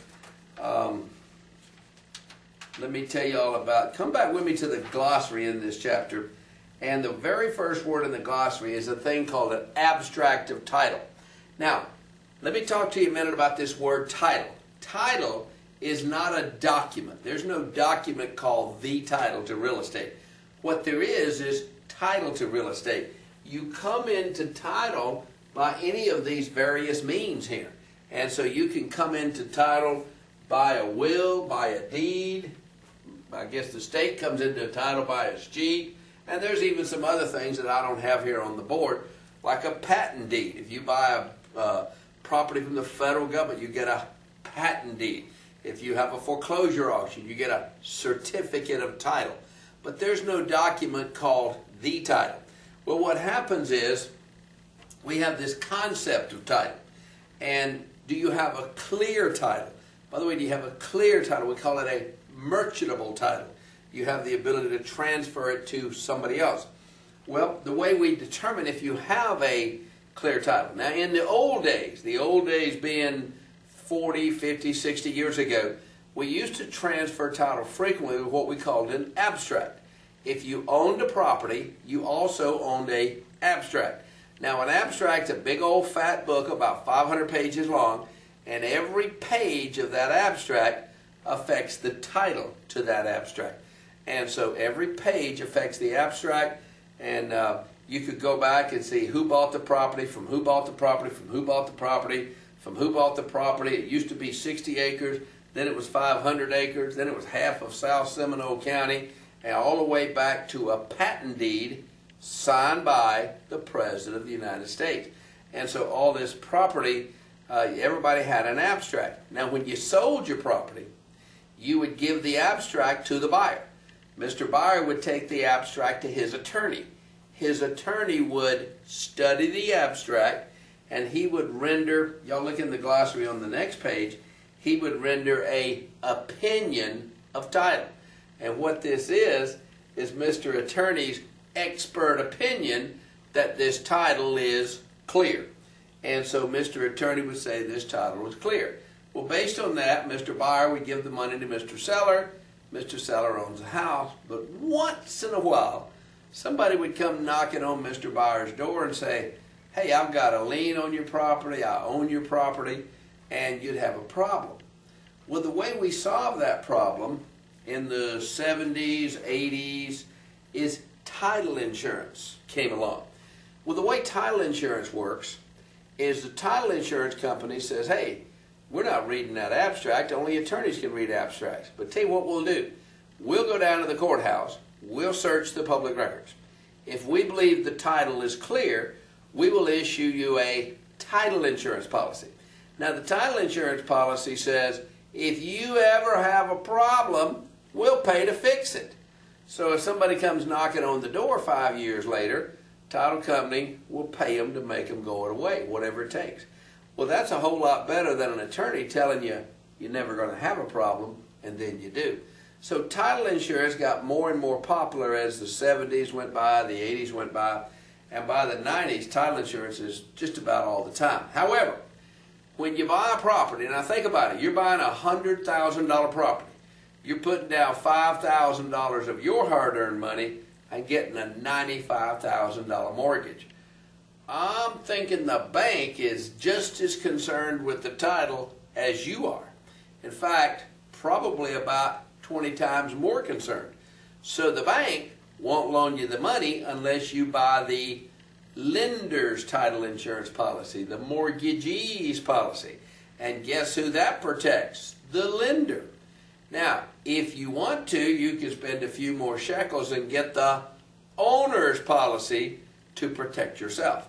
But the bank requires you to get the lender's policy. Now, here's what I want you to know for the test.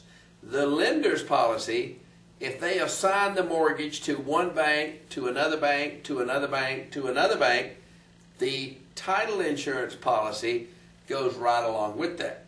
However, the owner's policy will not transfer from one owner to another owner to another owner. So if you sold the property a year later, your buyer's got to get a brand new policy. He sells it a year later, brand new policy. He sells it a week later, brand new policy. Owner's title insurance will not transfer. Now, so that's the story on that. You pay for that one time at closing and you're done forever. Now let's talk about a deed. And by the way, if you got your fat book with you, you might want to go to this chapter and look up a deed and just kind of look at a deed as we talk. And I want you all to understand this about a deed. A deed is not some magic document that's issued by the state of Florida. In fact, a perfect analogy to a deed, it's just like a personal check. It's just a document that transfers whatever interest somebody has. You could sign a deed to a property you have no interest in. Now, why would you do that? Well, a scammer might do that, and there may be some other reasons we'll talk about in a minute. But the parties to a deed, there's the grantor, that's the seller, and the grantee, that's the buyer. Now, the grantor signs the deed. The grantee does not sign the deed. The grantor is bound to be an adult and bound to be mentally competent. We're kind of started with these deeds, but let me just recap. Does everybody understand this? Deed is a document that transfers ownership of real estate from one person to another. That's what a deed is supposed to do. In fact, if you look in your fat book in the chapter on deeds, there's a deed in there. It takes up the whole page. And I mentioned earlier that a deed is just a piece of paper that transfers ownership. You could literally tear that page out of the book. If you owned a piece of property, say a vacant lot or a house, you could fill out that deed properly, have it, you own the property, you sign it, have a couple of witnesses, got a notary here in class, and have that deed notarized. You go take that page you tore out of that book down to the courthouse, they would record it, and that will transfer title. And so that's what a deed is. It's a document to transfer title. Now, as I said, seller is the grantor, buyer is the grantee. The seller, grantor, has to be competent and he has to be an adult. A child cannot give a deed, cannot sign a deed, and a crazy person cannot give a deed or sign a deed. Now, the grantee, the person receiving the property, they don't have to be an adult and they don't have to be mentally competent. So you could give a property to your 12-year-old son if you wanted to. You could, but your 12-year-old son could not deed it away from himself until he became an adult. Now, elements of a deed. Every deed has to have consideration. That means money, valuable consideration, or love and affection, good consideration. So there has to be a reason why you sign the deed. As I said, the deed has to be signed by a competent grantor, and deeds are witnessed. They have to be witnessed because they transfer rights to property. Now, you also have the legal description to the deed, and the deed has to be delivered to and accepted by the grantee. In fact, that is the exact moment in time that title transfers. And y'all remember the story I told you in the regular class about the train wreck where our hero had gone down to his attorney's office. He had filled out the deed. He had it notarized. He's bringing it over to his girlfriend. He gets hit by a train. Fortunately, she came running out to the train wreck site, stuck her head in the window of the car and said, "Give me the deed." He passed the deed to her, and so that is when title transfers. It's not when it's signed. It's not when it's recorded. It's when it's delivered to and accepted by the grantee. The interest being conveyed has to be mentioned in the deed. The names of the grantor and the grantee are in there, and the granting clause. Now, we got several different things in the deed different clauses. We have the granting clause. We also have the premises section of the deed. In fact, if you've got your fat book, your textbook, get your textbook, go back to the chapter on deeds, and look on about page 193, give or take a page or two, and there's a deed. And as we talk about these clauses, go there and identify these. Now, the premises section of the deed, that's the part of the deed that names the parties, grantor, grantee, usually has the date of the deed, which is usually the date that is signed, and it also has within it the granting clause. That's the clause that says, "I hereby grant, bargain, sell, convey, transfer the property to Mr. Grantee." Also, that white space that's in your book, that white space is for the legal description. So the premises section has the legal description in that premises section of the deed. Now we have a clause called the habendum clause. Begins with the letter H. That's the clause right after the white space that says to have and to hold in fee simple, or if it was a life estate, it would say to have and to hold in fee simple with the remainder interest to John Smith or whatever. Also, we have the season clause. That's the clause that says I'm seized of the property. I am the true owner of the property. This is a guarantee or a warrant from the grantor to the grantee that I promise I own the property. Also, the covenant, a promise against encumbrances. Now, an encumbrance is anything that diminishes your enjoyment of your property, such as a mortgage, such as a lien, such as a lease granted to somebody else, an easement granted to somebody else. So this is a promise in the deed that says there are no encumbrances on this property other than the ones I'm mentioning right here. Also, there's a clause called the tenendum clause. Now, the tenendum clause describes any improvements. In fact, by the way, this is section 8. Probably should have written that down earlier. It describes any improvements to the property. If you look at the deed in the fat book, you'll see right after the white space where the legal description goes, it says together with any tenements, buildings, hereditaments, rights you're passing on to your heirs, or appurtenances. An appurtenance is something that adds to the property in an auxiliary way. So it says that together with all of these things. So if you came back and they had taken the boat dock down and taking it with them, that might be a problem. So those are the covenants and the promises and the warrants in a deed, and the clauses in a deed. Now, there's 4 basic kind of deeds. Now, remember what I said. The purpose of a deed is to transfer property from one person to another. Any deed that does that is an adequate deed. Well, a quitclaim deed, this is practically no deed at all. This is a deed that says, whatever rights I got, Mr. Grantor says, whatever rights I got, I hereby grant to Mr. Grantee. No promises, not even the warrant of season. There's no promises at all. It's just whatever rights I got, I hereby give to you. Well, if that's all you got, why would you want a deed like that? Well, you want a deed like that because that's the only kind of deed you can get. That's why. And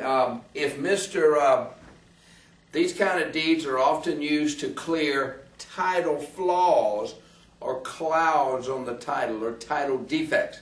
So we go back and we search the title, we search the title, we search the title, we search the title, and we see back in 1985 where somebody bought the property, or say John and Mary bought the property in 1985. In 1988, we say where John sold it. What happened to Mary? We don't know. Well, we look around and we find Mary. She's living right here across town. We call her up, say, Mary, what about that house you sold back in 1988? How come you didn't sign the deed? She says, gee, I don't know. Say, Mary, would you sign a deed now? And she says, sure she would. So we pay her a couple of $100 and she signs a deed now. Now, she doesn't want to make any promise. She doesn't want to make any warrants. She doesn't want to be guarantees. She just says, whatever rights I have, which everybody involved knows is no rights, I hereby give to Mr. Grantee. And that's the way quitclaim deeds are used. Anytime the grantor doesn't want to promise anything, we use a quitclaim deed. Now, also a bargain and sell deed. This is a deed where the grantor only makes one promise. I promise I own the property. This is the kind of deed Mr. Developer would give. He buys 100 acres of land, turns it into 200 lots. Now he's given 200 deeds. The least amount of promises he can make, the better he likes it. So he would give a bargain and sell deed. Special warranty deed, this is a kind of deed where the grantor doesn't want to promise anything except I have done nothing to encumber this title. I don't want to be generally responsible for any and all title flaws like a general warranty deed says. I'll give you a special warranty deed. And as it said in the book, lenders use this today. Mr. Lender forecloses on a property. There could very likely be some title flaws there, and they know it. So if the buyer will accept a special warranty deed, and they won't sell you the house unless you agree to, then that's what they'll do. They'll give you a special warranty deed. Now, a general warranty deed, this is the biggest, this is the best, this is the most deluxe. It has all the promises. I promise I own the property, warrant of season. I promise there's no encumbrances, warrant against encumbrances. But it also gives the warrant of quiet enjoyment. Now that means, like, I promise if anybody ever comes knocking on your door, I'll defend your title in the future. Also a warrant of further assurance. Grantor promises a grantee. If you ever need any kind of title assurance in the future, you need any documents or whatever, I will deliver those to you. For how long? Forever. And the last thing is called the warranty forever. So Mr. Grantor promises Mr. Grantee, I'll defend your title in the future, forever. That's a lot of promises, don't you agree? Well, the truth is, Joe Average doesn't have the financial wherewithal to defend these promises or fulfill these promises. So what do? We buy title insurance. We pay for the title insurance. Title insurance promises whatever the deal is. It's going to always take care of you. Now, with Florida law says, if you don't tell me otherwise in the contract, I've got the right to expect a general warranty deed. So if you're going to give me one of these other kind of hokey deeds, tell me in the contract. So that's what the law says. Now, those are different kind of deeds that do different things. Now, we talked about yesterday, when you own property, that you have the right to dispose of it, the right to use it, the right to possess it, the right to exclude others. But as we said, these rights are not absolute and unlimited. They're limited by some government situations, such as police power. Police power imposes zoning on the property. Well, you own a piece of property, but you can't open a cocktail lounge there in that residential neighborhood. You can't open a welding shop out in your garage. Now, 100 years ago, you could do that. Today, the police power of the government creates zoning, says you can't do that. Building codes, police power of the government says we got building codes. You can't build a house exactly the way you want it. You got to build it exactly the way the government wants you to build it. Also, the power of eminent domain is a government restriction on our property. We talked about that before, but the government's right to have a highway is more important than your right to have your house there. And the right to tax. A lot of people think taxation, property tax, is wrong or immoral or whatever. You can think that, but you better pay those property taxes or the government will take your property, have it sold. And there's also some private restrictions on your ownership. Deed restrictions are rules that we put in the deed. And by the way, you can put any deed restriction that you want to.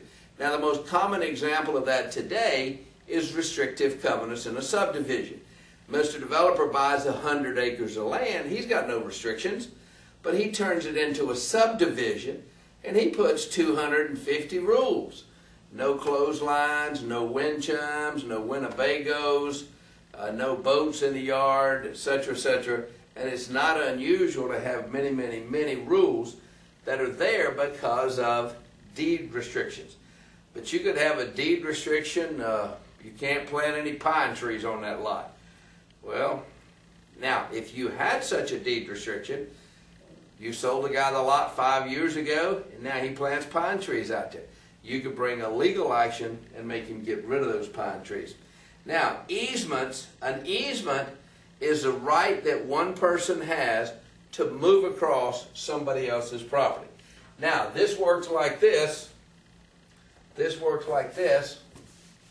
Let's say we have a road like US 441 out here, big highway, and we got a little side street here, like All American Boulevard, just north of Clymer School of Real Estate. And here's a lot that's not on the corner. Well, Pizza Hut comes along and puts a Pizza Hut there in 1976. It didn't take them long to figure out that it's hard for the traffic to get in and out of that double-divided 4-lane highway. So they go to the owner of the vacant lot on the corner and say, listen, if we paid you some money, would you let us drive across the back 20 feet of your vacant lot? He said, sure. So they did that. Now, when they did that, they added value to the Pizza Hut. Y'all remember what we call that? We call it a appurtenant. It adds value. So that's called an easement appurtenant. It just kind of adds to the Pizza Hut. Now, the bank, with the vacant lot, the bank comes along and says, we want to buy that vacant lot. And the owner says, well, I want $300,000 for it. They said, well, we'll give you $280 because you got that easement that you've already sold to Pizza Hut, and we've always got to let Pizza Hut ride across there. So he said, okay, because the easement takes value away from the bank, this place here, which later became a bank. Y'all wouldn't know that since you're not familiar with the Rosemont area here, but that is called a encumbrance. Y'all remember that?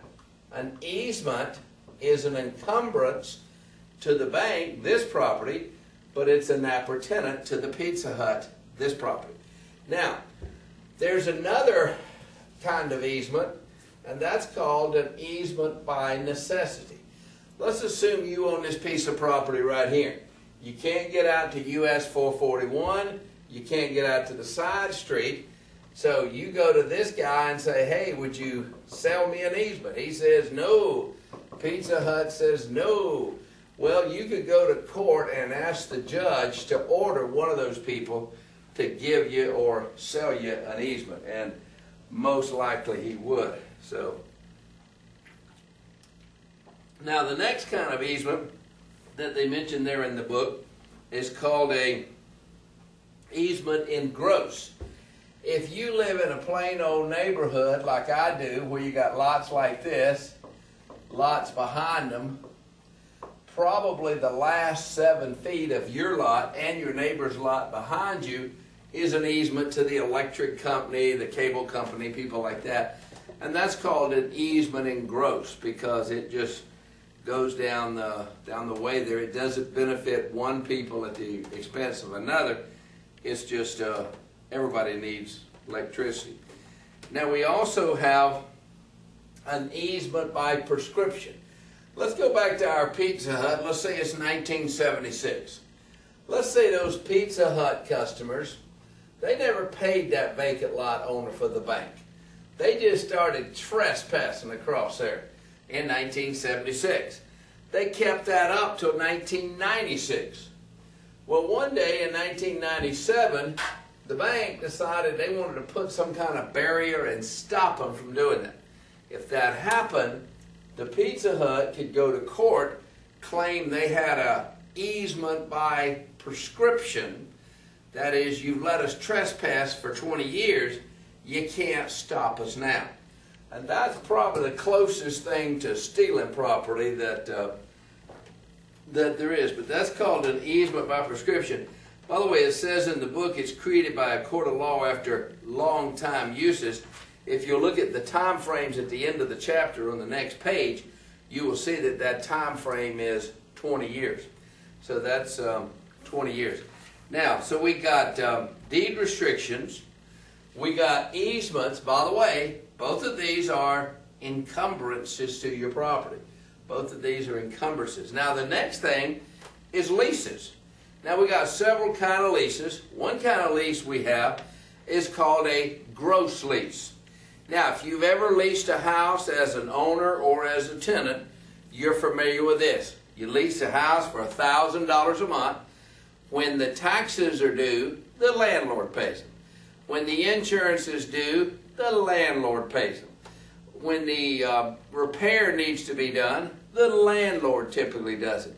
The tenant just pays $1,000 a month rent, and that's all there is to the story. That's a gross lease. Now, a net lease, and this is very common in a commercial shopping center, warehouse, or something like that. You go up to the shopping center, you want to open a store, and you say, how much is that space there in that shopping center? And the landlord says it's $5,000 a month, net, net, net. What does that mean? That means when the tax bill comes to the landlord, he sends out proportionate share to each tenant. When the insurance bill comes to the landlord, he sends out a proportionate share to each tenant. And when the tenant needs a repair, like their fluorescent light quits working, they call an electrician, he fixes it, they pay him, and the landlord never even knew it happened. So they're net on the insurance, net on the taxes, and net on the repairs. And that's very usual in a shopping center, commercial environment. Very, very usual. And now the next thing is a percentage lease. This is very usual in a very nice retail shopping center. You get to a retail shopping center like the Florida Mall. So over at the Florida Mall, we got a store like Victoria's Secret. Their rent's probably about $20,000 per month, plus 5% of their sales. Now that means 5% of ka-ching, the cash register sales. So last month, let's say they did $300,000. That means ka-ching, ka-ching, retail sales on the cash register. 5% of that is $15,000. So their rent is $20,000 a month, whether they have a customer or not, plus $15,000 for the percent of sales. Now, why would they be willing to pay that kind of rent to be in the Florida Mall? And the answer is to be in the Florida Mall. The nicer the shopping center is, the more desirable it is, the more this number is. Now, if that was Podunk Mall, you know, that nobody ever went to, they're not going, number one, they're not going to want to be there. So, but the people that do want to be there aren't going to pay a lot of money. But if it's a fancy shopping center, someplace where everybody is, a Seminole Town Center, a Millennium Mall, Florida Mall, place like that, downtown Disney, can't imagine what their percentage is. Anyway, now the next thing is a variable lease. Now a variable lease is where your lease payment is tied to some sort of index. Now an index is something that's in the newspapers, in the Wall Street Journal. Everybody in town knows what it is. Nobody in town can control it. And the most common index is the CPI, Consumer Price Index, which is slangily called the Cost of Living Index. Now, you need to do this arithmetic. Here's the way this works. And by the way, this is also on YouTube. But if your rent is $5 per square foot, that's the rent. Now, your rent is $5 per square foot, and the index is 1.5. So that's what the index is when we start. Now next year, the index goes to 1.8. That's the new index. Now we have an agreement with the landlord that we will raise our rent proportionally to the index. All right? So the rent is $5. So what we're going to do is divide that by 1.5. $5 divided by 1.5, and my calculator says, I got this memorized, but why don't you get your calculator and do this arithmetic with me? My calculator says that's 3.33333, and times that by 1.8, your new rent is $6 per square foot. You take the old rent, divide it by the old index, that's the old rent, divide the old rent by the old index, and it gives you that, times it by the new index, there's your new rent. And now next year, the index will probably go to 2.2, and so on and so on. And it'll probably go up forever, and it's tied to something that both parties, the lessor and the lessee, are comfortable with, whatever that is. And that's a variable lease. Now the next thing is a ground lease. A ground lease is where we have a very desirable commercial property. Along comes somebody like some fast food restaurant, and Mr. Fast Food Restaurant says, Mr. Seller, how much you want for that lot right there on the main highway? And he says, well, I want $500,000 for it. He says, well, tell you what I'll do. How about instead of you selling it to us for $500,000, would you just lease it to us for, say, $4,000 a month? He says, okay. So they leased the land, just the dirt, for $4,000 a month. Now, say 40-year term. So they got a 40-year term. Well, they lease the land, they spend their own money to build the building on the land. So now you got the fast food restaurant there on the land, and next thing you know, it's 40 years later. Time sure does fly. And the fast food restaurant decides, we don't want to be here in this space anymore, so they just adios. And leaving the owner with a 40-year-old fast food restaurant there on the spot. And or they could renew their lease for another 40 years. And so that's a cool deal. I'm wishing my grandpa had done a few of those, but he didn't. Maybe yours did, or maybe your grandchildren's grandpa will do a couple of those. There you go. Now, the next thing is assignment and sublease. Now, Mr. Tenant has the property leased from Mr. Landlord, Mr. Lessor, but he decides he's got a 10-year lease. He's been here 7 years. He's got 3 years left to go. So he decides he doesn't want to hang around for the next 3 years. He could assign his lease to somebody else. That is, he assigns his lease, Mr. Somebody else takes over that space and pays the rent to the landlord. And oftentimes people will do that in a building here, such as the Rosemont building. So let's say I've been here 7 years. I've got a 10-year lease. I decide to get out of the school business, so I assign my lease to Mr. Insurance Man. He comes in, takes over, and operates his insurance business here for the next 3 years. Now, if he defaulted and didn't pay the landlord, guess who they're going to be suing? The guy that signed that lease several years ago. So, because it's just a contract. It's just like any other contract. Now, we're talking about encumbrances. We've talked about deed restrictions. We've talked about easements. We've talked about leases. Now, the next thing we're going to talk about is liens. Now, a lien is a right that somebody has to get money out of your property. They don't own the property. They've just got the right to get money out of the property. Now, there's two kinds of liens. There's general liens and there's specific liens. Now, a general lien is a lien against a person and therefore against any real estate that person owns. Where a specific lien is a lien against a piece of property regardless of who owns it. Now, it says here we got general liens, we got judgment liens.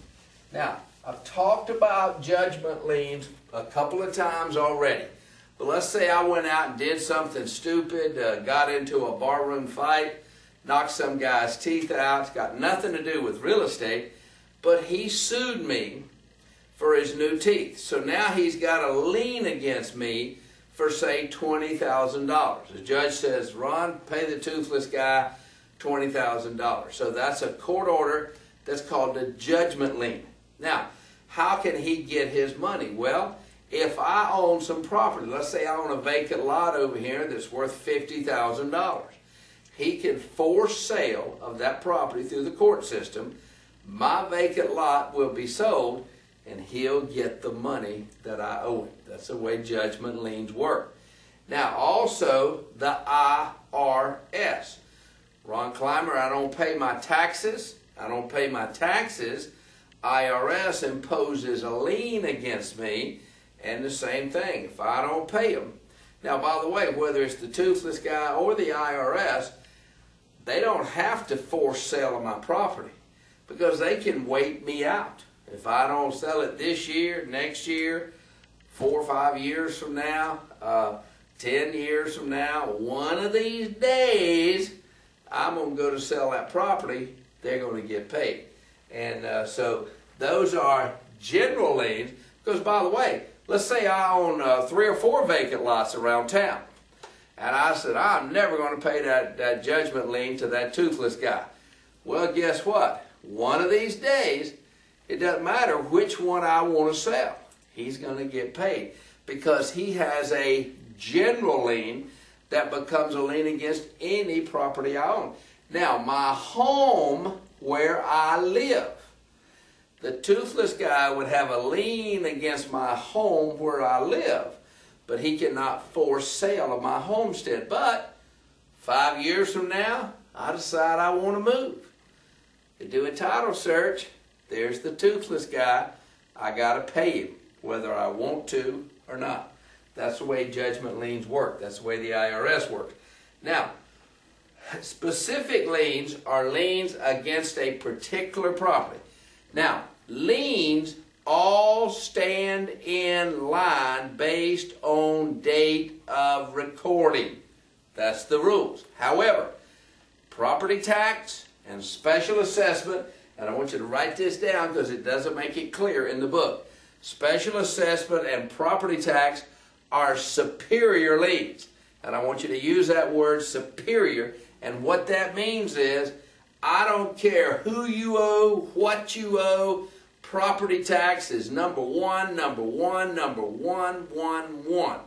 Special assessment is number one also. They're just not as number one as property taxes.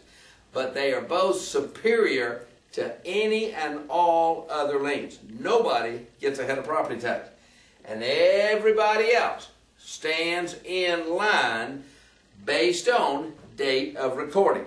Now, you've heard of a first mortgage, a second mortgage, a third mortgage. What's the difference? Date of recording. First come, first served. That's the deal. And there's one exception to that we'll talk about in a second here. But lien priority is very important. Now, let me give you a couple of illustrations.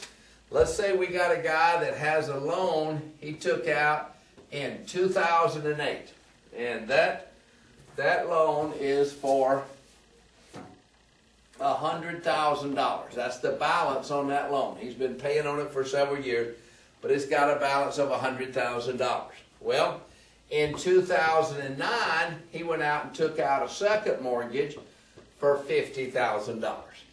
And in 2010, a toothless guy sued him for $20,000. So he's got his first mortgage is $100,000, his second mortgage is $50,000, and his third mortgage is, which is a judgment lien, but it's the same as a mortgage, and its priority comes about based on date of recording. Now, a couple of scenarios here, so pay attention. Let's say the first mortgage is foreclosing. This guy's quit paying all his bills, and his first mortgage is foreclosing on it. Now, when the property is foreclosed upon, it is sold on the courthouse steps, at public auction, caveat emptor. That's caveat emptor on the condition of the title, and caveat emptor on the condition of the property. And you got to pay cash. You got to pay cash right here on the spot. And when properties are sold like this, they are usually somewhat of a bargain, to say the least.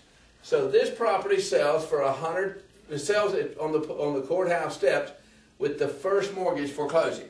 Now, when it sells, everything that's inferior or junior is wiped out. Anything superior continues to exist. Well, the only thing superior is property taxes. So the property taxes will continue to exist. Everybody else is wiped out. So here we go. First mortgage forecloses. This property sells on the courthouse steps, caveat emptor, for $140,000. All right? It sells for $140,000. The first mortgage is paid off. This mortgage is not paid off because there's only $40,000. They get the $40,000, and the toothless guy, he's not going to get anything. This lender will come back and sue the owner for a deficiency judgment. That is, they will come back and sue the owner and say, wow, if you got any other real estate, we're going to get a lien against that. And so that's the way that works. Or, let's change the story. Let's change the story. Instead of the first mortgage foreclosing, we're going to have the second mortgage foreclosed. So our hero's making his first mortgage payments, but he's not making his second mortgage payment. So the property is sold, caveat emptor, on the courthouse steps, public auction, and the high bid is $40,000. Now, when that happens, the guy that bought the property for $40,000, the guy standing in the audience, paying cash to the clerk of the circuit court. He pays the $40,000 to the clerk of the court, and he gets a document called a certificate of title signed by the clerk of the court. That's the document he gets that says he owns that property. So he gets a document called a certificate of title. He pays $40,000 to the clerk of the court, and when he does that, he owns the house, but he owes this first mortgage. If he doesn't pay this first mortgage one way or the other, he's going to be on the wrong end of a foreclosure action pretty soon from this guy, from this mortgagee. Now, this guy gets $40,000, but he owed $50,000. He gets a deficiency judgment against the owner, and the toothless guy is out of luck. However, if the owner has any other property, he's already got a lien against that because this is a general lien. Everybody with me? I'm going to change the story. All right? Let's change the story one more time. Let's say that we still got the second mortgage foreclosing. We still got the second mortgage foreclosing. The first mortgage is older, therefore first. So this mortgage forecloses and the property sells for $80,000 on the courthouse steps. Now that means the person that bids $80,000, they really bought it for $180,000 because they owe this mortgage. They give the clerk of the court $80,000. They get a certificate of title, but that first mortgage is superior, so it continues to exist. All right, this guy's paid off. This guy's paid off, and there's $10,000 left. Where does that money go? That money goes back to the owner that was foreclosed on. It goes back to the owner that was foreclosed on. So this one's paid off. This one's paid off. The $10,000 left goes back to the owner because there's nobody else for it to go to. Guy that bought it owes the first mortgage because it was superior. Everybody follow that. And the buyer gets a certificate of title. That's the document he gets that says he owns it. Everybody with me? Man, that Zephyr Hills water is good. All right, let me show you one more thing, and that is this. Let's talk about construction liens. Construction liens. Now, I told you property tax is superior. Special assessment is superior. They jump to the top of the pile. Nobody else jumps to the top of the pile. By the way, a lot of people think, well, why doesn't IRS jump to the top of the pile? I don't know why, but they don't. They stand in line just like everybody else. But construction liens. Now, I assume most of y'all know when we have work done on our house. We put in a swimming pool, we get a new roof put on, we have some kind of work done. We normally pay these people, mechanics, after they do the work. It's just the way things are done. And so because that's true, well, that's kind of dangerous for Mr. Contractor, Mr. Plumber, Mr. Electrician, Mr. Swimming Pool Contractor. It's kind of dangerous for them. So the law gives them a very special privilege that nobody else has. Mr. Contractor, if, say, for instance, I call Mr. Roofer, I said, Mr. Roofer, come put a roof on my house. He said, Ron, that's going to be $10,000. I said, all right, as soon as you got the roof on, I'll pay you. So he puts the roof on the house. And I said, Mr. Contractor, I'm not going to pay you for whatever reason. Well, Mr. Roofer, he doesn't have to sue me. He can go down to the courthouse, records a lien on my house, and says, Ron Clymer owes me $10,000. Now, if for some reason I didn't feel like I owed him the money, I would have to sue him to get rid of the lien.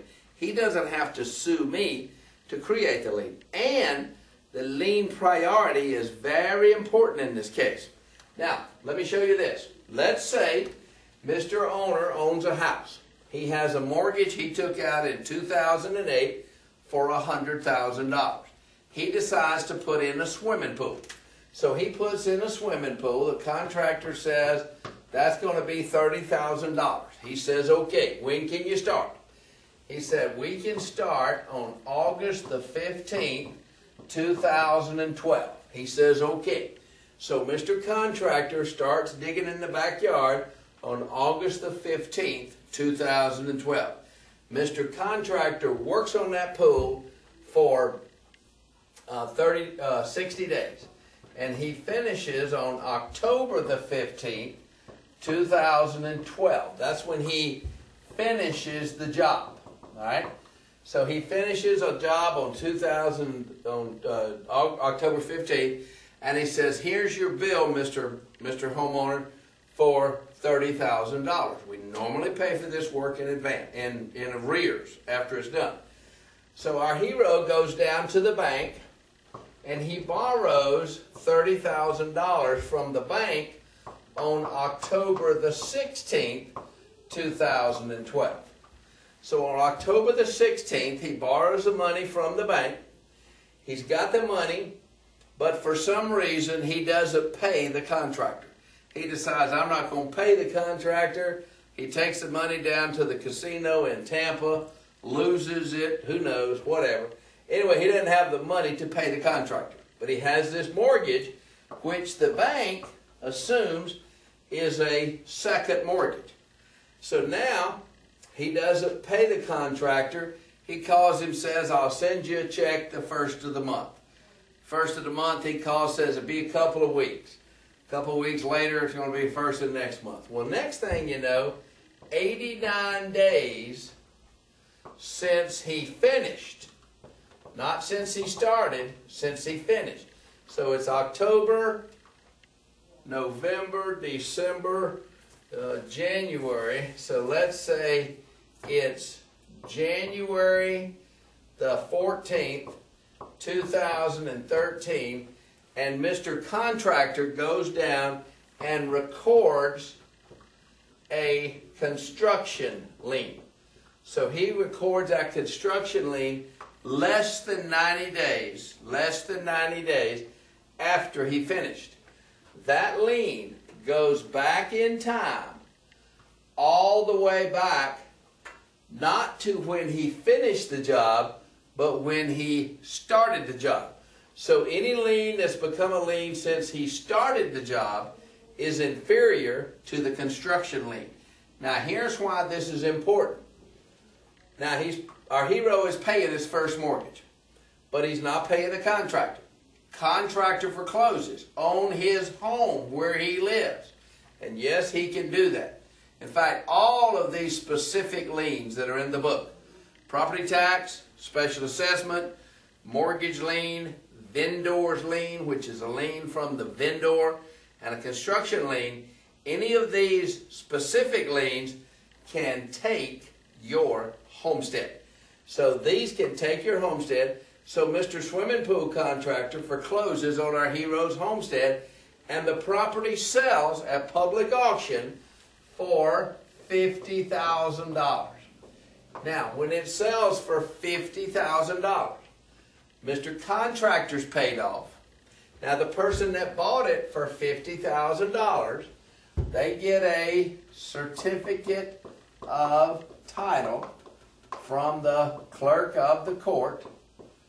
They get a certificate of title from the clerk of the court that says they own it, but they owe the first mortgage. They owe it because it's superior to the mortgage that's foreclosing. So, person that bought it paid this, owed this, so they bought the property for $150,000. This mortgage is paid off. This mortgage, which they thought was a second, but it's turned into a third, they only get $20,000, and they can, of course, come back and sue our hero for a deficiency judgment. So construction liens can go back in time 90 days plus the time that they worked on it. And so, very important when work is done on a property just before closing that the title company knows that work was done. Everybody follow me there. And now, this lien priority, and a very likely question on the exam is giving you a lien priority. Property tax are superior, special assessment superior. Everybody else stands in line based on date of recording, except construction lien, which can record within 90 days of finishing the work, will take them back to when they started the work. And that's the way that works. And by the way, question on the exam says, who can bid at a foreclosure auction? And the answer is anybody can bid. It's called a public auction. And so that's lien priority. Y'all come back with me to the glossary. By the way, and the second word in the glossary is the word acknowledgement. Ron Clymer says acknowledgement means notarized. That's what it means on the state exam. If you see the word acknowledged, it means notarized. By the way, are deeds notarized? They don't have to be. Only if you intend to record them in the public records. But there's no law requiring them to be notarized. There's no law requiring them to be recorded, but you have to give notice. We talked about notice. We talked about actual notice, and we talked about constructive notice. Yes, we did talk about those things.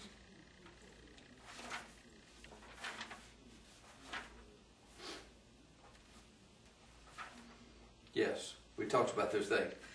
In the glossary, by the way, I don't think you would ever have to choose between eminent domain and condemnation. But if you did, eminent domain is the name of the power the government has. Condemnation is the name of the process. Also, we talked about an abstract yesterday, and on the next page, page 50, you get an opinion, a title, when you have an abstract. Don't write yourself a note at the bottom of page 50. Don't confuse an opinion of title with a certificate of title. A certificate of title is what you get when you buy a property at a foreclosure auction. And so remember that. And if you die with a will, you're said to have died testate. You die without a will, that's intestate. And lis pendens, we talked about that, I think. A lis pendens is a notice of a pending legal action. If you were suing somebody that owed you money, you would file a lis pendens, placing a lien on their property, assuming you win your lawsuit. When you did win your lawsuit, your lien priority would go back to when you filed your lis pendens. And that's what that is. And I think we got as much there as we can. And I think this is where I need to take a break before we go into section 9.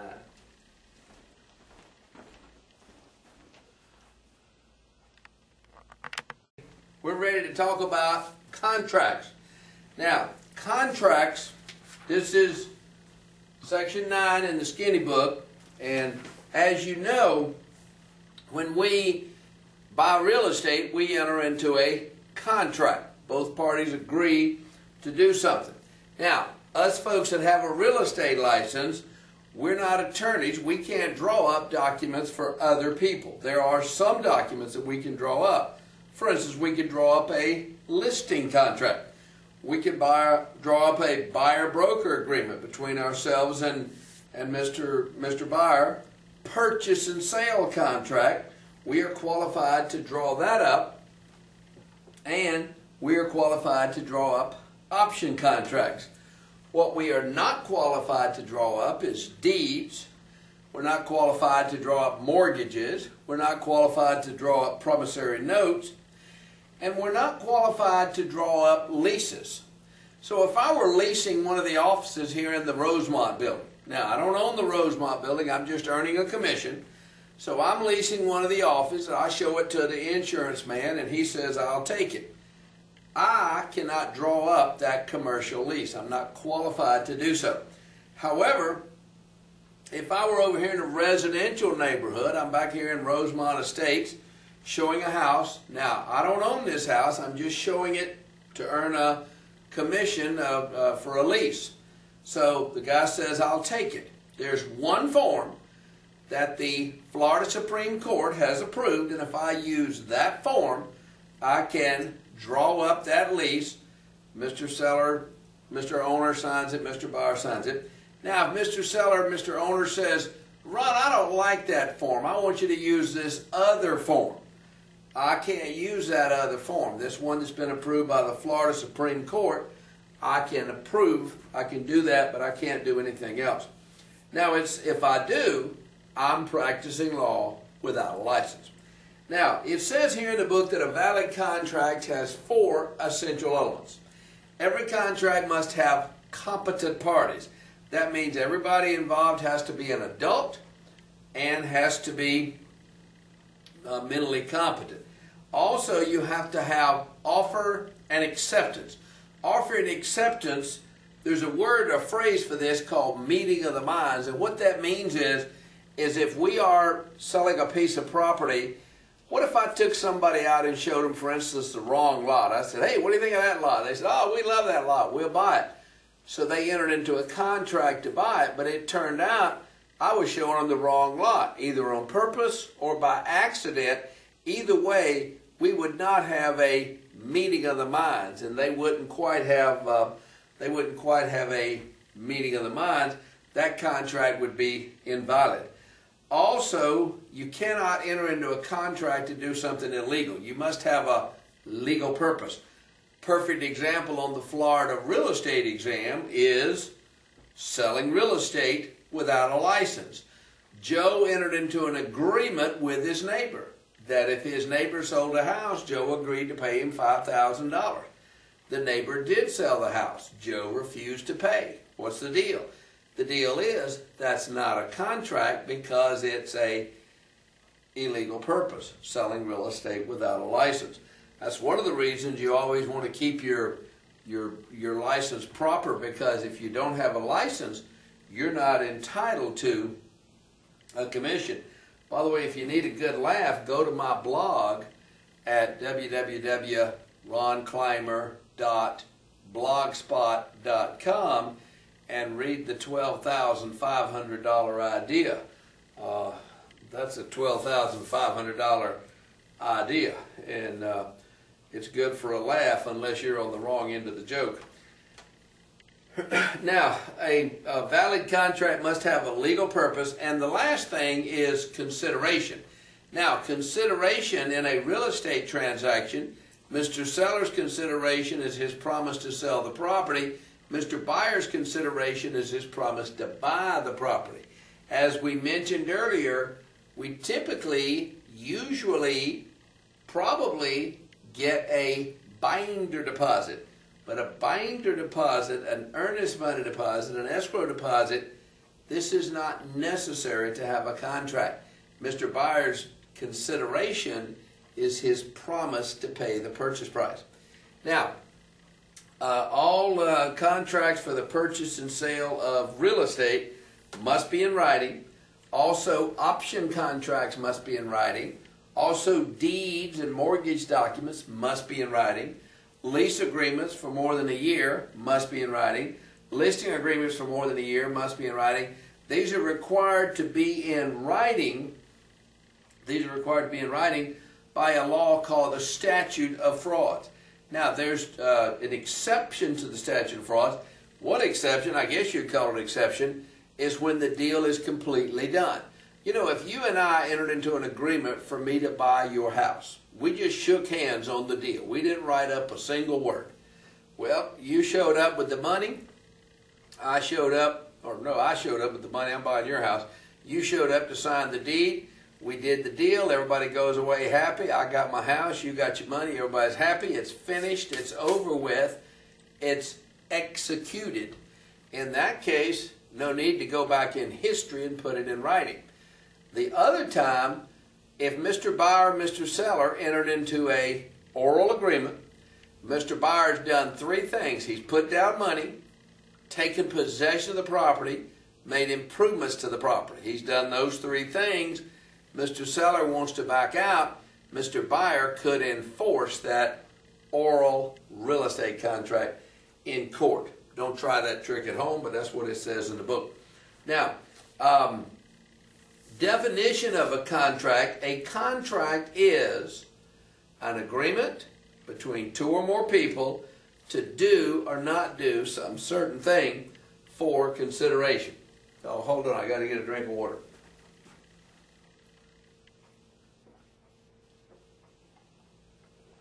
Now, the next thing, now by the way, don't get confused here. Most contracts do not have to be in writing. Contracts for the purchase and sale of real estate have to be in writing, but there's many contracts where business is done with a oral contract. For instance, a listing contract. Mr. Seller says to me, Ron, if you know somebody wants this lot, I'm trying to get $100,000 for it. I'd be happy to pay you a 10% commission. I bring out a buyer. If he didn't pay me, I could sue him. That contract's not required to be in writing, and so I would sue him. I would certainly win. By the way, how would we know who said what? It tells us in the test question. That's how we know who said what. Don't go crazy trying to ask yourself, well, how do we know they said that? Read the question. It'll tell you who said what. Now, it said there's two types of consideration. There's valuable consideration, money, good consideration, love and affection, and the elements of a valid and enforceable real estate contract, competent parties, offer and acceptance, legal subject matter, consideration, and real estate purchase and sale have to be in writing. Now, real estate contracts are not witnessed because they don't transfer title. They're not notarized because we don't intend to record them. And as I mentioned earlier, they don't have to have a deposit. It's just a tradition. Now, we got two categories here, formal and informal. A formal contract is what we call under seal. That's where under the signature line they have the word seal, S-E-A-L, or at the end of the signature line they have the letters L-S. If you look at that deed in your fact book and look down at the signature line on that deed, you'll see that L-S and you'll see how that works, and that just has the effect of making the document a formal contract. Informal, also called parol, P-A-R-O-L, also called oral. As I said, millions of dollars of business done with oral contracts. A lot of contracts not required to be in writing, and a parol contract, an oral contract, is very enforceable in court unless it's required by the statute of frauds to be in writing. Now, bilateral and unilateral. A bilateral contract, both parties are bound. Perfect example, purchase and sale of real estate. Mr. Seller is bound to sell. Mr. Buyer is bound to buy. Both parties have an obligation, a promise to the other.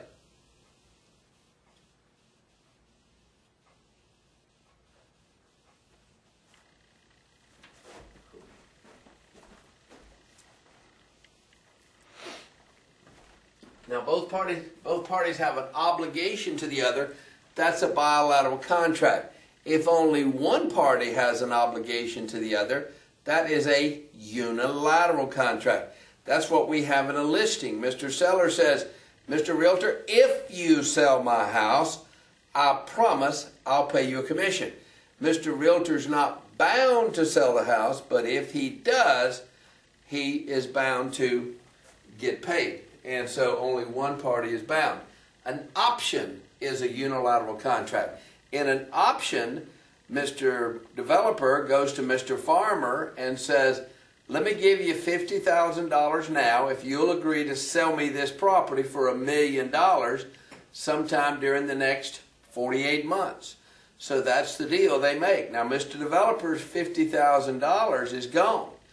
Mr. Farmer is bound to sell the land to Mr. Developer. Mr. Developer is not bound to buy it. 47 months later, he decides he doesn't want it. He just walks away. Or he decides he does want it for the $1 million. He buys it. Mr. Farmer is bound.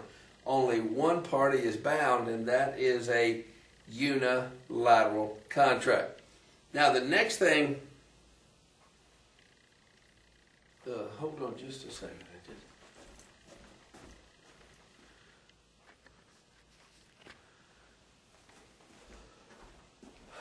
Now, the next thing that we have to consider, pardon me, I just got the notion that the camera wasn't working there. I'm here by myself. I know y'all think I got a big audience out there because you hear them laugh and everything, but not so. Anyway, an expressed or an implied contract.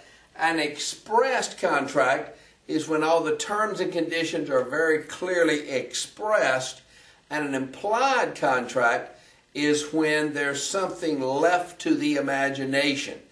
And so an expressed contract is unambiguous. An implied contract is ambiguous. So there's a little something left. Perfect example, Mr. Seller says, Ron, if you know somebody that wants to buy my lot, I'm trying to get $100,000 for it. Bring them on by. Now, he doesn't express that I would be willing to pay you a contract, but it would be rather absurd to think I'm going to bring a buyer by, write up a contract, present it to him for free. So by saying, bring your buyer on by, he's implying that he will pay me a commission. If I did bring a buyer by, signed him up, presented the offer to him, he would be bound to pay me a commission. He's implying that he would. You sit down in the back seat of a taxi cab. You say, take me to the airport, please. Implying that you'll pay the rate on the meter when you get there. And you better. Now, implied contract is ambiguous. An expressed contract, everything is very clearly expressed out. You do this, I'll do this, you do this, I'll do this, you do this, I'll do that. Expressed. In real life, the more things are expressed, less aggravation you got. Executory and executed. An executory contract is a pending contract. We've started, but we haven't finished. That's executory. Executed is a finished contract. Everything is done, over with, adios. And so in real estate, we sign a contract on Sunday afternoon. We're going to closing in a month. Between now and closing, the contract is executory. We walk out of the closing. Buyer's got a set of keys. Seller's got a big check. That contract is executed. And now we got two other words. If you want to come back to the glossary, void and voidable. A void contract is a contract that is void. In the eyes of the court, this contract doesn't even exist. A contract for an illegal purpose would be an example of a void contract. In the eyes of the law, this contract doesn't even exist. Now, a voidable contract, this is where one party has the volition to void the contract, but the other party does not. A contract with a contingency is contingent upon a clear termite. What we call the termite inspector, sure enough, there's termites. The buyer's not bound to go ahead, but if he wanted to, he said, I don't care, I'll buy it termites and all, the seller would be bound to sell it to him. So one party has the volition to void it, it's voidable. Both parties have the volition to void it, or it doesn't exist, like a contract for an illegal subject matter. By the way, since we're back there in the glossary, the two words on top of that, the vendor and the vendee. In the contract, the vendor is the seller, vendee is the buyer. That's a question on the Spanish exam. By the way, you can take the class at Clymer School of Real Estate, the regular $220 class. You can take the test in Spanish here. We found out we could do that. We've also got Spanish textbooks. We bought them for our own students, but if you need one, call Kathy and say, please, and she'll probably say you will. Anyway, next thing is ways to terminate an offer. Now, most of the time when a contract comes into existence, it's after one party's made an offer and the other party has done something about it. And so, one party makes an offer, that party is called the offerer, and the one to whom the offer is made is called the offeree. So the offerer makes the offer to the offeree, and that person making the offer is called the offerer. Person receiving the offer is the offeree. And by the way, so if Mr. Offerer says, I see you're asking $300,000 for your house, I'll give you $275,000, leaving Mr. Offeree with the choices you see here in the book. Number one, he could accept the offer. Now, if he accepts the offer turns into a contract. Or he could reject the offer. He says, nope, I won't take that offer. That terminates the offer. Or he could counter offer. Mr. Buyer says, I'll give you $275,000. Mr. Seller says, no, I won't take $275,000, but I'll take $285,000. When he gets to the but, that terminates the offer. Now, Mr. used to be offeree seller is now the offerer seller, offering the property to the buyer at the $285,000, leaving him with all of the choices you see here, including rejection. He said, nah, I wouldn't buy your house for $250,000. Can he do that? Yes, he can. So acceptance, rejection, counteroffer, withdrawal. The buyer can always withdraw the offer until it's accepted, and that acceptance is communicated back to the buyer. So Mr. Buyer makes the offer. Mr. Realtor takes it over to the seller. Mr. Seller says, I'll take that offer. Where do I sign? So he signs a contract. Mr. Realtor calls up Mr. Buyer, and Mr. Buyer said, oh, before you say a word, we changed our mind. Can he do that? Yes, he can. That's why in real life you want to make sure the first words out of your mouth are, they took your offer. But this is not a sales training class. Withdrawal, acceptance, rejection, also destruction of the property would terminate the offer. Lapse of time. Typically with a written offer, we say this offer is good till Friday at noon or Saturday at 6 o'clock. That time comes and goes, terminates the offer. And also death or insanity. If either party dies or goes insane, that's the parties to the contract, not the realtor. The parties to the contract. Now, it says in the book, letters and electronic communication can be part of a valid offer. We got the seller up in Atlanta, the buyer's here, buyer signs a contract. We talked to the seller on the phone. He says, Ron, I'll take that offer. I said, great, send me an email telling me you accept the offer from Mr. Byers for $100,000. He says, okay, when I receive that email, we've got a contract. Now, we've got a contract. Now, once we've got a contract, we can terminate that one of several ways. You see at the bottom of the page here, performance. Performance is where everybody does what they said they're going to do. Mr. Buyer shows up with the money, Mr. Seller shows up with the deed, everybody's happy. Mutual rescission. That's where the two parties get mad at each other and they both back out on the deal. Can that happen? Yes, it can. Impossibility of performance. That's when we have a hurricane or something like that. It's just not possible to do it. The court's not going to order anybody to do something that's impossible to do. Lapse of time. That'll terminate a contract. If you have, for instance, a 6 month listing, time's up, 6 months is up. Bankruptcy of either party or breach. Now, breach is when you don't do what you said you're going to do. You don't do what you said you're going to do. You have breached the contract. Hold on one more second.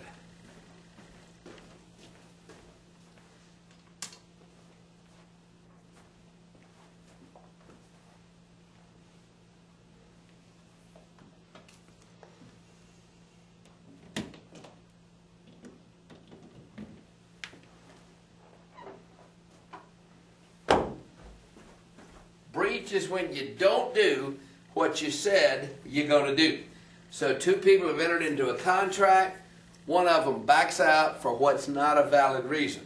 What can the other party do? Well, one thing they can do is sue for specific performance. Hold on again.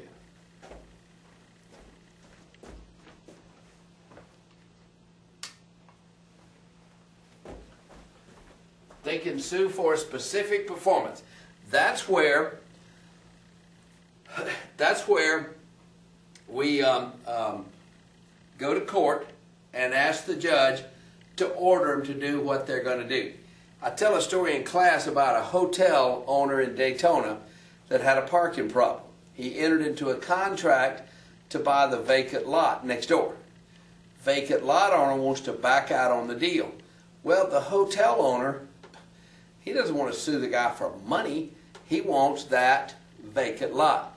So he sues for that vacant lot and gets the vacant lot that he should have. And so he sues for specific performance. Do what you said you're going to do. Now the next thing is liquidated damages. Liquidated damages are damages expressed to the contract. We said in the contract, if you default, here's what's going to happen. Most usual example of that is the earnest money deposit. Now, compensatory damages are damages not expressed in the contract. This is when the buyer backs out the day before closing. In the meantime, the seller's moved his furniture up to Philadelphia, moved his family up to Philadelphia, quit his job, told his boss what he'd been dying to tell him for 2 years, and so now he's been damaged. Buyer backs out the day before closing. Seller's going to sue him for more than his small little liquidated damages compensation. Compensatory compensation. Now, rescission, this is where one party sues the other to rescind the contract. Judge, put me back where I was before I got into this deal. This is very appropriate when fraud has been committed. And so anytime you have that rescission, I had an occasion one time at my office where one of my agents sold the wrong vacant lot. Deal was closed, and they sued to rescind the contract, and that was a disaster. Now, next thing we're going to talk about is different types of listings. Different types of listings. One thing we have is an open listing. In an open listing, Mr. Seller says to Mr. Realtor, Mr. Realtor, if you sell my house, I'll pay you a commission. Now, with a listing such as that, Mr. Seller could make that deal with 10 or 12 or 20 different realtors, or every realtor in town for that matter. It's an open listing because that's all there is to it. If you sell my house, I'll pay you a commission. Now, a exclusive agency listing. Mr. Seller says to Mr. Realtor, Mr. Realtor, if you sell my house, I'll pay you a commission. That's the deal. And also, Mr. Seller agrees not to pay any other realtor commission. But if Mr. Seller sells it himself, he pays no commission to nobody. Well, if I had a listing such as that, I could go to my competitor and say, Mr. Competitor, bring your buyer, let's cooperate, get this property sold. The only fear I would have is Mr. Seller's going to sell the house himself. Neither me nor my competitor makes any money. And so that could happen. Now, another thing is an exclusive right of sale, the one with the longest name. Exclusive right of sale. In exclusive right of sale, Mr. Seller says to Mr. Realtor, Mr. Realtor, no matter how the property gets sold, we'll pay you a commission. And so that's the deal. Can't help but like that. Now the next thing is a net listing. Now, by the way, this is explained on the YouTube video for the math, but this is where Mr. Seller says, Mr. Realtor, I want to earn a $93,000 commission. I said, okay. And I said, well, I want to earn a hold on. I should edit this, but I'm not going to. Mr. Seller says to Mr. Realtor, Mr. Realtor, I want $93,000 for me. Mr. Realtor says, I want a 7% commission for me.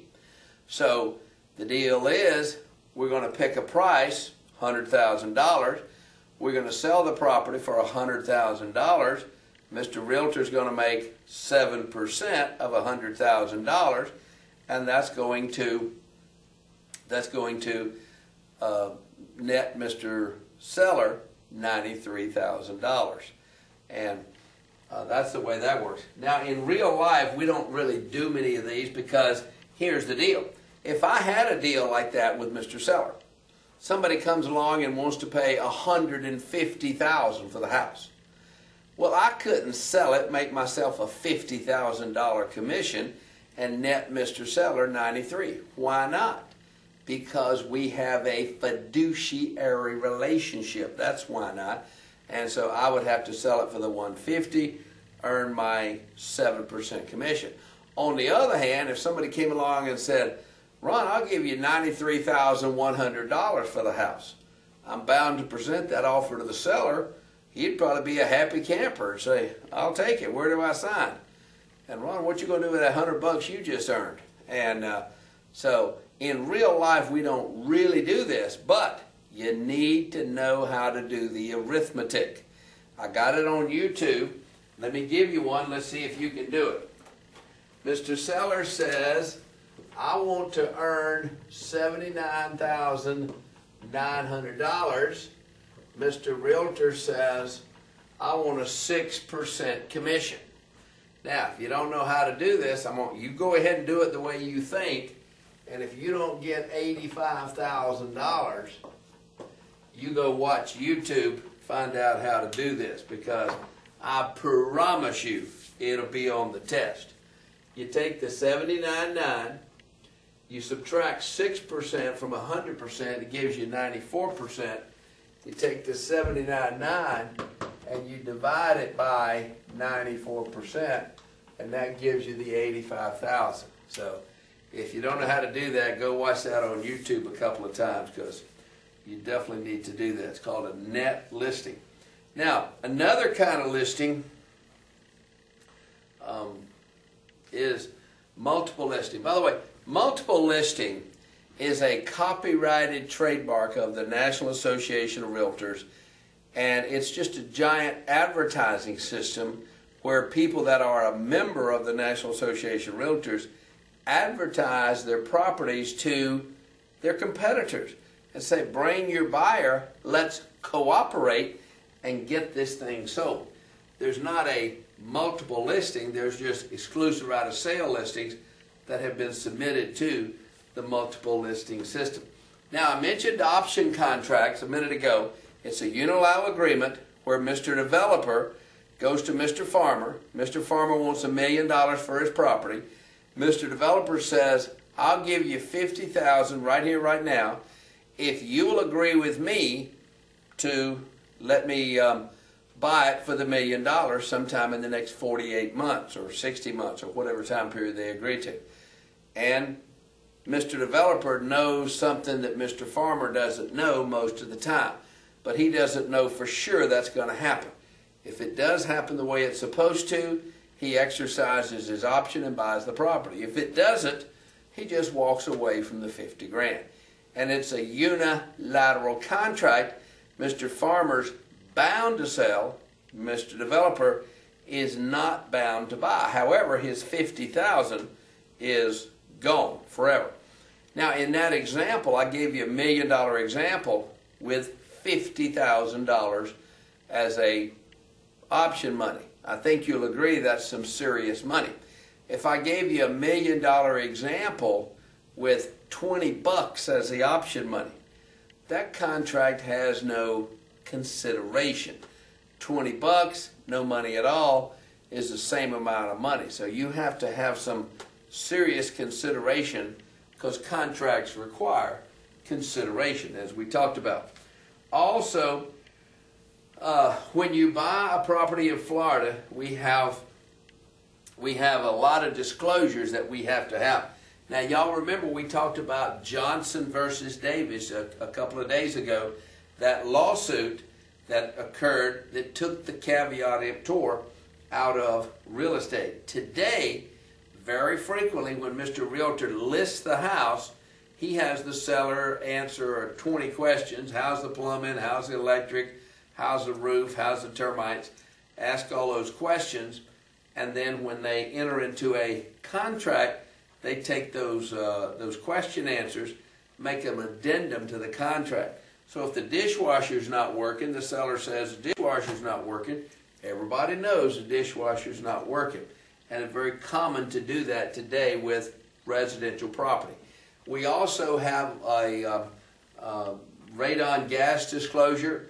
Radon gas is a colorless, odorless, tasteless, almost imperceptible gas that seeps up through the concrete foundations of houses in Florida, and we're bound to tell people that they might have radon gas, and we're bound to tell them that, and it's in the contract. Also, lead-based paint disclosure. Now, I told y'all there's 6 dates on the state exam. Here's the 5th one, lead-based paint. We quit using lead-based paint in 1978. Any house built before 1978 has lead-based paint. I didn't say probably does, I said does for sure. So any house built prior to 1978, you're bound to give the buyer or tenant, a disclosure about lead-based paint. You're bound to tell them it causes neurological damages if their kids lick the paint off the wall or chew on the windowsills. And you're bound to tell them that, because if you don't, sure enough, the kids lick the paint off the wall. 10 years later, they can't pass the FCAT test. They come back and sue Mr. Realtor for not giving them that form, or Mr. Seller if there's no realtor involved. Homeowners Association disclosure, we're bound to give them a disclosure. If there's a homeowners association, if there's a $10 a year fee, if there's any paid for fee, you're bound to give them a homeowners association disclosure. And also property tax disclosure. Y'all know in Florida we have this law called the Save Our Home Amendment to the Florida Constitution. This is a law we have in Florida that says your home where you live cannot go up in tax assessment more than 3% a year. So here's a guy selling his house today for $500,000. Well, what Mr. Buyer doesn't know is he bought that house 30 years ago for $50,000. And the neighborhood has kind of done well, and the house has gone up maybe in real value, but not in tax assessed value. So as tax, he's paying taxes on maybe a $90,000 house. So Mr. Buyer looks at the house and says, oh man, $500,000. These are some big payments. But since my taxes are only $1,000 a year, I'll be okay. Well, what Mr. Buyer doesn't know, his taxes aren't going to be $1,000 a year like the old guys. His taxes are going through the ceiling, and the law requires, now by the way, the law doesn't require you and me to predict the future.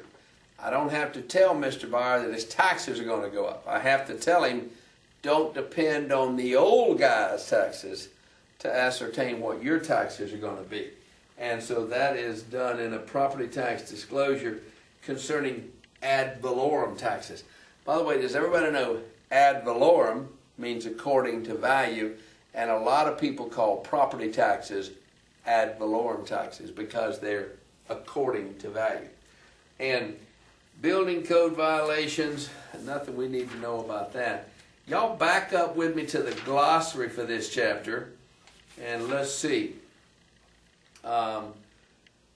Oh, they mentioned at the bottom of the page, procuring cause. Let me remind y'all what that is. Sometimes there's a conversation about who actually sold a particular house. On the exam, here's the acid test. If two people claim to be the realtor that sold the house, well, One of those characters is unnecessary. He is not the procuring cause. For instance, test question says broker A took the people out and showed them a house. They wanted to buy it, but he told them they had to pay cash. They said, we're unable to pay cash. He said, well, you're out of luck. A couple of days later, they met broker B. They told broker B about the other house. Broker B said, well, I can arrange financing for that. So he did, and the deal's done. The deal's finished. They go to closing. Now, if you listen to that story, without broker B, there would have been no commission to argue about. Wouldn't you agree? So broker B was the procuring cause, because a deal wouldn't have happened without him. Now, if you hear the story and you don't need broker B, then the broker A would have been the procuring cause. And so that's the way that works on the test. And now with that in mind, y'all come with me to next chapter on planning and zoning, and let me show y'all how this works. Let's see. We're moving on to chapter 10. So here we are, chapter 10. And now, let me just draw y'all a picture. I just dreamed this up myself, but this is pretty accurate. Here's the elected officials. This is your county government, the county commission, the city commission, the mayor, those kind of people. Now, these people are elected. You and I elect them. By the way, be sure and vote. Now, these people appoint this group of people known as the Planning Commission. Now, here's what I want you to know about the Planning Commission. The Planning Commission are just regular old people. They're the butcher, the baker, the candlestick makers. They're not experts, but they are a cross-section of the community. They're a cross-section of the community. As I said, they're just the butcher, the baker, the candlestick maker. And so they're the Planning Commission. They're appointed by the people we elect. But does it make sense if we elect a bunch of people that are pro-growth, that's who they're going to appoint? If we elect people that are the president of the Audubon Society, they're probably going to appoint, you know, more tree huggers and turtle huggers and people like that, because that's where they are. So it generally works out that way. But ideally, we got one tree hugger and one developer, one turtle hugger and one realtor mortgage banker, or something like that, on this. Now, these guys also are volunteers. This is not their job. This is not what they do. As I said, they're the butcher, the baker, the candlestick maker, and they're just doing this. So they're appointed, they're volunteers, and they're a cross-section of the community. Now, they have working for them a professional staff. Now, these people are experts. They've gone to college, they've got a degree, and they work for the Planning Commission. Well, if these guys are experts, these guys make the final decision, why don't we leave the Planning Commission out? Because these are the guys that reflect the desires of the citizenry. These are the people that keep Winter Park quaint and keep Daytona Beach tacky, and they're doing a pretty good job. And so that's the way that works. Now, the Planning Commission, these guys have the authority for subdivision plat approval, for site plan approval, and for sign control. Now, they have these basic background studies they do population studies. This is not only how many people are in town, but what are they like? Are they young? Are they old? Are they rich? Are they poor? Are they blue collar, white collar? Do we want to attract more of the same? They also do an existing land use study. That's how is the land currently used. And they also do a physiographic study. This is a study of topography. Topography is the lay of the land, rocks, rivers, and trees, and things like that. They also do a study on recreational facilities. Do we need more, etc. And thoroughfare studies, of course, is a study of the road. These studies are done by the professional staff. They take it under advisement, give advice to the elected officials. And the way that the Planning Commission enforces their dreams for the future is through zoning laws. If they want residential growth over here and industrial growth over here, they zone this land residential. They zone that land industrial. Here comes Mr. Developer. He's taken the path of least resistance. He's a residential developer, he'll go over here. He's an industrial developer, he'll go over there. And that's the way that works. Now, and they do this to protect property values, at least that's their intent. And now building codes, we have building codes. If we didn't have building codes, people would build their houses out of sticks and straw like the Three Little Pigs, and the big bad wolf would come and blow them down and everybody would be mad. So we have building codes that says you can't build your house out of sticks and straw. You got to do this and do that. And by the way, in Florida, we have a thing called the Florida Building Code, and it's a Florida law. However, it's enforced by the local government by issuing a building permit and then doing inspections throughout the building process. Now we got different zoning classifications. We got residential zoning, we got commercial zoning, we got industrial zoning, we got agricultural zoning. Now, and we got special use zoning, which is just kind of a catch-all for everything. Residential zoning usually regulates density. That is, how thick are the houses? Theoretically, the thicker they are, the more dense they are, the less desirable.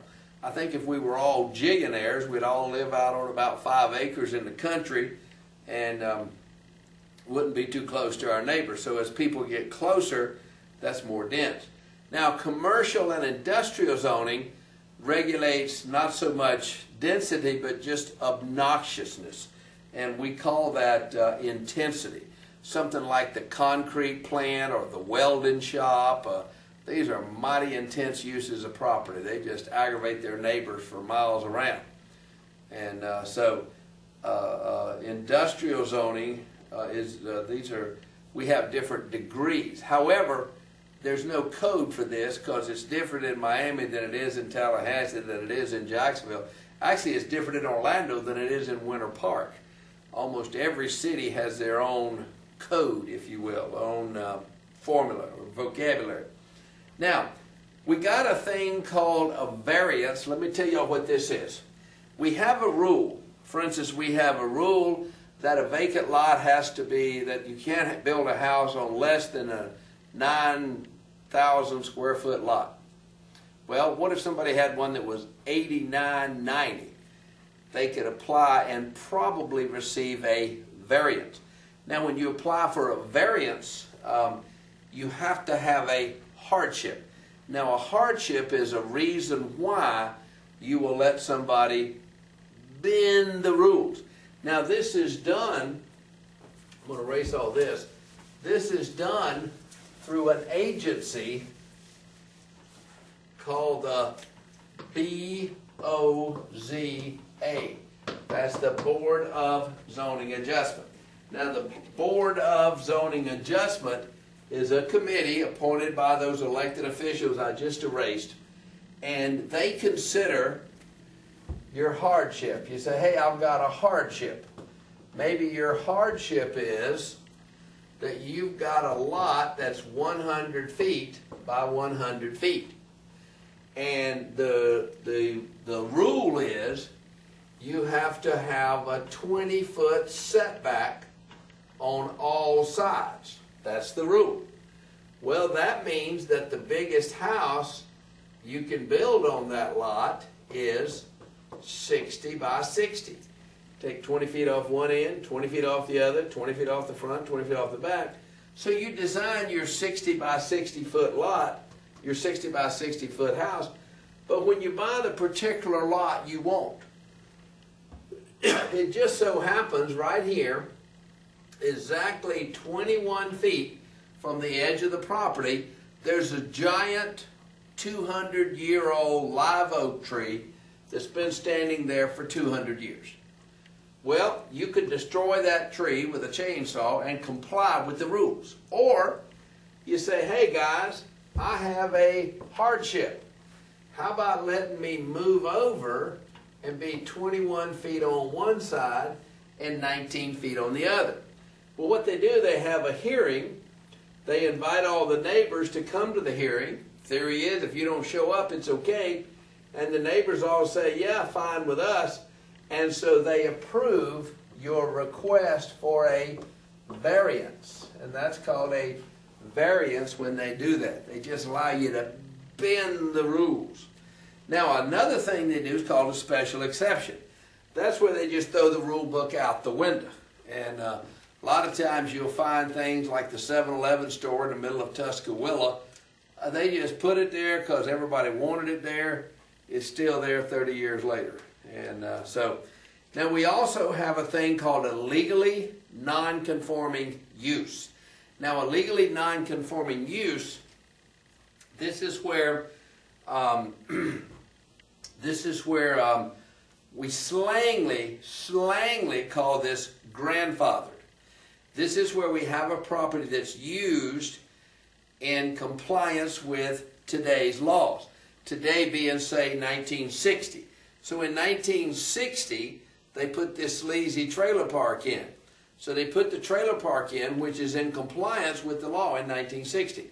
Well, as the years go by, the laws change, but the trailer park doesn't. So now it's 2012 or whatever, and there's the old trailer park still there. As long as you continue to use it, you can have it. And so that's why we have things like a trailer park in the middle of town, or junkyard at the corner of Gore Street and the trail practically downtown. And so because it was legal when it started, it wouldn't be right to say, hey, you can't do that anymore. The official word for that is a legally non-conforming use. We slangly call it grandfathered, but be sure you know grandfathered is a slang word. And now we have a thing called the development of regional impact. This is a development that is so large it has an impact on more than one county.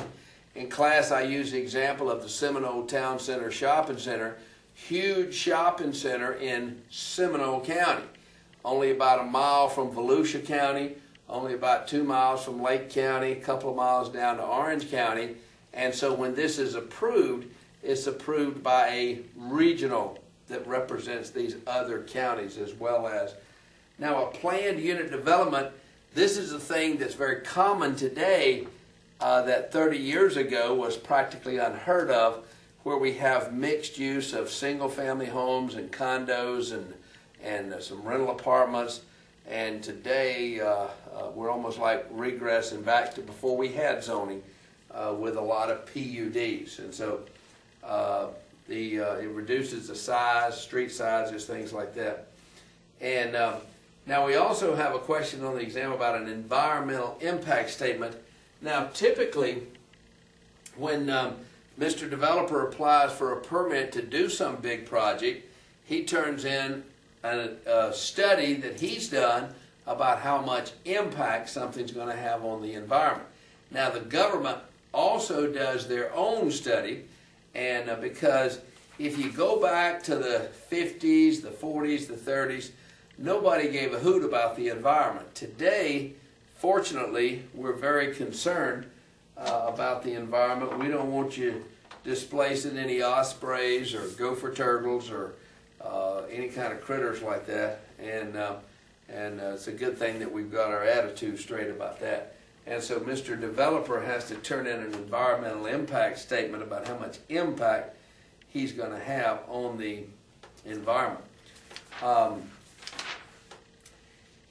Y'all come back with me in the glossary. We got the word a buffer zone in the environment, in the glossary. Sometimes we have a situation where we got really obnoxious zoning, like commercial zoning out on the highway. You got the used car lot, the cocktail lounge, the grocery store, 7-Eleven store, just really obnoxious uses of property. Well, what's not cool is to have single-family homes back right up to those obnoxious uses. So what makes more sense is to have a buffer zone, maybe a golf course behind that, or maybe a row of a grassy area or something like that, rather than just have single-family homes back right up to some sort of intense use.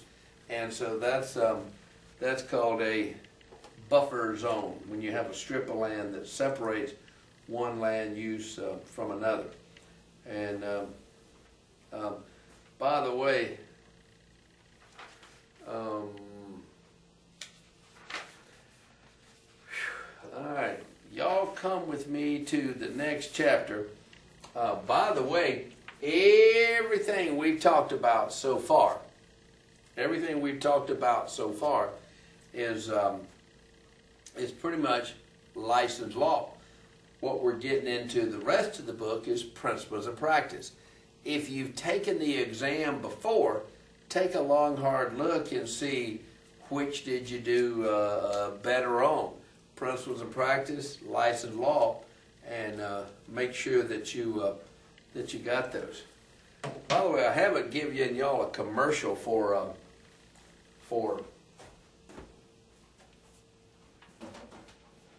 t-shirt recently, but I did want to give you a commercial for our Clymer School of Real Estate magnets. If you'll take one of these magnets with you to the exam and just put it in your shirt pocket, it just brings you good luck. And I encourage people to take it. In fact, if you go to my blog at ronclymer.blogspot.com, I wrote a thing about how much luck these bring to people, and I suggest that when you go to the exam, you pass the test. You come out, you're just all smiling, you're all happy, you're just beside yourself, you're so glad. But you get out the parking lot, and there's a guy out there standing next to his car crying. Would you give him the magnet? Just say, here, friend, take this magnet, and that's what you need. And maybe he'll give Kathy a call and get involved here. Now, the next thing on page 68 in the book is, it says real estate brokerage. There's several areas of business: sales and leasing, property management, appraising, financing, and counseling. Y'all might write yourself a note that counseling, which is giving advice for a fee, is not really a service of real estate.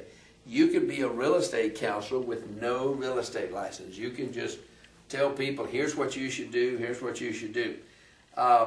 Also, appraising. Don't forget, we can appraise property for a fee, but we cannot call ourselves an appraiser, and we cannot call what we do an appraisal. Also, we got specialty areas: residential, commercial, industrial, agriculture, and the selling of businesses. However, the only thing I need y'all to know about that is this.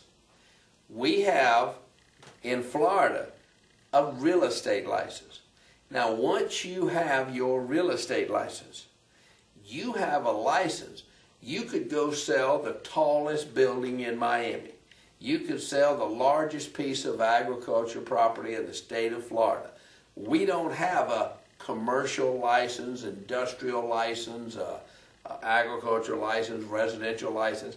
Now, I understand they do in some states, but we don't do that in Florida. In fact, I'm frequently asked, Ron, why do I need a real estate license to sell timeshare? Because it's real estate, that's why. And so anything that's real estate, you need a real estate license to sell it. Businesses are real estate. Because they're real estate, you need a license if you're selling businesses, because they're defined in Chapter 475 as being businesses. Now, it says we go out and prospect for sellers, we list the property, we qualify the buyer, we present the offer, and end up at the closing table. Now, there's a question on the exam about property management. Property management is when the realtor takes over the property as if he were the owner. If you were just going out on Friday afternoon and collecting the rent from all the tenants, that's not the definition of a property manager. That's just a rent collector. But if you're a clerk sitting at the counter, people walk in, hand you the rent, you hand them a receipt. That's not property management. The property manager is maintaining the property, sending out the repairman, evicting the people when they're not there, and doing things. And their primary objective is to produce the highest amount of income for the owner. Now, as I said, we're not appraisers, but we can appraise property, and it says here in the book that appraising is an art. It's not a science, it's not a technical skill, it's an art. And a CMA, broker price opinion, we can do these things, but we can't call them an appraisal. And there's a thing called the Uniform Standard of Professional Appraisal Practice, the USPAP. Now, we do not have to abide by the USPAP when we're doing BPOs and CMAs. So we do not have to abide by that. And but appraisers always abide by the USPAP. And real estate licensees, we cannot do an appraisal if the appraisal is to be used for a federally funded loan. Well, typically a CMA is not used for a federally funded loan, but rather it's used for to determine the value because they're going to list it with a realtor. And so that's usually the case. And also appraisers are usually, most likely, paid some sort of fee. They're not paid 5% of what they think the property's worth. Rather, they're paid X amount of dollars. By the way, in real life, they're usually paid in advance. Now, development construction, Mr. Developer goes out, he buys 500 acres of land, subdivides it into lots, sells those lots, makes a profit. By the way, Mr. Developer doesn't need a real estate license to do that because he's not brokering real estate. He's selling real estate that he owns. Now, if you sell those lots for him, you need a real estate license. Typically, there's three types of residential construction. There's spec building, spec short for speculation. There's tract building, that's T-R-A-C-T, tract building, and there's custom building. Now, spec building is where Mr. Builder goes out and buys one lot for, say, $40,000. He spends $200,000 putting a house on the lot, speculating that he can sell that for $300,000, making himself a profit. Now, a custom builder, he doesn't speculate. Young couple comes to him, says, "We got a lot. How much would you charge us to build this house on this lot?" He said, $300,000. So they agree to pay him that. He's got a profit built into that price, and he builds the property for him, makes himself a profit just from what they pay. And now tract building, this is what your big people like KB Homes, Lennar Homes, they go out, they develop the 500 home subdivision, they build 5 little model houses down by the highway. Happy young couple walks in and says, "We want this one." They say, "Well, you can't have this one, but we'll build this one for you up on lot number 25. So you go up there and they build it for you. The good news for the builder, they haven't spent any money on that house until it's sold. The good news for the happy young couple, they get to pick out the color of the carpet, the color of the walls, the color of the countertops. And so it has a little bit of a customization to it there. We've talked about the National Association of Realtors, and as I said, that's a copyrighted, capitalized word. And you notice throughout this, I often use it interchangeably with real estate licensee, although it's really not. You're not a realtor unless you've joined the National Association of Realtors and you subscribe to the Code of Ethics and pay your dues. And And so to claim to be a realtor when you're not is a violation of Chapter 475. All right, let's talk about legal descriptions. And legal descriptions, there's three kinds of legal descriptions. There's metes and bounds. There's the government survey system. And there's the lot and block method. Now, here's what you need to know about metes and bounds. What you need to know about metes and bounds is metes refers to distance and bounds refers to direction. Y'all see that in the book there? Metes refers to distance, bounds refers to direction. Now, what happens is, what chapter is this? This is chapter 12. And now, we have a compass. We have north, south, east, and west. Everybody knows that? In the middle, we have a thing called the point of beginning. We have the point of beginning. Now, north is 0 degrees, south is 0 degrees, east is 90 degrees, and west is 90 degrees. The numbers don't get any larger than 90. You see a number larger than 90, it's the wrong answer. Now, if we wanted you to go, for instance, in this direction, what direction is that? North, 10 degrees east.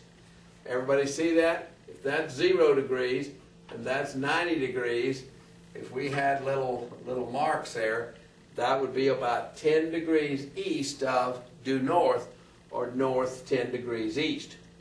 Now, we want you to go in that direction.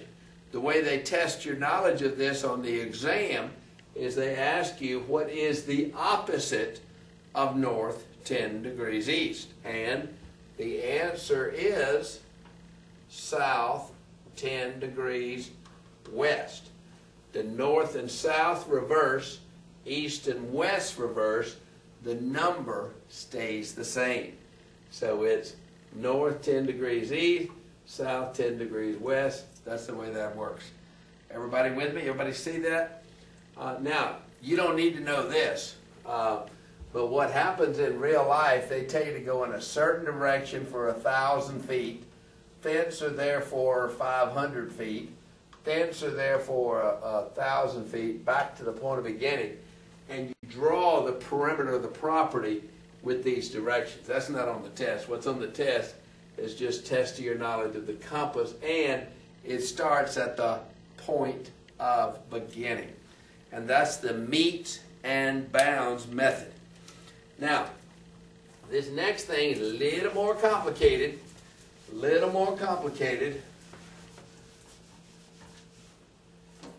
Here's the state of Florida. Whoops, let's try that again. Here's the state of Florida. Looks like that. Let's give it a little bit of a curve here. All right, looks like this. Here's Tallahassee. Line running through Tallahassee called the baseline. Runs through Tallahassee, it's called the baseline. Another line running through Tallahassee called the prime or principal meridian. Prime or principal meridian runs north and south. By the way, if anybody watching this is in Tallahassee, if you'd go down and take me a picture of the intersection of the baseline and the prime meridian. By the way, guess what street it's on? Meridian Street. I'd appreciate that. You can email it to me. You got the address. Y'all know this is Clymer School, don't you? Oh, yeah, because I got the sign up. And there's my phone number if you want to call me. Anyway, prime meridian runs north and south. Baseline runs that way. Now, these lines that I'm drawing now are 6 miles apart. These lines are 6 miles apart, and the land between these lines is called tiers, also called townships. So the tiers or townships go this way, just like Interstate 10, and the ranges go this way. So the range, oops, I forgot to draw the other lines. All right, so the range lines, these lines are also 6 miles apart. And by the way, there's probably some better pictures of this in the Fat Book if you want to take a look at it. But the ranges run north and south. So these are ranges, these are townships. Now these are numbered beginning at the baseline. Township 1 north, Township 2 north, so on to Alabama. Township 1 south, Township 2 south, Township 50 south, and so these run all the way down. The further away from Tallahassee, the larger the number. The closer to Tallahassee, the smaller the number. Question on the exam says, why does the baseline and the prime meridian intersect in Tallahassee? Because it was dictated by the federal government. That's the reason. It's not because it was the capital, because it was dictated by the federal government. Now, these are numbered range 1 west, range 2 west, range 3 west, and so on to Alabama. Range 1 east, range 2 east, and so on to the Atlantic Ocean. Everybody with me on that? I'm going to take that sign down. If y'all need to know my phone number, call me and I'll give it to you. Now, let me show you how this works. So we have range line, range line. How far is it from there to there? 6 miles. Township line, township line. How far is it from there to there? 6 miles. So two township lines intersect with two range lines. It forms a 6x6 tract of land known as a township. Now, this is a township. This is also a township. It's the same word, they just don't mean the same thing. Let's see, I'm going to have to take this one guy down too. Wow, I better put on a Climber School of Real Estate t-shirt or y'all won't even know who I am. Alright, let's come on down here, 6 more miles, and let's say this is Tallahassee right there. Now if this is Tallahassee, this is Township 1 north. Everybody see that? Township 2 north. Township 3 north. All the way from the Atlantic Ocean to Alabama. This is Range 1 east. All the way from the Gulf of Mexico to Georgia. So Range 1 east and Township 2 north are only going to intersect one place in the entire state. And that's going to be right here, and this is going to be called Township 2 north, Range 1 east. That's the only place in the entire state where those two are going to intersect. Now remember, the further away from Tallahassee, the larger the numbers. So, test question says, what township is north of Township 2 north, Range 1 east?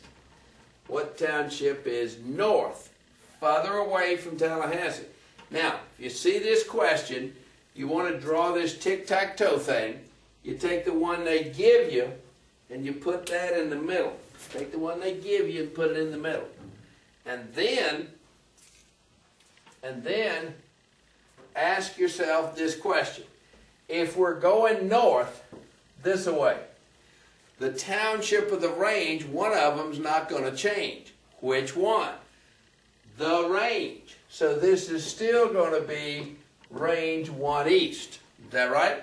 That's still going to be Range 1 east. Now, the township, the further away from Tallahassee, the larger the numbers. Township 3 north. So that's Township 3 north, Range 1 east. Everybody see that? That's Township 3 north, Range 1 east. North of, the further away you get, the larger the numbers. Further away, the larger the numbers. So, let's change this question to what township is west of Township 2 North, Range 1 East. West is this way, right? Well, if we're going west, the township of the range, one of them is not going to change. Which one? The township. We're still going to be in Township 2 North, all the way to Alabama. What's going to change is the range. Well, the further away from Tallahassee, the larger the numbers. But we're already in Range 1 East. So this is Range 1 West. And the one they have on the state exam has you crossing the prime meridian. So you're going to be crossing the prime meridian there. By the way, what would this be over here? Township 2 North, Range 2 East. So the further away from Tallahassee, the larger the numbers. Everybody with me? 6 miles from here to here, 6 miles from here to here. This is called a township. This is called a township, and a township is 6 miles square. 6 miles square. That's a square that's 6 miles on a side. A township is also 36 square miles. Square miles is a unit of area. 6 times 6 equals 36. So a township is 36 square miles. Now, this picture's in your fat book. It's not in the skinny book. But if you have it, turn to this chapter, and you need to be able to draw a picture of a township. Now, because inside this township, there's 36 smaller pieces of land. Let me show you how to draw this picture. Draw that, put it into quarters, 2 lines up here, 2 lines down here, 2 lines here, 2 lines here. This is called a township. These little guys are called sections. You knew that, didn't you? And they're numbered beginning in the northeast corner. 1, 2, 3, 4, 5, 6. They're beginning in the northeast corner. Florida began in the northeast corner. St. Augustine. So 1, 2, 3, 4, 5, 6.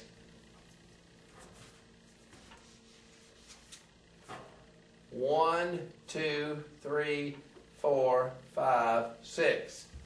7, 8, 9, 10, 11, 12, 13, 14, 15, 16, 17, 18, 19, 20, 21, 22, 23, 24, 25, 26, 27, 28, 29, 30, 31, 32, 33, 34, 35, and 36. You'll see how I did that? 1, 2, 3, 4, 5, 6. 1, 2, 3, 4, 5, 6. Put those numbers in first. 7, 8, 9, 10, 11, 12. It's like plowing with a mule. Oh, most of y'all have never plowed with a mule. Is that right? It's a barrel of fun. Take my word for it. Now, 1, 2, 3, 4, 5, 6, 7, 8, 9, 10, 11, 12.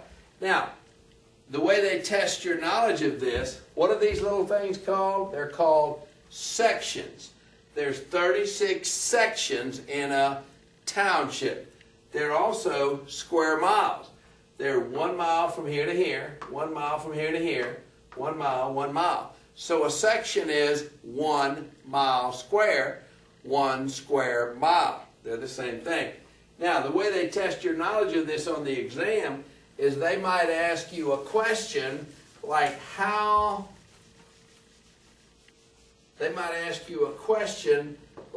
what section is north of section 28?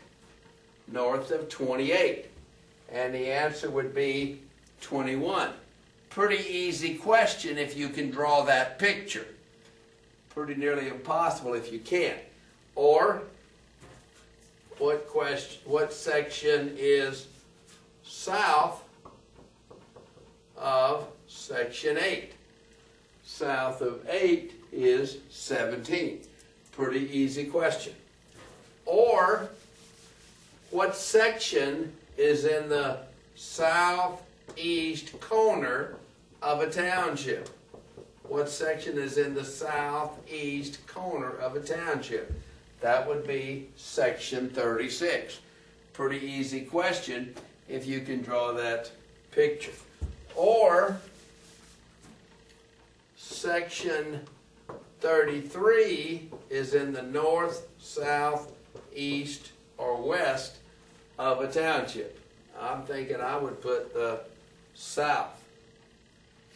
Now, if this is a township, this is a township, this is a township, this is a township, this is a township, this is a township, there must be another section right there. Is that right? So what number is that section? It's the one that's on the other end. That would be section 7. And what section would that be right there? Section 35. Or what section would be west of section 19? West of 19 would be 24. So be sure you understand that.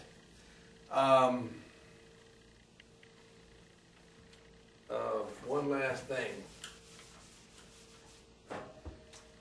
How far is it from the northern border of section 18 to the southern border of section 6? The northern border of section 18. That's right there, right? To the southern border of section 6. That's 1 mile. Pretty easy question if you can draw that picture. Pretty tough if you can't.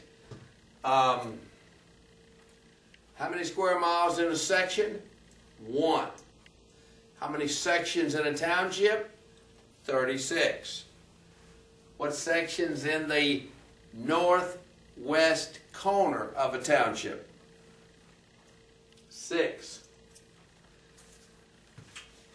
Alright, y'all give that a little study. Now, those are called sections, townships, and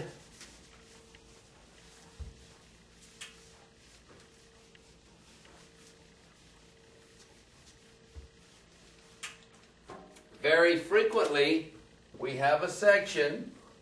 I hope you got this memorized. How many acres in a section? 640 acres in a section. 640 acres in a section. 640 acres in a section. It's very common that we will quarter sections or half those. So if we had a legal description such as this, the southeast quarter of the southwest quarter and the north half of the southeast quarter of the southwest quarter of section 1, township 2 north, range 1 east. So if we had a legal description such as this, we want to figure out how many acres is in it. Alright? First thing we got to do is have that memorized. You don't have that memorized, you're out of luck. So we got that memorized. So that's 640 acres. We divide that by 4, gives us 160. Divide that by 4, gives us 40. Divide that by 2, gives us 20.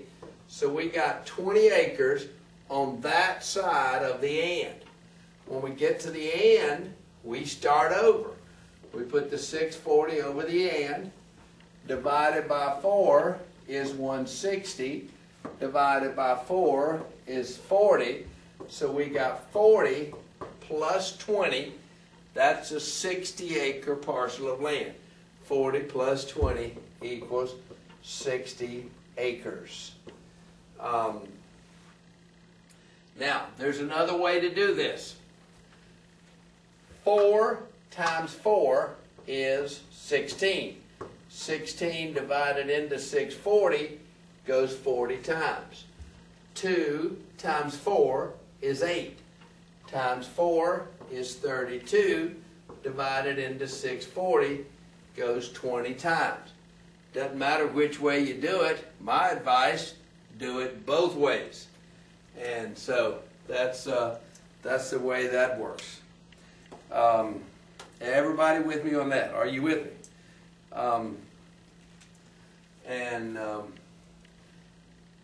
Oh, don't let this confuse you. On the exam, the legal description, it won't look like that. It'll look like this. The southeast quarter, or the north half. They use the word HALFQUARTER. Don't let that confuse you. Take this, turn it into that. By the way, Ron says if you don't get 5 acres for your answer, do the math twice. And if you're going to guess 5 acres.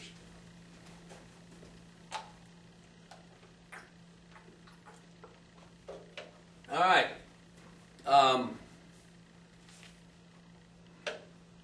How many square miles in a section? 1. How many sections in a township? 36. How many acres in a section? 640. Don't you get one of those little no-brainer questions and don't use your brain. Don't be missing one of those easy little questions like that. You make darn sure you got that right. All right, I'm going to give you another number to memorize. We'll give you another number to memorize. I want you to memorize this. There's 43,560 square feet in an acre. Square feet in an acre. So there's 43,560 square feet in an acre. I want you to have that memorized, because if you see a question like here's a lot that's 330 by 525. How many acres is that piece of property? First thing we got to do is figure out how many square feet it is. Area equals length times width. 330 times 525. I got to go get me a calculator.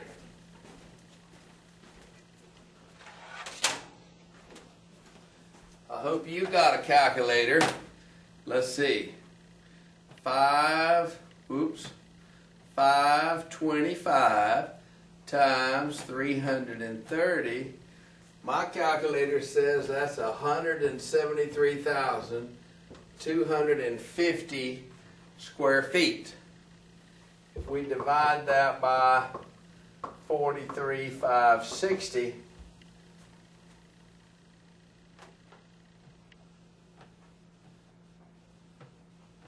that's going to give us 4 acres. Actually, it's 3.97, but depends on what the question is. Everybody see that?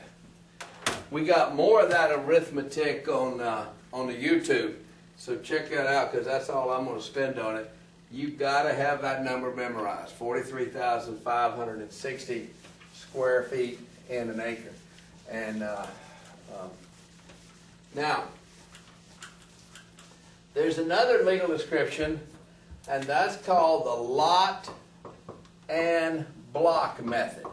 Now, this is what I'm most familiar with. I was selling houses. We sell houses in a neighborhood like Rosemont Estates or whatever, and we say that. And what happens is this: here's a highway. Mr. Developer goes out and he buys that 30 acres of land.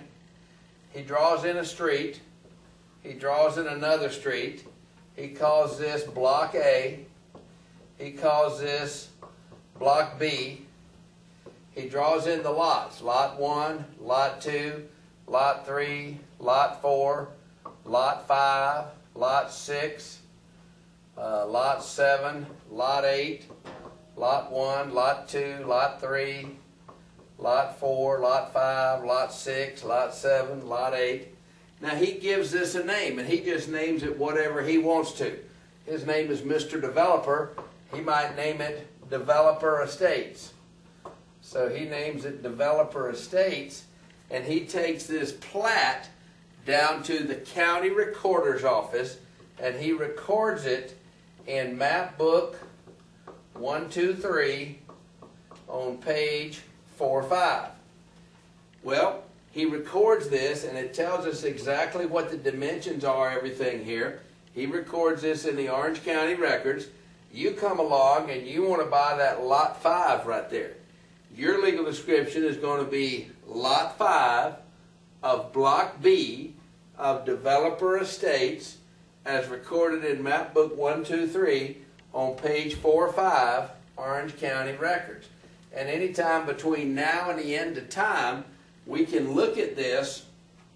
We can look at this, and we can see exactly where your lot is. We know exactly how far it is from the highway to here, to here, to here, and so on. So we got everything we need, and that's a little bit about legal descriptions.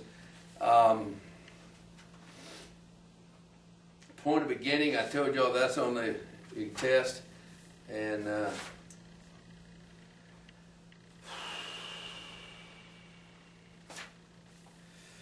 all right.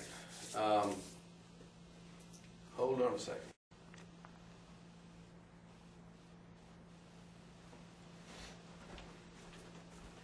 All right, we're moving on to real estate finance. This is section 13. We're making progress. Now, section 13 is real estate finance. Now, when you borrow money in the state of Florida, well, actually, when you borrow money anywhere, there's two legal theories of mortgages. Florida is a lien theory state. Why we have questions on our exam about title theory states, a mystery to me, but we do. But in a title theory state, which Florida is not, in a title theory state, when Mr. Buyer buys the house from Mr. Seller and borrows the money from the bank, the seller deeds the house to the bank, and the bank has a relationship with the borrower that after you've paid all your payments, then they'll deed the house to you. That's what they do in a title theory state. Florida's not a title theory state. It's a lien theory state. In a lien theory state, Mr. Buyer buys the house from Mr. Seller. Mr. Buyer borrows the money from the bank. Mr. Seller deeds the house to Mr. Buyer, and Mr. Buyer gives the bank a mortgage lien on the property. So a lien is a right to get money out of the property, and that's what we do in Florida. Now, when you borrow money in Florida, you sign two documents. You sign a promissory note and you sign a mortgage. Now, a promissory note is a very simple document. It just simply says, I, Joe Borrower, agree to pay the First National Bank $100,000, 6% interest, $600 a month. Nobody signs the note but the maker of the note. The maker of the note is what we call the borrower. Notes are not notarized. Notes are not witnessed. Nobody signs the note but the maker of the note, also known as the borrower. And a note is a very simple document. They're typically not recorded, and the reason they're not recorded is because they have the interest rate and the payments in there. And the bank doesn't want that to be public knowledge. Now, the mortgage, on the other hand, mortgage, a very complicated document, 5, 6, 7, 8 pages long. A lot of promises, a lot of paragraphs in a mortgage, but a mortgage pledges the property as collateral for the promise made in the note. The note's the personal promise to pay. Mortgage says, if I don't pay, you can take my house and have it sold. Now, the parties to the mortgage are the mortgager and the mortgagee. Mortgagee is the bank. Mortgager is the borrower. Now, a lot of people say, hold it, Ron, don't you have that backwards? No, I don't. Here's the deal. In all of these relationships, the grantor, seller, grants the property to the grantee, buyer. The vendor, seller, vends the property to the vendee, buyer. The employer gives employment to the employee. Well, in the case of a mortgage, people say, I'm going down to the bank to get a mortgage. You don't go to the bank to get a mortgage. You go to the bank to get some cash money to buy your house with, and in exchange for that money, we give the bank a mortgage on our house. So us folks that borrow money are the giver of the mortgage.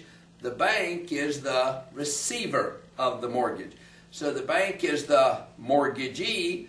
Us folks that's borrowing money is the mortgagor. By the way, if that's too complicated, just remember this. The mortgagor is poor. The mortgagee has the money. Now, typically with a mortgage, you borrow the money from the First National Bank. By the way, that's a contract between you and the bank. Well, the bank might decide that they want to assign their interest in that contract to somebody else. If they want to, they certainly can. So they send you a letter that says, start sending your payments to the Second National Bank. And so that's an assignment of the mortgage. When you make your last payment on your mortgage, the bank's going to send you a document called a satisfaction of mortgage. This is a document. It's signed by the president of the bank. You record it in the public records, and it has the effect of erasing the mortgage. It's called a satisfaction of mortgage. And now, we talked about foreclosure before, but let me remind y'all, when a property is foreclosed upon, any junior mortgages or inferior mortgages are wiped out. Any superior mortgages or senior mortgages continue to exist. So if the second mortgage forecloses, the second mortgage gets all the money. If there's any left, if there's any left, if there's any left, if there's any left, it go to the owner. The senior mortgage, the first mortgage, would continue to exist. And so, by the way, in the mortgage business, we have a thing called the equity of redemption, and that is this. You always have the right in Florida to come in at the last minute and redeem your mortgage. And people do this a lot.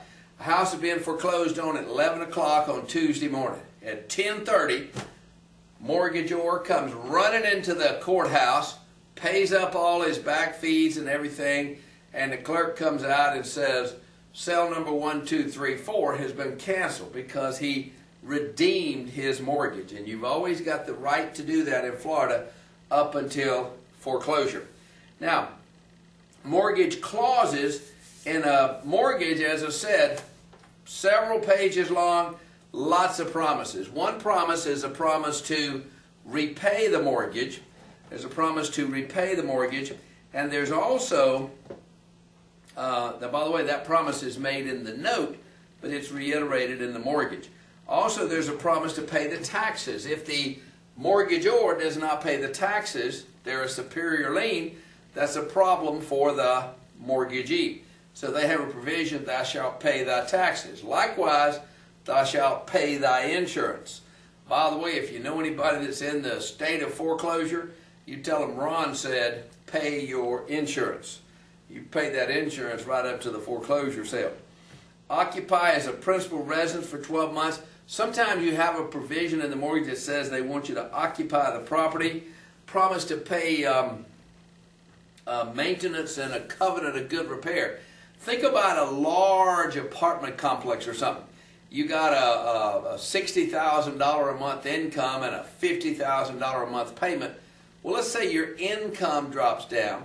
You still got enough money to make the payments, but you don't have any extra money. So what do? You fire your maintenance crew. And the bank knows that, so the bank has a provision that says, thou shalt keep the property in a state of repair, or we'll do it for you and charge you for it.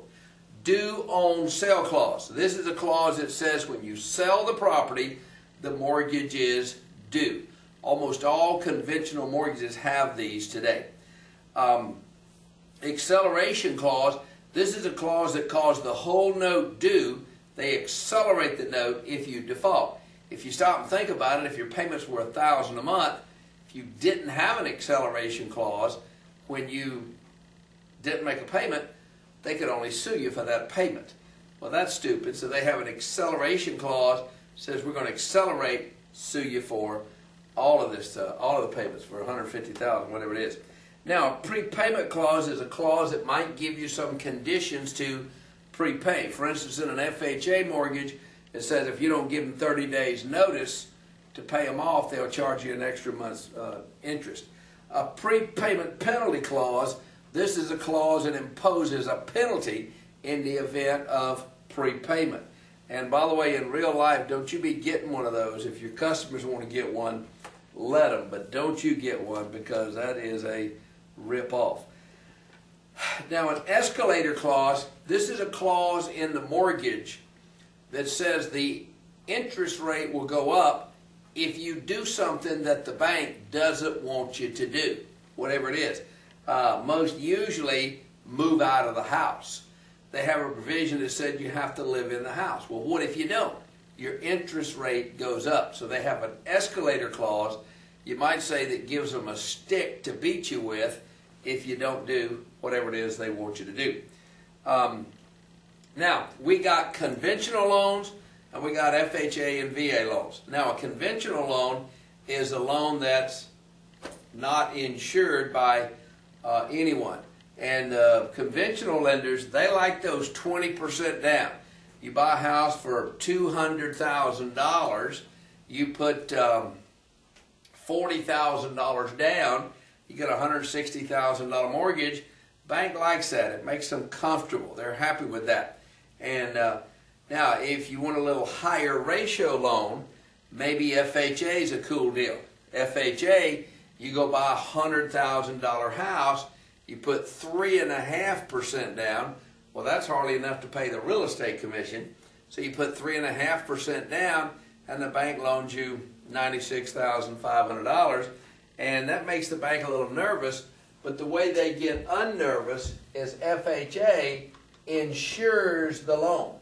FHA doesn't loan you the money, the bank loans you the money. FHA insures the loan, and they charge a fee for that called MIP, Mortgage Insurance Premium. So you pay mortgage insurance premium, and if somebody does default, this insurance program is the money that FHA, Federal Housing Administration, is part of the government, and they pay that off.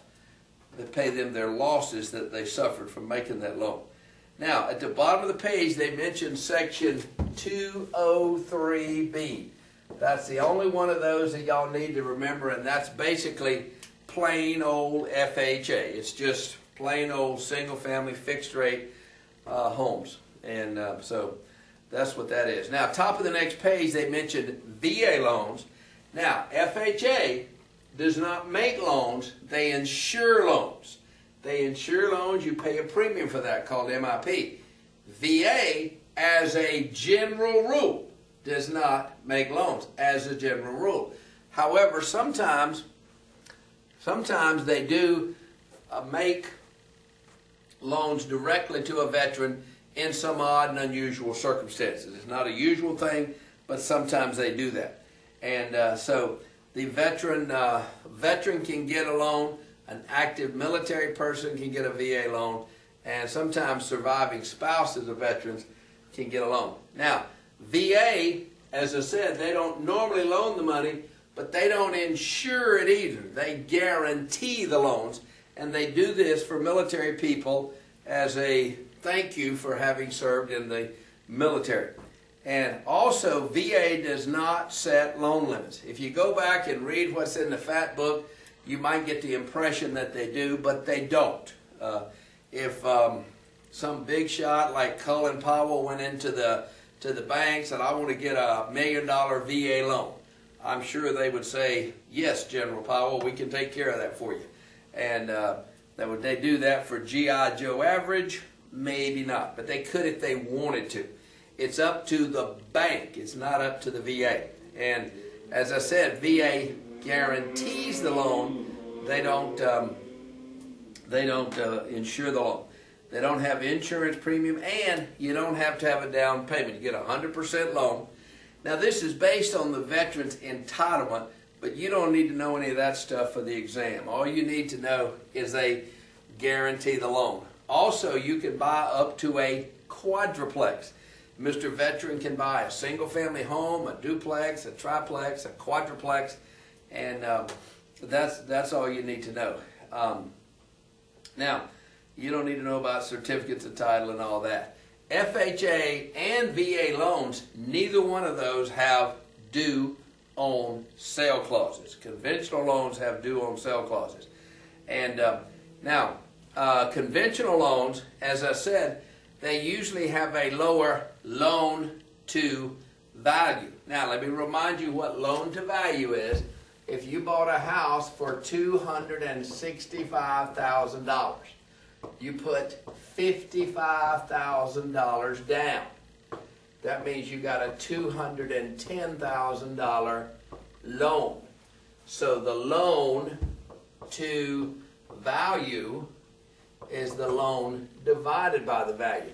Well, our value here is $265,000, and if you put that in the calculator, you'll see that is a 79% loan to value.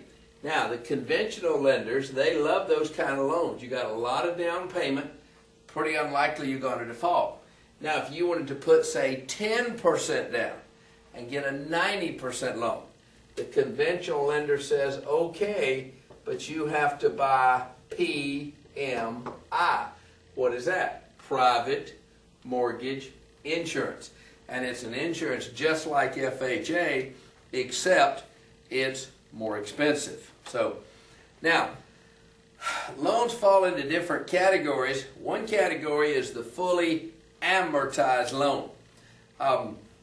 You know, back in the old days being before FHA in 1934, back in the 30s and the 20s, when people borrowed money to buy a house, they usually just paid the interest on the loan. These were called straight-term loans. So you'd borrow money for 10 years, you'd just pay the interest. At the end of the term, you owed all the money. When FHA came along, they invented the fully amortized loan. With a fully amortized loan, if you borrow $100,000, and you borrowed at 6% interest, and you have payments of $600 a month. Well, the $600 a month pays the interest for the first month and pays a little bit more than the interest. And so the banks figured out on a table that how much it'd take you to get you to zero in 30 years. So with a fully amortized loan, you pay principal and interest, and you get to 30 years, you owe nothing. Now, on the exam, they have a question testing your knowledge to know how to figure out the interest the first month, the principal the first month, subtract the principal from the previous principal, and know the balance after 1 or 2 payments. I've got the arithmetic for doing that on YouTube, so you need to check that out. Be sure you know how to do that. If you want to really get your loan paid off fast, you could get a bi-weekly mortgage. Now, bi-weekly is where if your payments are $1,000 a month, instead of paying $1,000 a month, you make a deal with the bank to pay $500 every 2 weeks. Probably wouldn't be any more uncomfortable, but it'll turn your 30-year loan into about a 22-year loan. So that's pretty cool. A partially amortized loan, that's where you borrow $100,000 at 6% interest. Now, that would be $500 a month interest the first month. So your payments are, say, $550 for 10 years. At the end of 10 years, you still owe some kind of balance, about $75,000. That's called a balloon payment. Now, why do people do that? Because they don't want to make as big a payment as a fully amortized loan would make, and they want to pay just a little bit of interest. And so that's a partially amortized loan. Now, when you buy property that already has a mortgage on it, there's 3 or 4 ways how you can buy it. Now, number one, you can buy the property, just pay cash for it. Mr. Seller's got his house for sale for $100,000. He owes $70,000 on a mortgage he took out 5 years ago. So Mr. Buyer comes along and says, I'll give you $100,000 cash for your house. He says, okay. So he buys the house for $100,000 cash. Mr. Seller takes the $100,000, pays off the $70,000, puts $30,000 in his pocket, and delivers the house to the buyer free and clear of all liens. Or Mr. Seller has his house for sale for $100,000. Mr. Buyer said, can I give you $30,000 down and buy your house subject to your mortgage? Mr. Seller says, sure. So Mr. Buyer gives Mr. Seller $30,000, which he puts in his pocket. Mr.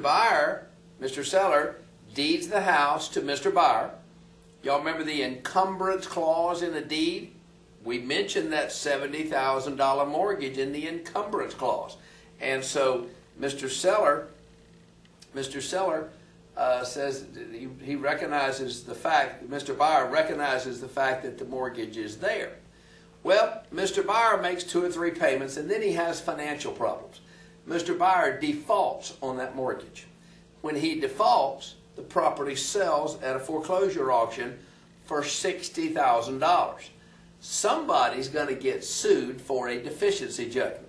Who is it going to be? It's going to be Mr. Seller that signed that note 5 years ago. He's going to get sued for a deficiency judgment. That's when you buy subject to the mortgage. Now, the third choice is an assumption of the mortgage. Same story. Mr. Seller's got his house for sale for $100,000. He owes $70,000. Mr. Buyer says, can I give you $30,000 down and assume your old mortgage? He says, sure. So Mr. Buyer assumes the personal obligation to make those payments. Well, he makes 3 or 4 payments, and then he defaults on the mortgage. When he defaults on the mortgage, property sells at auction, public auction, courthouse steps, for $60,000. The bank sues Mr. Buyer. However, when they find Mr. Buyer has no money, no assets, no way to pay, they sue Mr. Seller also. And that's the way that works. Now, the last choice is a novation. Same story. Mr. Seller's got his house for sale for $100,000.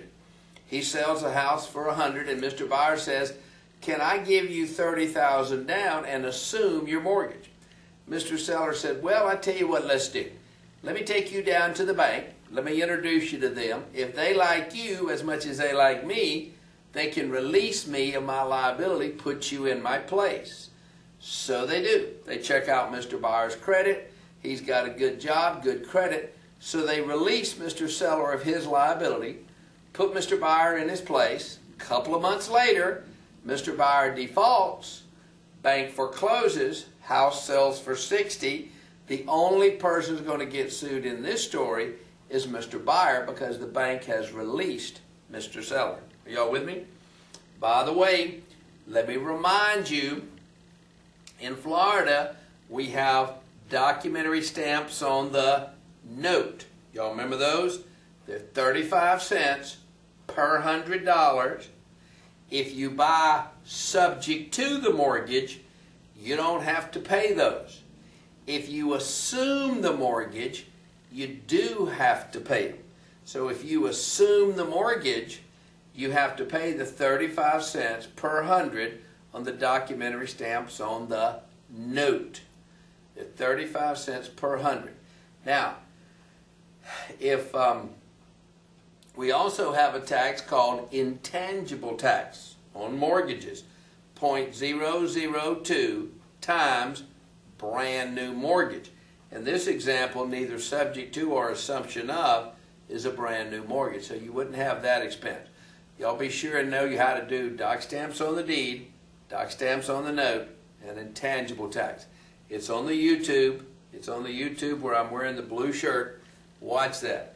Now, next thing is a contract for deed, also called an agreement for deed, also called a land contract.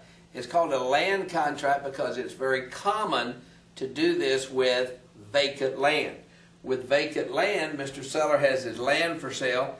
Mr. Buyer said, "Could I give you just $100 down and you hold a mortgage for the other $100,000?" And Mr. Farmer, Mr. Land Seller says, "Ooh, that's mighty risky. But I tell you what I'll do. We'll do a land contract, an agreement for deed. You give me the $100. You agree to pay me $600 a month for 30 years. After you've paid me the $600 a month for 30 years, then I'll deed the land to you. The deed stays in the seller's name until the end of the land contract or the end of the agreement for deed." It's a very common financing device with vacant land and junker clunker houses, so it's a great thing. They mentioned an adjustable rate mortgage. Adjustable rate mortgage, these were invented back when Jimmy Carter was president and interest rates were 13, 14%. We invented the adjustable rate mortgage. Now the adjustable rate mortgage, we start out with an interest rate that's very low, with an understanding that on the anniversary of the mortgage, if rates go up, that rate will go up. Next year, rates go up, it'll go up again. Next year, rates go up, it'll go up again. If you had a crystal ball, you would know if this was a good deal or not. But if you had a crystal ball, you just look in the crystal ball, get the lotto numbers for next week, and you wouldn't even need a mortgage. Nobody has a crystal ball, so we don't know. Rates go up, rates go down. Rates go up, rates go down. You got an adjustable rate mortgage, your rate goes up, your rate goes down, your rate goes up, your rate goes down. Now, in a adjustable rate mortgage, we have an index. The index is something that's in the newspaper, it's in the Wall Street Journal. Everybody knows what it is, but nobody can control what it is. This is something like prime rate. So prime rate's an index. I don't know what prime rate's going to do next year. Nobody knows what prime rate's going to do next year. If I did, but I don't. Now, we have a thing called the margin. Now, the margin is how much your particular rate is over the index. So if you borrowed money at 1% plus prime rate would be your index, 1% would be your margin. Prime rate goes up, you go up. Down, up, down, up. So whatever it does, that's the way that works. And index plus margin equals your rate. Now they mentioned a reverse annuity mortgage. This is where Grandpa's sitting around wishing you'd come to visit him, but you're too busy for that. So he is checking out the AARP News Journal, and he sees that ad for a reverse annuity mortgage. And what happens is somebody like Robert Wagner's company there says, "Grandpa, we'll send you $500 a month." And so they send him $500 a month, $500 a month, $500 a month. Grandpa lives another 60 months. One day he dies. When he dies, the heirs inherit the property, but they have to pay back that mortgage plus interest. And so these are very common with our elderly people.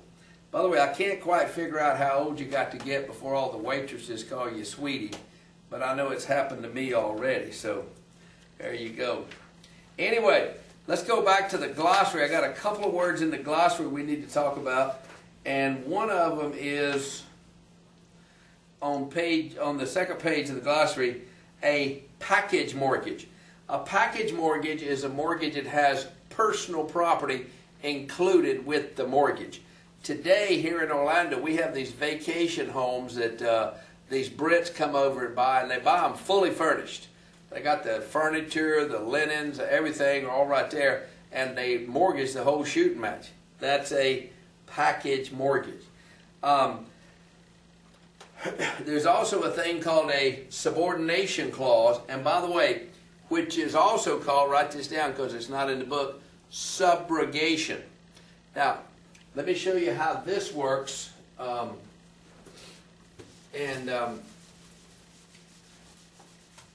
This works like this. Mr. Developer goes out to buy a piece of land. And he says, Mr. Farmer, what do you want for that piece of land there? And Mr. Farmer says, well, I want $500,000 for it. And Mr. Developer says, okay, that looks like a pretty good price to me. He says, how about this? How about if I give you $100,000 down payment and you hold a mortgage for $400,000? And Mr. Farmer says, yeah, that looks like a pretty good deal. And Mr. Farmer says that would be one of those purchase money mortgages. Is that right? And Mr. Developer says, well, yeah, that is right, but I'm curious, how'd you know that? And Mr. Farmer says, well, I went to Clymer School of Real Estate, and Ron explained that to us. And Mr. Developer says, oh, you've been to Clymer School of Real Estate. Well, you must understand what a subordination clause is, also called subrogation. And Mr. Farmer says, you know, I don't quite remember Ron explaining that. And Mr. Developer says, well, here's the deal. I'm going to go down to the bank and borrow $200,000. Now, I'm going to borrow that $200,000 to put in the streets and the street lights and the curbs and the gutters and turn this cow pasture into a subdivision. The bank won't loan me the $200,000 unless they can have a first mortgage. Well, they can't have a first mortgage because you have a first mortgage. And I want you to agree to let them jump in front of you. That's called subordination or subrogation. And Mr. Farmer says, okay, I can do that. So Mr. Farmer does that. So now Mr. Farmer has a second mortgage. The bank has a first mortgage.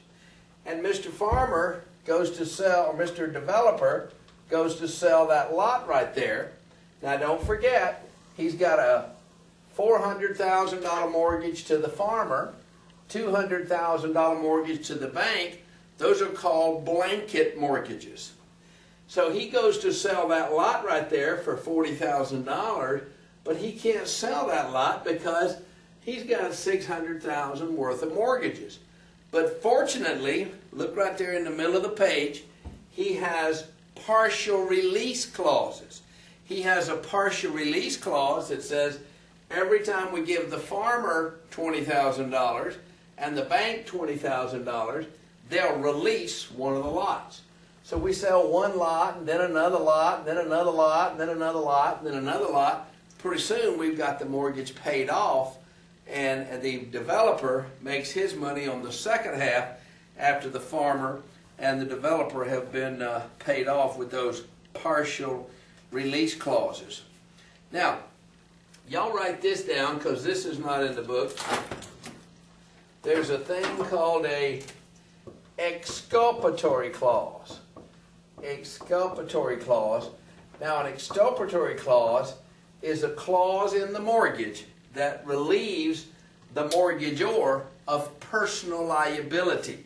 So Donald Trump goes down to borrow $10 million.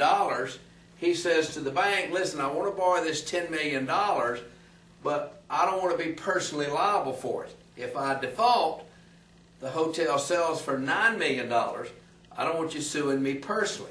And they say, okay, Mr. Trump, we'll put a exculpatory clause in the mortgage so that you're not personally liable for the mortgage. That's pretty common with the Donald Trumps. I don't know about Joe Average. You might check that out next time you get a mortgage and let me know how that works for you. Y'all come on with me to the next chapter and let's talk about just real quickly, because this is a short little chapter, but in this chapter, we got mortgage interest rates. As you know, they're based on supply and demand. Interest goes up, interest goes down. Interest is high, interest low. Well, why is that? Well, we've got this place called the Federal Reserve Bank. What's their leader's name? Ben Bernanke. So, Federal Reserve System. Now, the Federal Reserve System has three tools that they use to control the money supply. And you need to be familiar with these three tools because it's a frequent question on the exam. Number one, the Federal Reserve has what they call open market operations, which is selling securities on the open market. Selling securities on the open market. So here's the deal. Here sits a bank somewhere in America. This bank has money in the bank, and they're looking for some place to invest it. Well, the Federal Reserve says, hey, Mr. Bank, buy these securities we have for sale, called T-bills, Treasury notes. So the bank takes money out of the bank, buys these T-bills. Every bank in America does the same thing. Takes money out of the bank, buys the T-bills. Money supply goes down because every bank in America is buying these T-bills.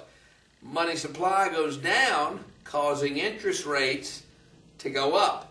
A couple of months later, Federal Reserve says, hey, we're not going to pay that attractive rate anymore. Now, you're not. Well, in that case, you can buy these back from us. That is, we're going to cash them in. Puts cash in the bank, money supply goes up, interest rate goes down. And so that's the way that works. Now, the next thing is the discount rate. I assume you all know that banks borrow money from the Federal Reserve, loan it out at a profit. Now, the rate they loan it to their very best customers is called prime rate. That's what they borrow it is called discount rate. So this is simple as pie. Raise the discount rate, rates go up on the street. Lower the discount rate, rates go down on the street. Raise it, lower it, lower it. That's the way that works. The Federal Reserve has the power to raise or lower the discount rate, which raises or lowers rates on the street. Now, the last thing is reserve requirements. The Federal Reserve makes the rules. Well, the rule is you got to keep 15% of your money in. You can loan 85% of your money out. So what if the Federal Reserve raised the reserve requirement to 20%? Well, all of a sudden, every bank in America has less money available to loan out, which will make interest rates go up.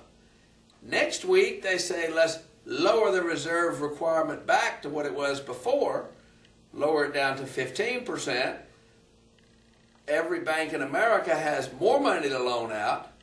Money supply goes up, interest rates go down. So by raising or lowering the reserve requirements, it raises or lowers rates, and it raises or lowers the money supply, therefore interest rates. Does that make sense? Now, they mentioned the Federal Home Loan Bank System. By the way, the Federal Home Loan Bank System is like a mini Federal Reserve system, but they just loan money to savings associations. Now, there's not many savings associations around, and they look so much like banks, most people can't spot them anyway. But savings associations belong to the Federal Home Loan Bank System, and they're regulated by an agency called the OTS, Office of Thrift Supervision, and they regulate not banks, but savings associations. Savings associations are places where they encourage you to save money, and they loan money out almost exclusively for single-family homes. They don't want to finance your car, your washing machine, or give you a Visa bill or anything like that. They want to loan you money to buy a single-family home with. Federal Deposit Insurance Corporation, y'all all know if your bank goes out of business, FDIC has you covered for the first $250,000 you have in the bank. Now, primary mortgage market consists of lenders who originate loans. Now, in the lending business, when the bank goes out and loans money to John Q. Public, we call this process origination because that loan didn't exist yesterday, and today it does exist. So John Q. Public walks into the bank and says, I want to borrow $100,000. The bank says, okay, John, we'll loan you that money at 6% interest. He says, great. So in the loan business, they call this origination. By the way, if you're looking at it from our point of view, we might call it the retail end of the business. In the banking business, they call it the primary market. So John Q. Public borrows $100,000 at 6% interest, and the bank originates that loan. Now think about this. no matter how much money that bank has, $100,000, $100 million, $50 million, $70 million, no matter how much money they have, they're going to run out of money if they're loaning it out at $100,000, $200,000, $300,000 a pop. So what they do, we have this thing called the secondary market. So what they do is they assign that loan on the secondary market to a company like Fannie Mae. Now, Fannie Mae, what a strange name for a financial institution, but Fannie Mae was originally created in 1938, and it was called the Federal National Mortgage Association. They were known so commonly as Fannie Mae that they changed their name to Fannie Mae in 1997. Today, they are part of the government. They are a government agency, and what do? They buy loans from banks on the secondary market. However, they buy the loans at a discount. What does that mean? That means they're not going to give the bank $100,000 for the loan. They're only going to give them $99,000. So they give them $99,000 for the loan. Well, now wait a minute. Bank loans John Q. Public $100,000. They sell the loan to Fannie Mae for $99,000. Looks to me like they just lost $1,000. Well, that would be true, but they charge John a fee called discount points or discount fee. See, they knew they were going to sell the loan for $99,000 before they started. They knew they were going to do that. So they charged John 1 discount point or 1%. 1% of $100,000 is $100,000 times 0.01 or $1,000. And that's one of John's discount points. So John Q. Public pays $1,000. Fannie Mae buys the loan for $99,000. So Fannie Mae has a little bit better yield than 6%. Because if you loan somebody $100,000 and they pay you $6,000 a year in interest, that's a 6% yield. Well, Fannie Mae's not in the deal for $100,000. They're in the deal for $99,000. But yet they're getting $6,000 a year because they're getting paid on $100,000 because they bought the loan at a discount. So their yield is 6, and we have a little rule of thumb about what their yield is. For every point that John Q. Public pays, it increases their yield by that number over 8. Now next week, Fannie Mae is going to change the rules. Says we'll only give you $98,000 for the loan. Well, that means John Q. Public has to pay 2% or $2,000, and Fannie Mae's yield is 6 2/8. So whatever John Q. Public has to pay is based on how much discount Fannie Mae wants to buy. And so their yield is 6 2/8. Now, Fannie Mae has a competitor called Freddie Mac. Once again, very strange name for a financial institution. Freddie Mac was originally the Federal Home Loan Mortgage Corporation. They were created in 1970 to buy loans mostly from savings associations. And today, that's still the deal. They buy almost all of their loans from savings associations. Fannie Mae will buy loans from anybody, banks, credit unions, mortgage companies. Freddie Mac buys almost all of their loans from savings associations. And now, there's another character involved in this story, and that is another character named Ginnie Mae. Once again, strange name for a financial institution. Ginnie Mae was created in 1968. They were originally the Government National Mortgage Association. They were known so commonly as Ginnie Mae that they changed their name to Ginnie Mae in 2000.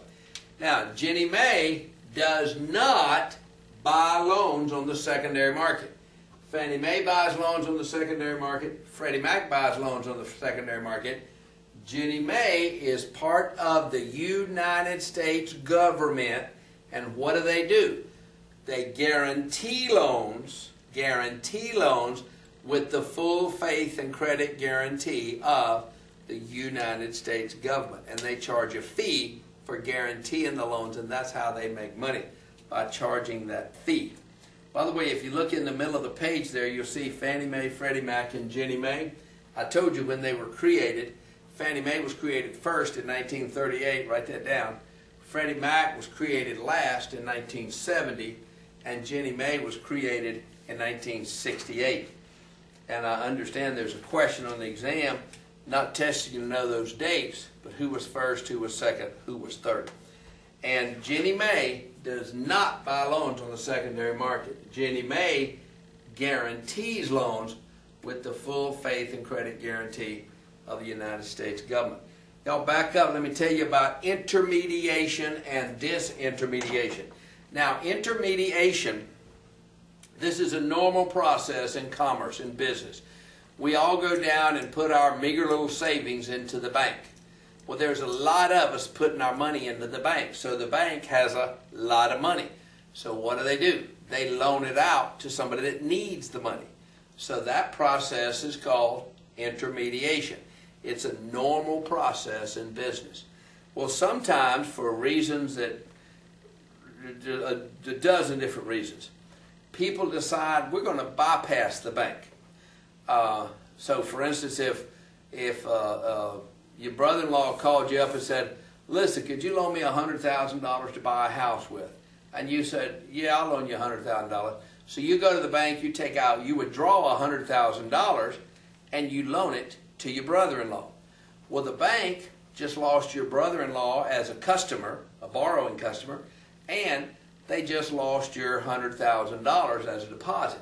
Now, if everybody in the world was taking money out of the bank and loaning it to their brother-in-law, we would have some serious problem. But we don't have a lot of that, but sometimes you do have a lot of people taking money out of the bank and loaning it to other people directly for various different reasons. That process is called disintermediation, and it disrupts the normal course of business, if you will. They mention these different financial institutions. Commercial banks, you're all familiar with a bank. You go there to get a Visa card, finance your car, whatever. They loan money. They like to make loans where they get their money back pretty quickly with a high interest rates. Savings associations, as I mentioned, primarily make single-family conventional loans. They're not in finance your car, finance your washing machine stuff. Mutual savings bank, these are banks they have up north in Massachusetts, Connecticut, New York, and they come down to Florida, buy loans on the secondary market, or make loans directly down here. Now, be sure you understand how these discount points work. If that wasn't clear because I'm moving pretty quickly here, go back and study that because you need to know how that works. Come back with me to the glossary. The second word in the glossary is demand deposits. Demand deposits are checking accounts. I want you to write down on that same line, time deposits are savings accounts. Savings accounts are called time deposits. That's all you need to know for our purposes here. Whew. All right, let's talk about appraising real estate. Hold on, I'm getting tired. It's getting late. I need a shot of Zephyrhills delicious spring water. I told y'all that's the stuff that Ponce de Leon came here looking for in 1513, and he found it. That's some good stuff. And if y'all hadn't tried that, take a bottle of that to the state exam with you and drink it just before you go in. If you've got your magnet in your pocket, got some Zephyrhills, you're wearing your Clymer School of Real Estate t-shirt. I told you they give you the easy test if you're wearing the Clymer School t-shirt, didn't I? Actually, I'm not sure that's true, but it's an awful lot of people. Brings you luck, too. One of my students told me he's riding down the road the other day, got stopped by the police for speeding. They walked up, he's wearing his Clymer School shirt. They said, go ahead, it'll be all right. So, stuff happens. Y'all come with me to the next page. Let's talk about appraisals. Now, we've said this 2 times already. I'm going to say it for the 3rd time. the license I have through Chapter 475, Part 1, says that I can appraise property. I can be paid for doing that, but I cannot appraise properly if the property is going to be used, if the appraisal is going to be used for a federally funded transaction. Now, they got a list of different types of value here, but the last one on the list is market value. Most of the time when we say the word value, there's a connotation that we mean market value. Now, definition of market value. The most probable price that a property should bring in a open, fair market, buyer and the seller each acting prudently and knowledgeably and assuming the price is not affected by undue stimulus. And that's a pretty good definition of market value. Does that describe all transactions? No, but it probably describes about 90% of them. Now, we have assessed value. That's what the tax man says your house is worth. We have insurance value. Insurance value, that's what the insurance man says your house is worth. By the way, he doesn't, he just wants to know what it costs to reproduce your house. That's what he's concerned about. Now, investment value, that's the value to one particular investor, which may be more or less than market value depending upon his criteria. Liquidation value, that's the value when we want a rapid sale. That's pretty much what a lot of banks are getting today, is they're foreclosing on properties. Going concern value, that's the value of an income-producing property, particularly a business, just because it's going along. Sometimes a business has a good reputation or just a fair reputation, but even a fair reputation is better than no reputation at all. Now, at the bottom of the page, we got three words: cost, price, value. These three words are not synonyms. They don't mean exactly the same thing. We often use them interchangeably, but they're not synonyms. Cost is what it costs to bring something into existence. So if Mr. Builder went out and bought a lot for $40,000, he spent $200,000 putting a house on that lot, his cost is $240,000. He calls up Mr. Appraiser and says, "Hey, appraise my house for me." Mr. Appraiser says, "Well, that house is worth $300,000. Then the value of the house is $300,000. And then Mr. Builder standing around, this rich couple comes along and says, "Hey, we'll buy that house. We'll give you $290 for it, and we'll close day after tomorrow." He says, "That's a deal." The price is $290. So the value is $300, cost is $240, price is $290. And those numbers are just what they are. We often use these numbers interchangeably, but not always. Now, characteristics of value. In order for something to have value, there must be a demand for it. It must have utility. It must be reasonably scarce, and it must have transferability. By the way, the word demand not only means the desire, but the financial wherewithal to fulfill that desire. So if somebody says, "Gee, I'd love to have that $1 million mansion, but I'm working for minimum wage." Well, that guy's not a factor of the demand. He wants the house, but he didn't have the financial wherewithal to buy it. You got to have the money to do it. Now, utility means it must do something. If you got something that doesn't work, it has no utility, it has no value. If you had a vacant lot that you couldn't get a building permit for whatever reason, then it has no value. It has no value. Now, scarcity, in order for something to have value, it must be reasonably scarce. If everybody in the world's got 10 of them, it just it loses its value because it's so plentiful. And the last thing is transferability, which in the case of real estate means a clear title. You've got to be able to transfer title from one person to another. Now, we got a concept called highest and best use. Most property is used at its highest and best use because most of us are just plain greedy. Picture this: you own 3 pieces of property, one across from the hospital, one across from the courthouse, and one across from the county jail. That property across the street from the hospital, you're probably going to rent it or sell it to a doctor. Mr. Doctor's going to pay the most for that property. That property across the street from the courthouse, Mr. Lawyer is probably going to be the person to buy that. A lawyer, a title insurance company, somebody that finds that being across from the courthouse very advantageous to them. They're going to pay the most for that property. That property you got across the street from the county jail, that property is going to be rented or sold to a bail bondsman because it's a perfect location for him. And so the properties tend to be used at their highest and best use. Now, the bail bondsman could go open his office across the street from the hospital, but why would he? He wants to be where his action is. The doctor could go put his office across the street from the jailhouse, but why would he? People go where they're willing to pay more to be where it's good for them. Now, everybody remember in the appraisal process that we appraise property based on comparable sales.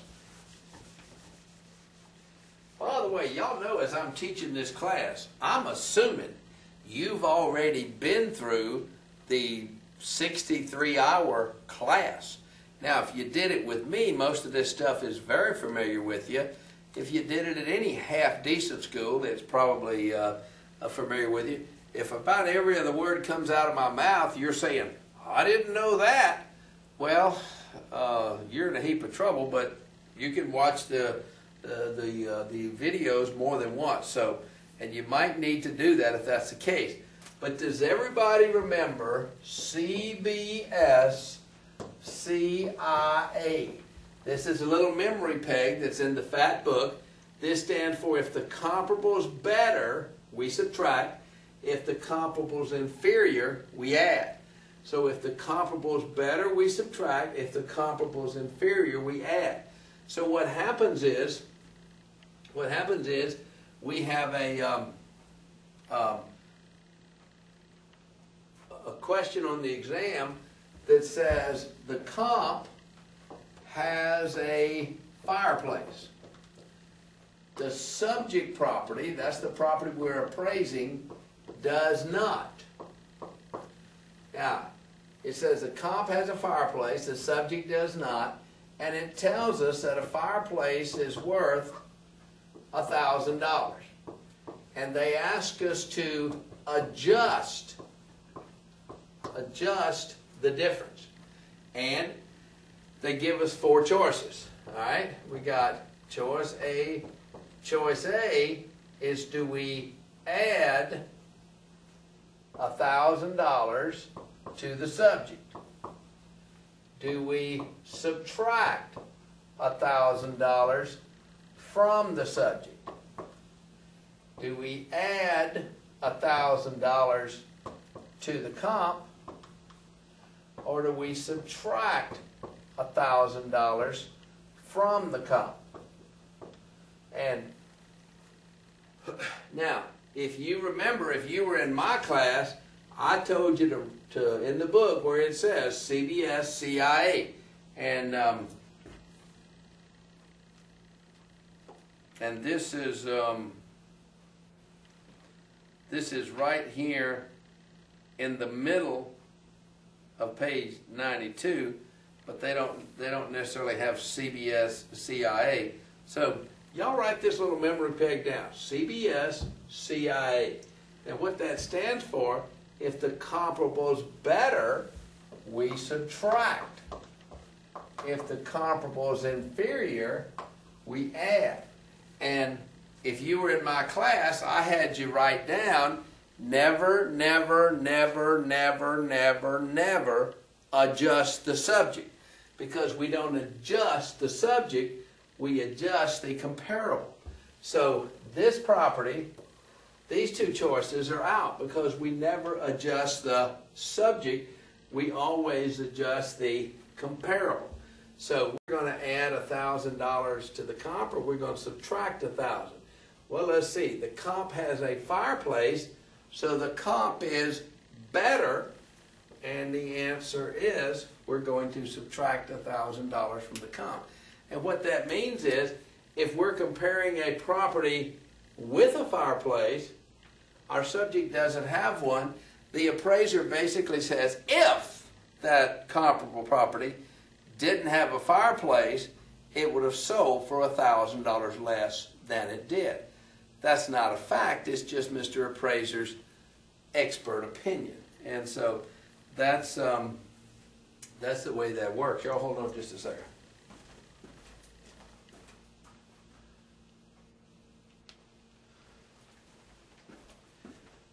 Does that make sense?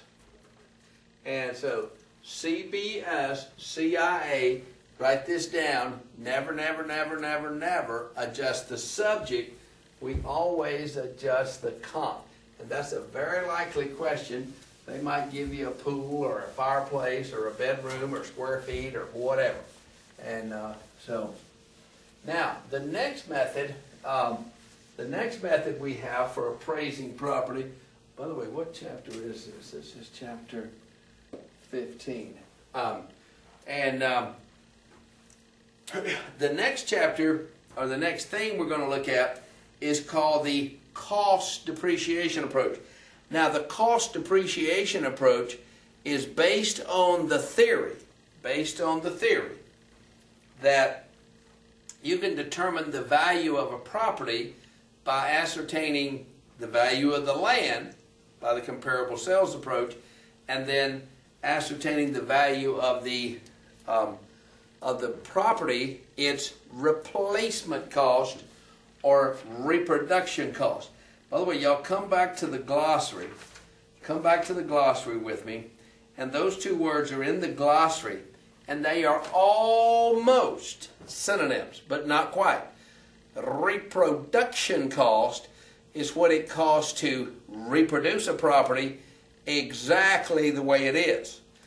Replacement cost is what it would cost to replace it with a modern equivalent. And so that's what that is. And so what we're going to do, let's say we're appraising the little fast food restaurant next door. So we ascertain that the land is worth $500,000. So we ascertain that that's the value of the land. And we would do that by comparing other pieces of land in the neighborhood. Then we determine that the replacement cost of the building is $300,000.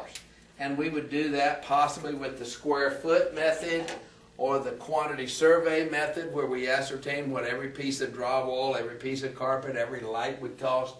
And we determine that we can replace the building brand new for $300,000.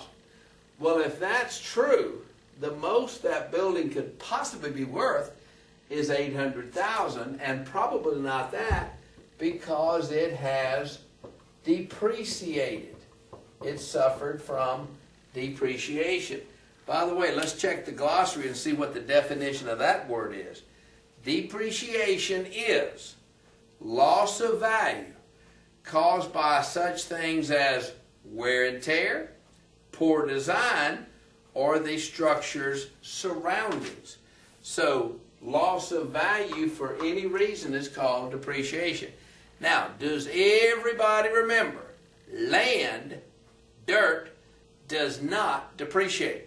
The building depreciates, the land does not depreciate. The building depreciates, the land does not depreciate. Now, we got three kinds of depreciation. We got physical deterioration, we got functional obsolescence, and we got external obsolescence.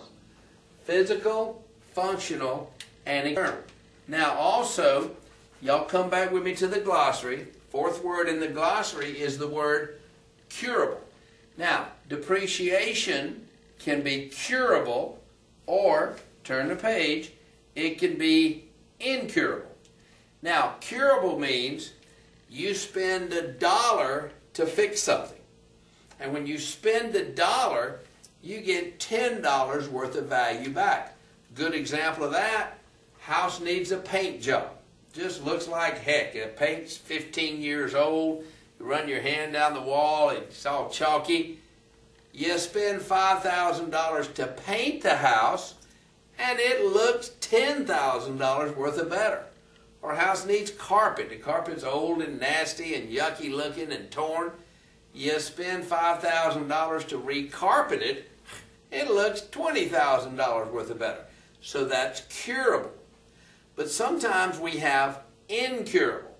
Incurable is where you have a 2-year-old house with a broken air conditioner.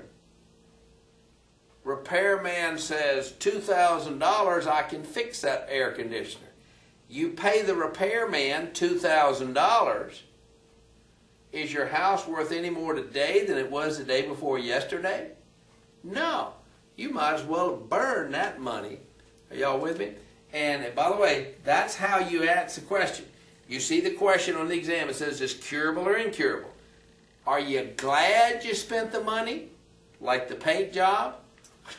Or do you feel like I just threw my money in the fireplace, like fixing the air conditioner or drilling a new well when your well breaks or something? And so if you spend the money and don't get your money back, it's incurable. By the way, don't think it's uncurable. You can cure anything with enough money. It's just, do you want to? Now, functional obsolescence. This is just something that's unpopular. Nothing wrong with it, just nobody likes it. If you got an A-frame house, nobody likes an A-frame house, so you lose value the minute you build the thing, because nobody wants a house that looks like an A-frame. If you had a 5-bedroom, 1-bath house, by the way, could you build a brand new house, 5-bedroom, 1-bath if you wanted to? You could if you wanted to, but it would lose value by virtue of the fact that nobody wants a 5-bedroom, 1-bath house. By the way, could you cure that problem? Yes, you could. You could take one of those bedrooms, turn it into a big, nice bathroom, probably cost you $5,000 to do that, probably enhance the value by $20,000. So that would be curable functional obsolescence.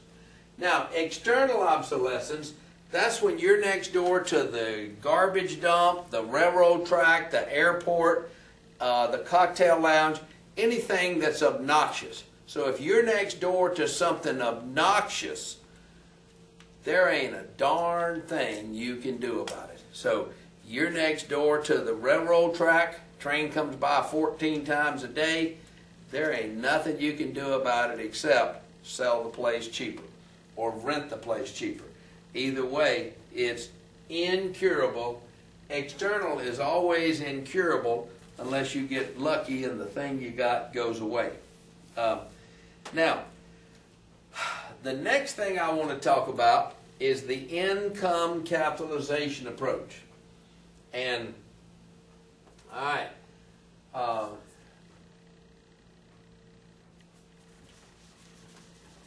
does everybody understand that the main reason people want to own income property is because it generates income? By the way, when I'm teaching live classes, I can't believe this, I ask my class all the time, which would you rather have? $1 million cash in a suitcase or an apartment building that generates $100,000 a year in income, net income? And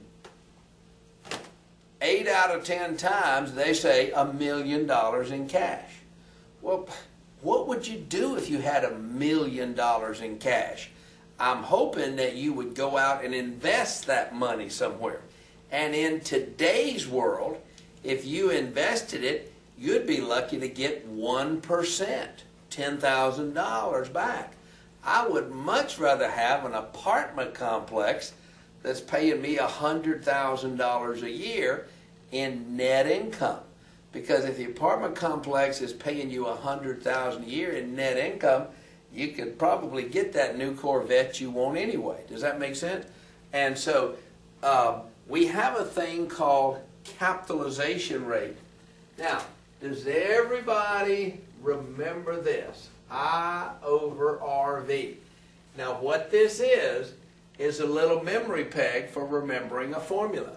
If you want to know the formula for the value of an apartment, there it is. Value equals income over capitalization rate. If you want to know the formula for capitalization rate, there it is. Rate equals income over value. You want to know the formula for income, there it is. R times V. And this is on the test. Now, you need to remember that this I in this formula stands for income. What kind of income? Net, net, net, net income. Now, you need to remember, if we have an apartment building, we have a thing called a pro forma statement, sometimes called a operating statement. But all this is just telling us how much money the property generates. Now, we have a thing called potential gross income. And what potential gross income is 100% full 100% of the time. So if you had a 10-unit building that rents for $1,000 a month, 10 times 1,000, 10,000 a month, times 12 months, that's $120,000 a year. So your income, your potential gross income, would be $120,000 a year. Nobody's going to expect the building to run full 100% of the time. We know that you're going to have vacancy and collection. We know everybody else in town is 10% empty. We're probably going to be 10% empty too. So we're going to subtract 12,000. And that's going to give us the effective gross income. Now, the effective gross income in this case is going to be $108,000. So the effective gross income is what you get when you subtract the vacancy and collection from the potential gross income. And then we subtract from that the expenses of the building, which for our purposes in this class would most likely be given in the question. Well, let's just say they're $60,000 a year. So that's given in the question. By the way, we got three kinds of expenses. We got fixed expenses. That's like the insurance. That's like the taxes. They don't change. We got variable expenses. Variable expense is management fee to the real estate broker that's managing the property. Your property's full, that's a pretty good chunk. Property's almost empty, it's not much money. And we got another expense called reserves for replacement. If you own a 10-unit building, you own 10 ranges, 10 refrigerators, 10 dishwashers, 10 disposals. You better have a little fund to plan on buying those about every 6 or 7 years. So we have those expenses, and they're given in the question. We subtract from the effective gross income the expenses, and that gives us the net operating income. And that's the income that we determine the value with. So in this case, is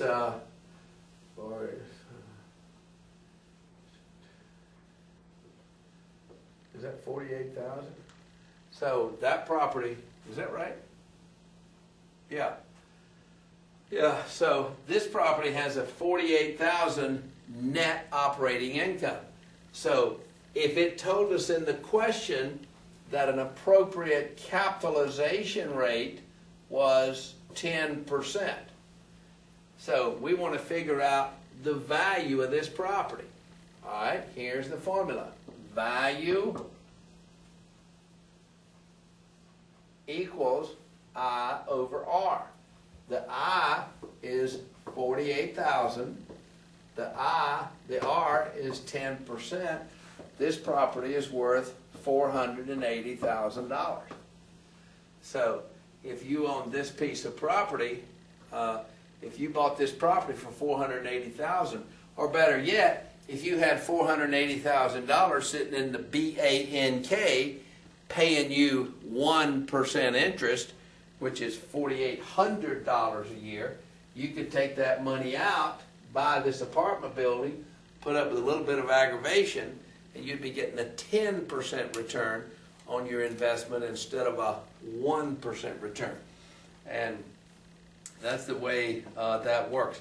Y'all go back and make sure that you understand the vocabulary for that, because a likely question you'll see on the exam is asking you to do this arithmetic,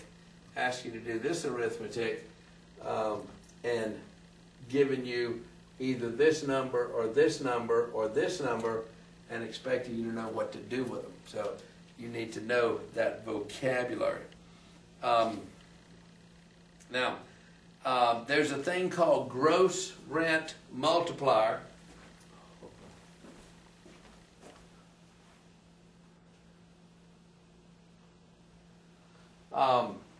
There's a thing called gross rent multiplier, and what gross rent multiplier is a, you might say it's like a rule of thumb. It's kind of like a rule of thumb because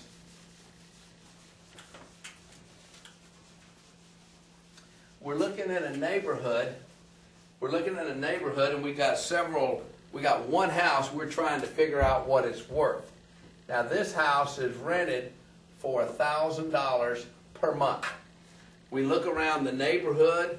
Here's a house that just sold for $179,000 last week, and it's rented for $1,350 a month. Here's another one that just sold for $159,000 last week, and it's rented for $1,200 a month. Here's another one that just sold for $165,000, and it's rented for $1,250 a month. And we're trying to figure out what this house is worth. Well, we're going to take our calculator. We're going to take the first house, $179,000, and we're going to divide it by $1,350, the monthly gross rent before any expenses or anything. And that gives us $132.5. We're going to take the second house, $150,000. We're going to divide that by the $1,200 it's rented for, and that's going to give us 125.0. Then we're going to take the third house, which is $165,000. I hope you're doing this arithmetic with me. Divided by 1,250, and that's going to give us 132. So we're going to take these three numbers and add them up. Is that a 9? 5, 6, 7. And it gives us 389.5. We're going to divide that by 3.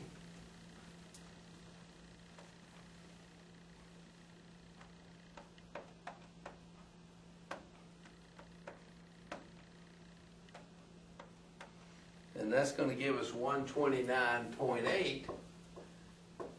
And that number there is the gross rent multiplier for this neighborhood. In other words, that's the ratio between what houses rent for and what they sell for. So this house is rented for $1,000 a month. If we times it by the gross rent multiplier, it's probably worth about $129,800. And question on the exam, give you the price, give you the rent. Give you the price, give you the rent. Give you the price, give you the rent. Give you the rent of the subject house, you got to compute the value. So this is the price, this is the monthly rent. Now there's a thing called gross income multiplier. Only difference between gross rent multiplier and gross income multiplier is they give you a annual gross rent, and it's gross before you pay any expenses or anything, because this is just a little rule of thumb. This is not deadly accurate. It's just a little rule of thumb for kind of getting a feel for things. Now, y'all come back to the glossary. I got two words in the glossary. You see the word assemblage, the second word, and on the next page, the word plottage. You see those words? Now, assemblage is the process of putting smaller properties together to make a bigger parcel to make it more valuable. Here's a road like US 441 right out there in front of us. Here's 5 lots, and all of these lots are 100 feet wide by 100 feet deep, and they all belong to 5 different people. Now behind these lots, there's 5 more lots. They're the same size. Now these lots in the front are probably worth about $100,000 a piece because they're right on US 441 or US 1 or US 17 or whatever the big road in your town is. These lots in the back, they're only worth about $50,000 a piece because they don't front on the main highway, they're on this back street. And 10 different people own those properties. Well, along comes Mr. Hustler, Mr. Go-Getter. He goes to each one of these owners and he buys an option for $100,000. He goes to each one of these owners and he buys an option for $50,000. So he's got an option on $750,000 worth of property. He goes to somebody like Wawa. Have you all heard about Wawa? They're coming to Central Florida. And he says, Wawa, I got a piece of property 500 feet right on the highway, 200 feet deep, and I'll let you have it for $1 million. And Wawa says, we'll take that. In fact, Wawa is tickled to death because they're getting this big old piece of property, 500 feet, right on the highway, 200 feet deep, which is a bargain at $1 million. Now, here's what I want you to understand. Doing this is called assemblage. The value added by doing it is called plottage, the word that's on the second page. Be sure you know the difference. Now, 2 more words on that page, progression and regression. Progression and regression. Progression is the principle that associating with more expensive properties brings the value of a property up. Regression is the principle that associating with less expensive properties brings the value down. That's why when you buy your house, it's always good to buy the worst house in the nicest neighborhood. That's the principle of progression helping you out. If you buy the nicest house in the not so hot neighborhood, the principle of regression drags your value down. Now, bottom of the page, you see the word situs, S-I-T-U-S. Situs, you can write down my definition of situs. It's the economic quality of location that creates value. This is when people say, oh, if my house was in fancy-dancy estates, it would be worth $1 million. Well, it's not in fancy-dancy estate. It's over here in Slum Valley. And so that's the problem. So, and its location is situs, the fact that location creates value. And that is situs. Let me show you one more thing. No, I'm not going to show you that because it's on YouTube. Check the math on YouTube, some of this chapter here. A lot of math on YouTube, especially that IRV. Now, hold on a second.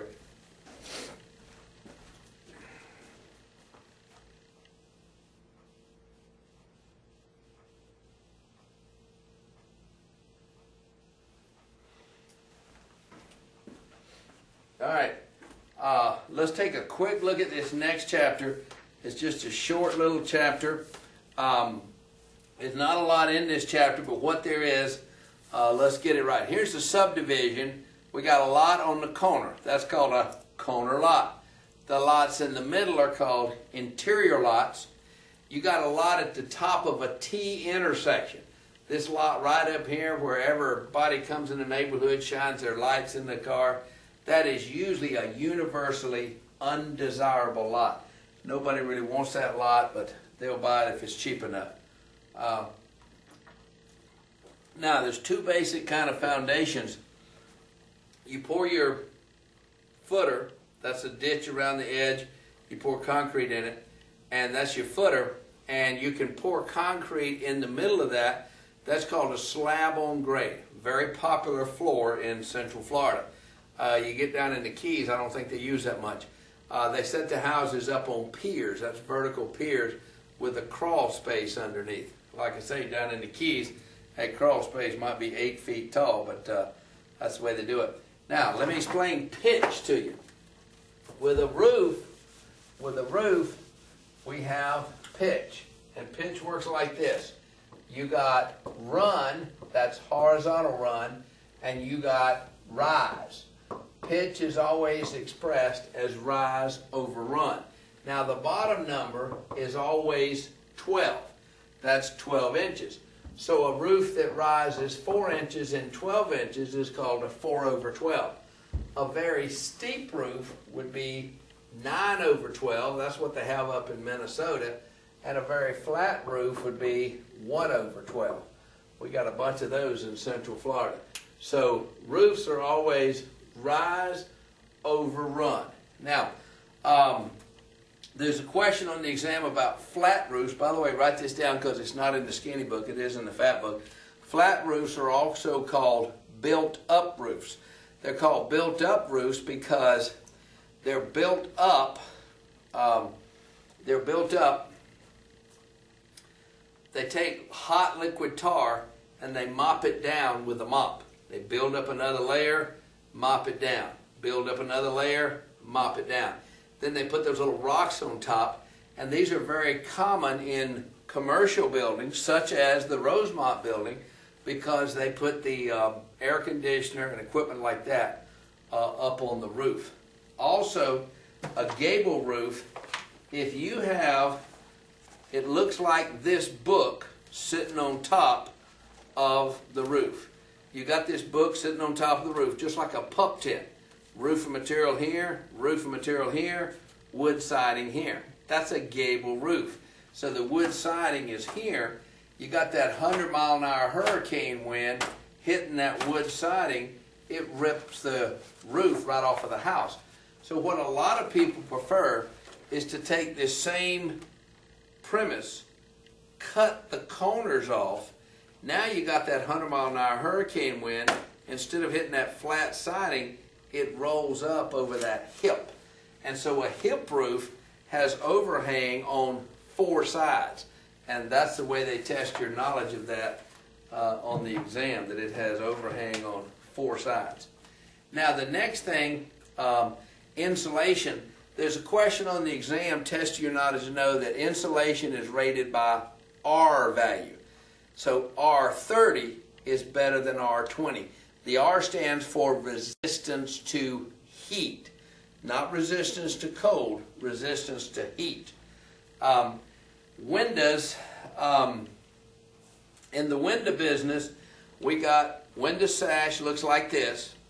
You got the top windows fixed, it doesn't move, the bottom slides up and down. That's a single hung window. Double hung, the bottom slides up and down, the top slides down and up. That's a double hung window.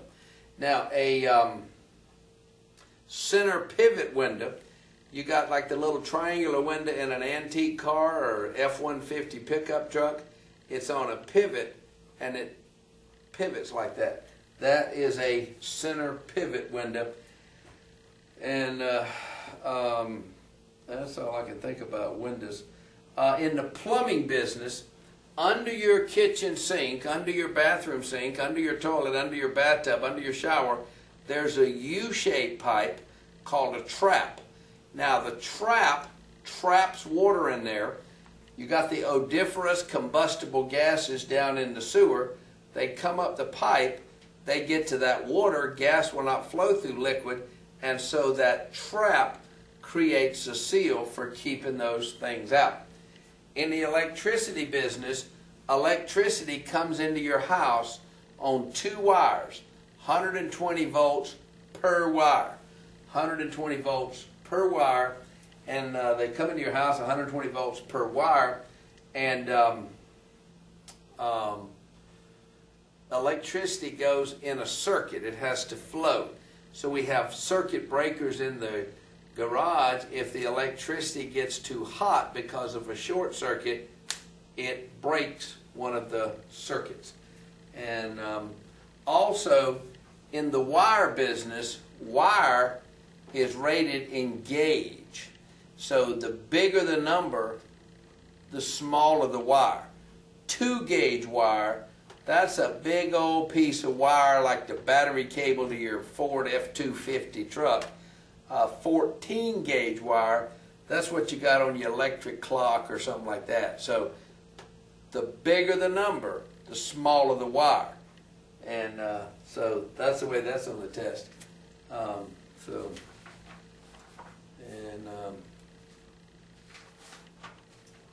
See if we're going to be able to finish it.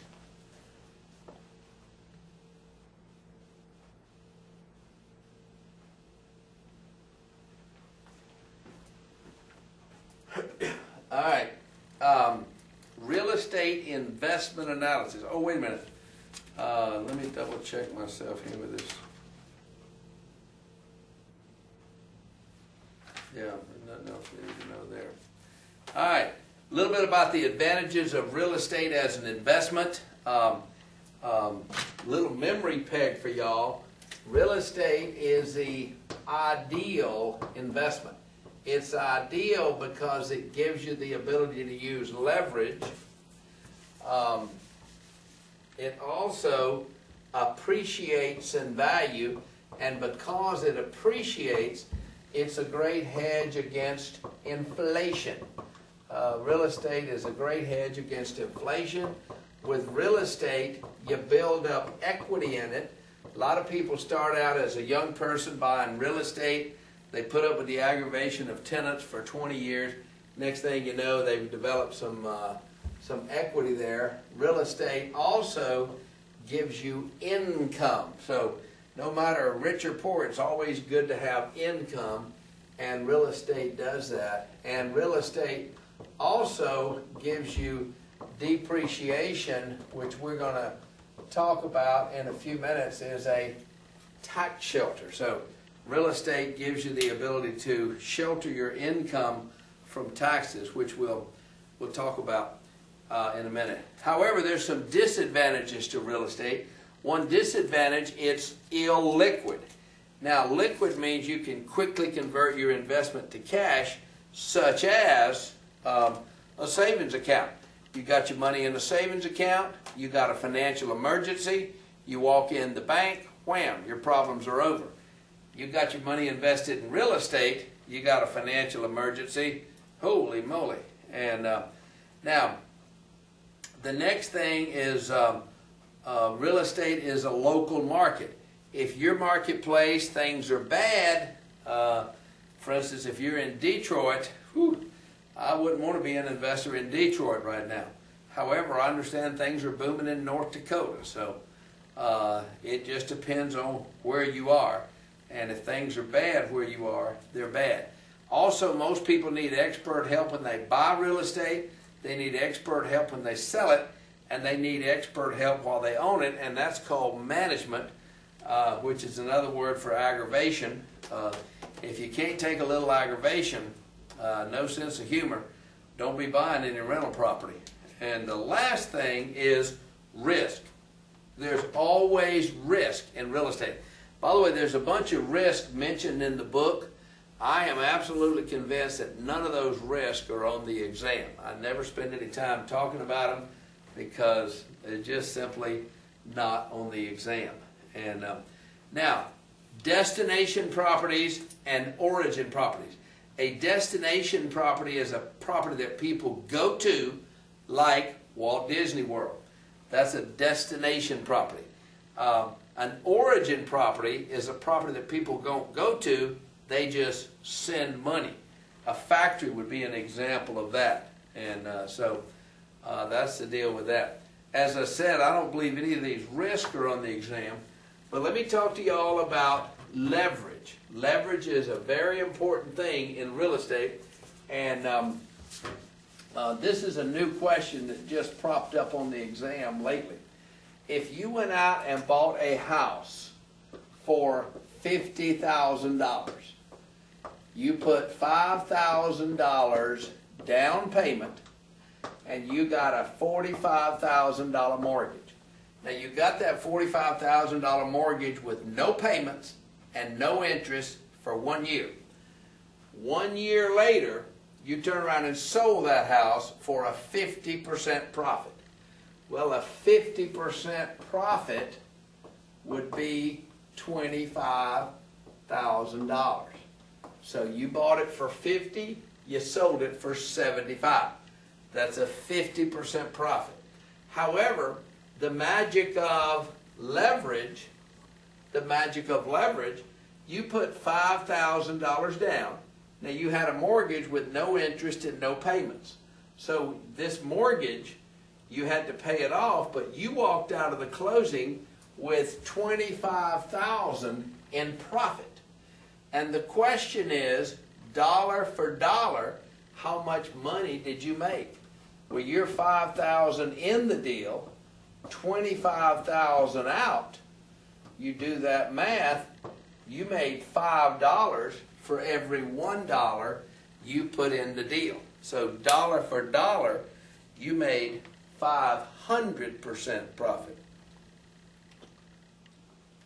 Everybody see that?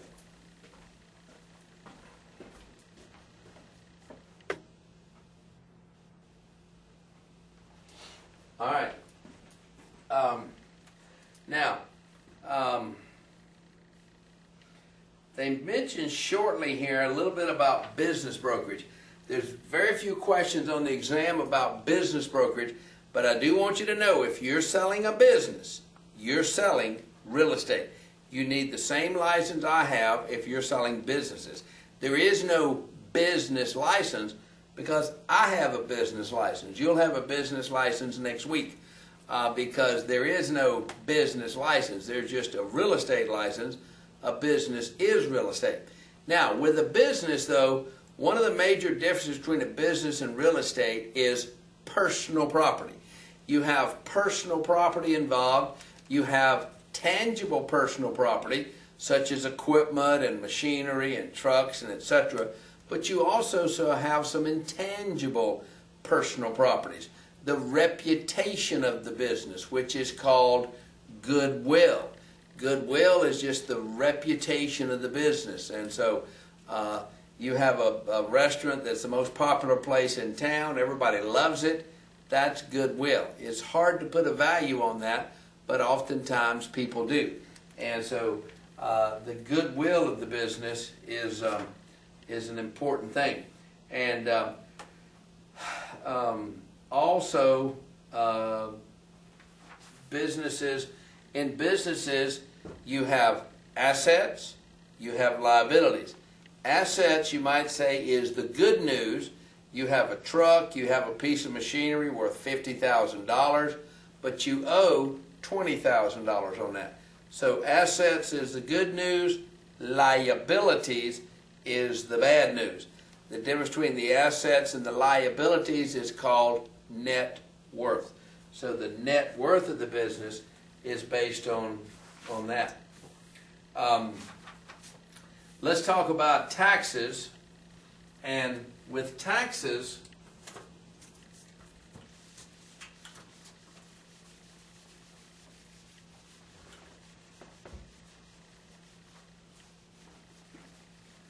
this is chapter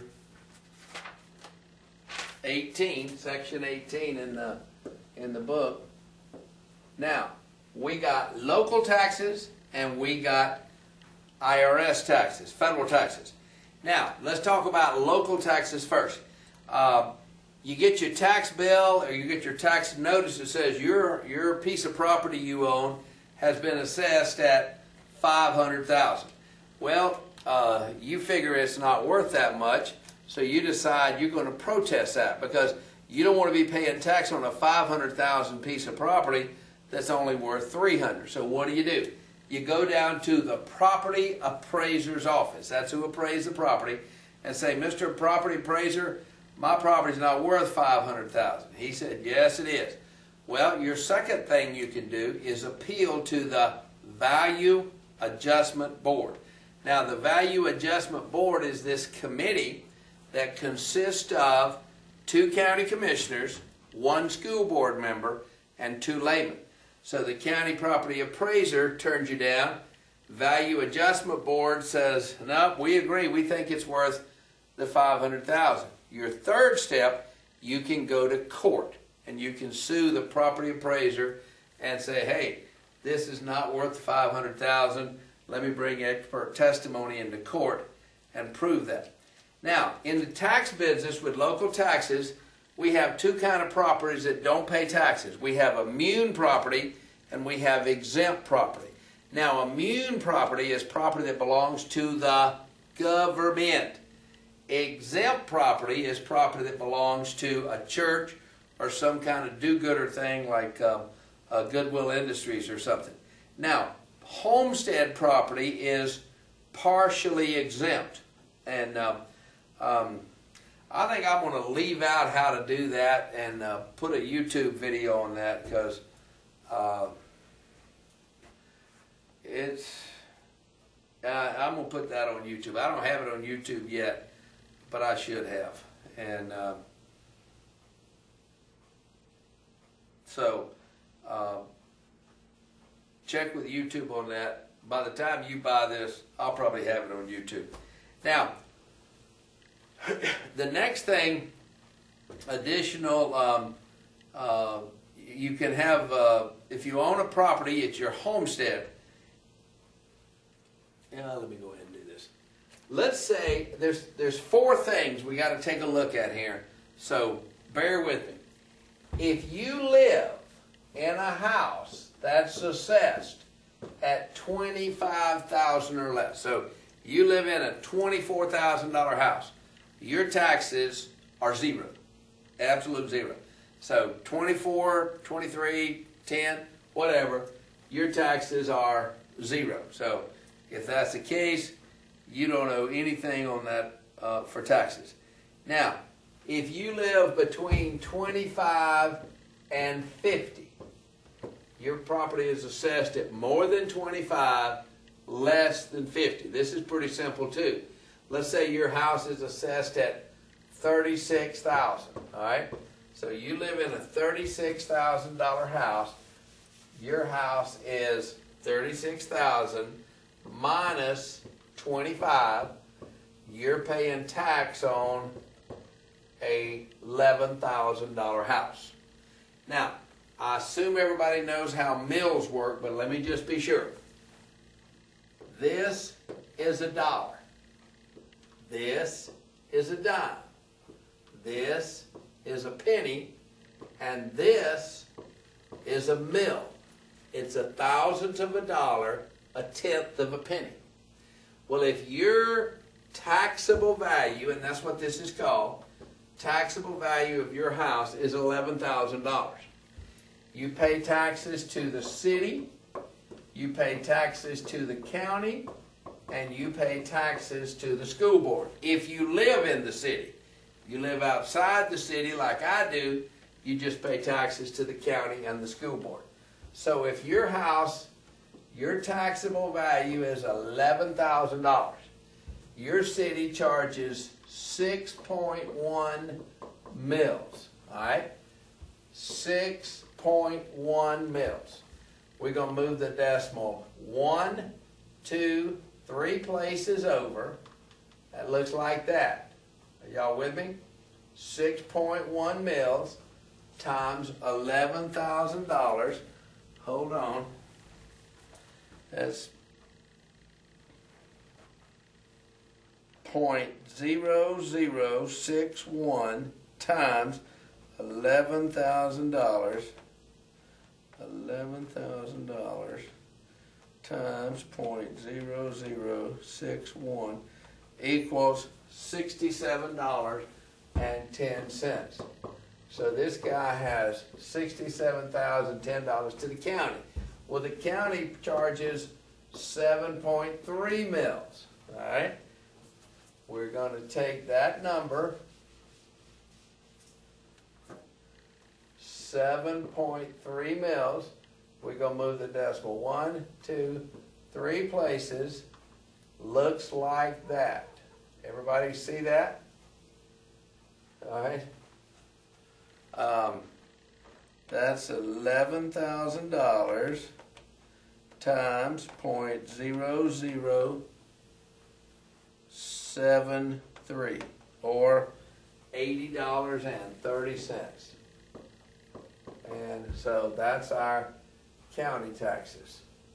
And then our school board taxes, same thing. If they are whatever they are, let's say they're 6.8 mils. That's 6.8, 1, 2, 3. Looks like that. Everybody with me? And so that's going to be $11,000 times 0.0068, or $74.80. So this person would have the taxes of those three, $74.80, plus those other two numbers that I didn't bother to write down, added together would be their taxes to their, based on this. Now, here's the most complicated one. If you live in a more than 50, less than 75, so your house is somewhere between 75 and 50. Now, by the way, I've tried this with every number between 75 and 50, but let's just use 66. So your house is assessed at $66,000. If you subtract 50 from that, it gives you 16,000. And then you add 25 back to that, it gives you 41. This is, don't ask me why it's done this way, I don't know. This is your taxable savings. You subtract that from 75, from 66. So your house is assessed at 66. You can subtract 41 from it, and that's going to give you 25,000. Now, I've done it with every number I can come up with. It always comes out to 25,000. So 25,000 times this number, times this number, times this number. Except, whoops, that's not right. 25,000 times this number, times this number.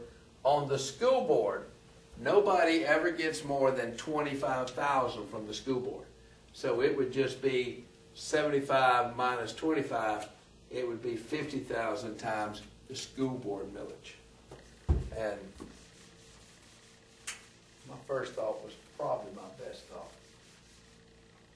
Now, if you live in a more than $75,000 house, let's just make this a $400,000 house. So you live in a $400,000 house, you can subtract from that 50. You're paying tax on a $350,000 house to the city, to the county. Nobody gets but 25 from the school board, and so $375 to the school board. So I think I've explained that right. I probably would take this down to the county property appraiser and see what he says. They just changed this about 2 years ago, and so now if you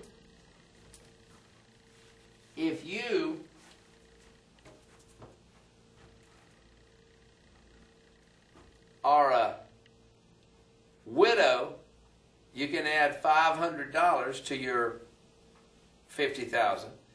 If you are a blind person, you can add $500. And if you are some percent of a disabled vet, you can add $5,000. So if you are a blind, disabled, veteran, widow, you could subtract $56,000 from the city and the school board, and from the city and the county, and $31,000 from the school board.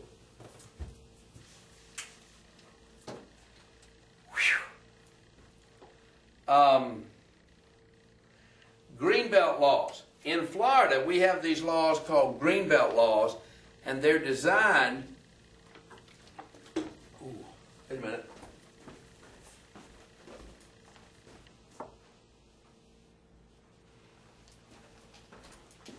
They are designed to protect farmers from excess taxation. So here's Mr. Farmer in some area where progress is headed his way. In Orlando, this might be down on 192 just outside of Disney. So here's Mr. Farmer in 1970, minding his own business, growing a few oranges down there on 192. Well, as the years have gone by, he's got Ramada Inn across the street. He's got Holiday Inn next door. He's got 3-4 timeshare resorts within walking distance of his place. He is just surrounded by progress. As long as he continues to grow those oranges, his property will be assessed as an orange grove, not as a potential hotel site. So he might get aggravated with people knocking on his door saying, hey, will you take $10 million for your place? He says, nah, get out of here. His place is always going to be assessed just as if it were an orange grove. And so this is called Greenbelt laws, and it protects the farmer from excess tax assessment. Not the tax rate, but the tax assessment. And now, let me show you all how a special assessment works. You live on a dirt road. You get that letter from the county that says we're going to pave that nasty old dirt road, and it's going to cost $80 per foot to pave it. Now the good news is the county has agreed to pay 20%. All right? And your lot is 100 feet by 400 feet. Now the truth is the depth of the lot doesn't matter. The only thing that matters is the frontage. You see a lot dimension written 100 by 400. The front number is the frontage. So the question is, how much is your special assessment? Here's the answer. $80 times your frontage, 100 feet, equals $8,000. Now the county's agreed to pay 20%. $8,000 times 20% is $1,600. Is that right? $8,000 minus the $1,600 the county's paying is $6,400. And don't forget, the guy across the street is going to always pay half. That's this guy here. And so your assessment is $3,200. And yes, there's always somebody across the street. Now, on the exam, they got one where they got you on a corner lot. You got 400 feet by 100 feet. Now, if you're on a corner lot and they're paving both streets, everything's the same except you got 500 feet of frontage because they're paving both streets. You still got somebody across the street. All the arithmetic is the same as it was before. Hold on.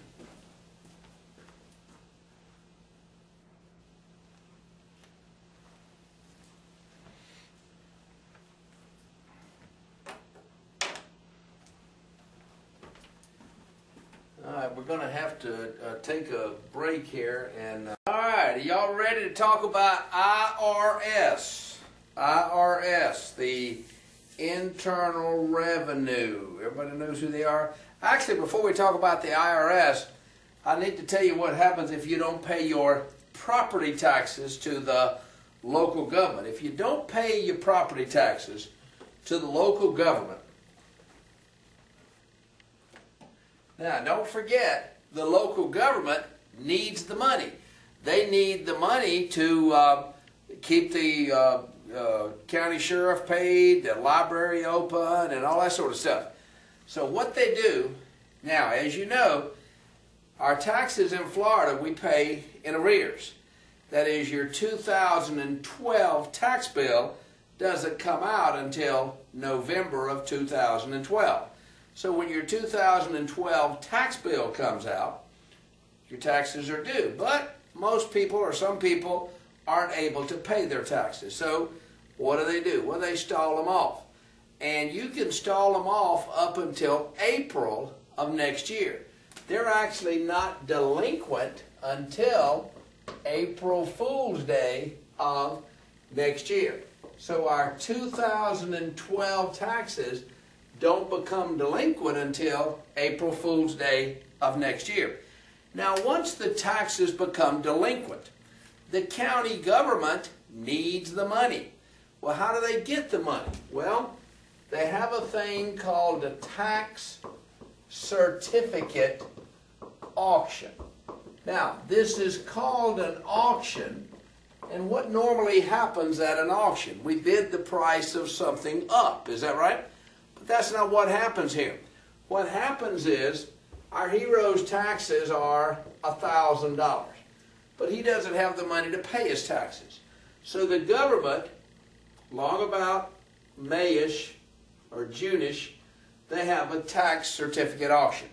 And basically the tax collector says, who wants to buy this certificate for $1,000 and get 18% interest? Well, every hand in the room is up. How about 17, 16, 15, 14, 12, 11, 10? Sold for 10%. So whoever buys that certificate writes a check to the county for $1,000. And what have they bought? They bought a certificate that says when this guy walks in and pays his taxes, whether it's 2 weeks from now or 2 years from now, they're going to get the, let's say they bid 10%. So they bid 10%. So if our hero walks in a year from now and pays our taxes, they'll get a 10% return on their $1,000 investment. Pretty good, wouldn't you agree? Well, the worst case scenario is he doesn't walk in for 2 years. After 2 years, but less than 7 years, they decide, man, we are tired of waiting on this guy to pay us, and so they request a tax deed. Now, don't confuse a tax certificate with a tax deed. They are not the same thing. After 2 years, the guy that holds the certificate says, I want to get paid. So he requests a tax deed. Now, when he does this, this property will be sold at public auction just like any other foreclosure sale, except for one big difference. Normally, when you have a foreclosure auction, the bidders have to be concerned with priority of mortgages. You don't have to be concerned with this because property tax is number one. They're superior to any and all other liens. So anybody that has any interest in this property, any mortgage on this property, they're going to be wiped out when this property sells at the tax deed auction. So it sells at a tax deed auction for, let's say, $10,000. The tax certificate's paid off. If there's any later tax certificates, they'll be paid off as well. Any money left over goes back to the owner of the house. And the guy that bought the property at the auction owns the property free and clear of any and all liens, because any liens are wiped out at a tax deed auction. Now, let's talk about the IRS. If you own a home and you make payments, like most of us do, PITI, what does that stand for? Principal, interest, taxes, and insurance. This portion of your payment in the middle, your interest and your taxes are tax deductible. Your principal reduction is not tax deductible, and your insurance is not tax deductible, but your interest and your taxes are tax deductible. Also, if you have interest on a home equity loan, that is tax deductible. I mentioned to y'all yesterday when we talked about that, you're going down to buy you a new $20,000 brand new Chevrolet. Instead of paying cash for the Chevrolet, or instead of financing it at GMAC, you say to the guy, I'm going to pay cash for it. But the truth is, you're getting a home equity loan. You pay cash for the Chevrolet, but your interest on your home equity loan is tax deductible, where your interest to GMAC would not have been tax deductible. So that's a cool thing. Now, y'all remember that pro forma statement we put up here? We talked about expenses. You have expenses like your management fee to the realtor, your taxes to the local government, your insurance, any kind of expenses, your janitorial fee, your lawn maintenance fee. All of those expenses are tax deductible, except for reserves for replacement. Because the truth is, reserves for replacement are really nothing more than a savings account. You're just saving up to buy those 10 refrigerators in 6 years or whatever. And also, you remember we said real estate is the ideal investment. And the D, I told you, stands for depreciation. Well, depreciation is the ultimate tax shelter, and here's why. If you have a property, and let's just take the property we had up here on the board. Let's say you bought that property for $480,000. That was the price of the property. Now, when you bought that property, let's say you had $20,000 in acquisition cost. What does that mean? That means you paid points, you paid a survey, a home inspection, appraisal, etc. So you're in that property for $500,000. So that's your 10-unit apartment building that you bought. You're in it for $500,000. Now the IRS says that land does not depreciate. Land does not depreciate, but that the building is worth 80% of the value, or $400,000. So the IRS says you have a $400,000 depreciating asset. So you've got this building that's worth $400,000 and it's depreciating. Now, if you look with me in the book at the bottom of page 107, if it's a residential property, the IRS says it will depreciate over 27 and a half years. If it's a commercial property, the IRS says it will depreciate over 39 years. And I think you need those numbers memorized. I don't think they give you those on the test. So you got a $400,000 building that's depreciating. This is a residential property. So let's take the $400,000 and let's divide it by 27 and a half. So the IRS says you have a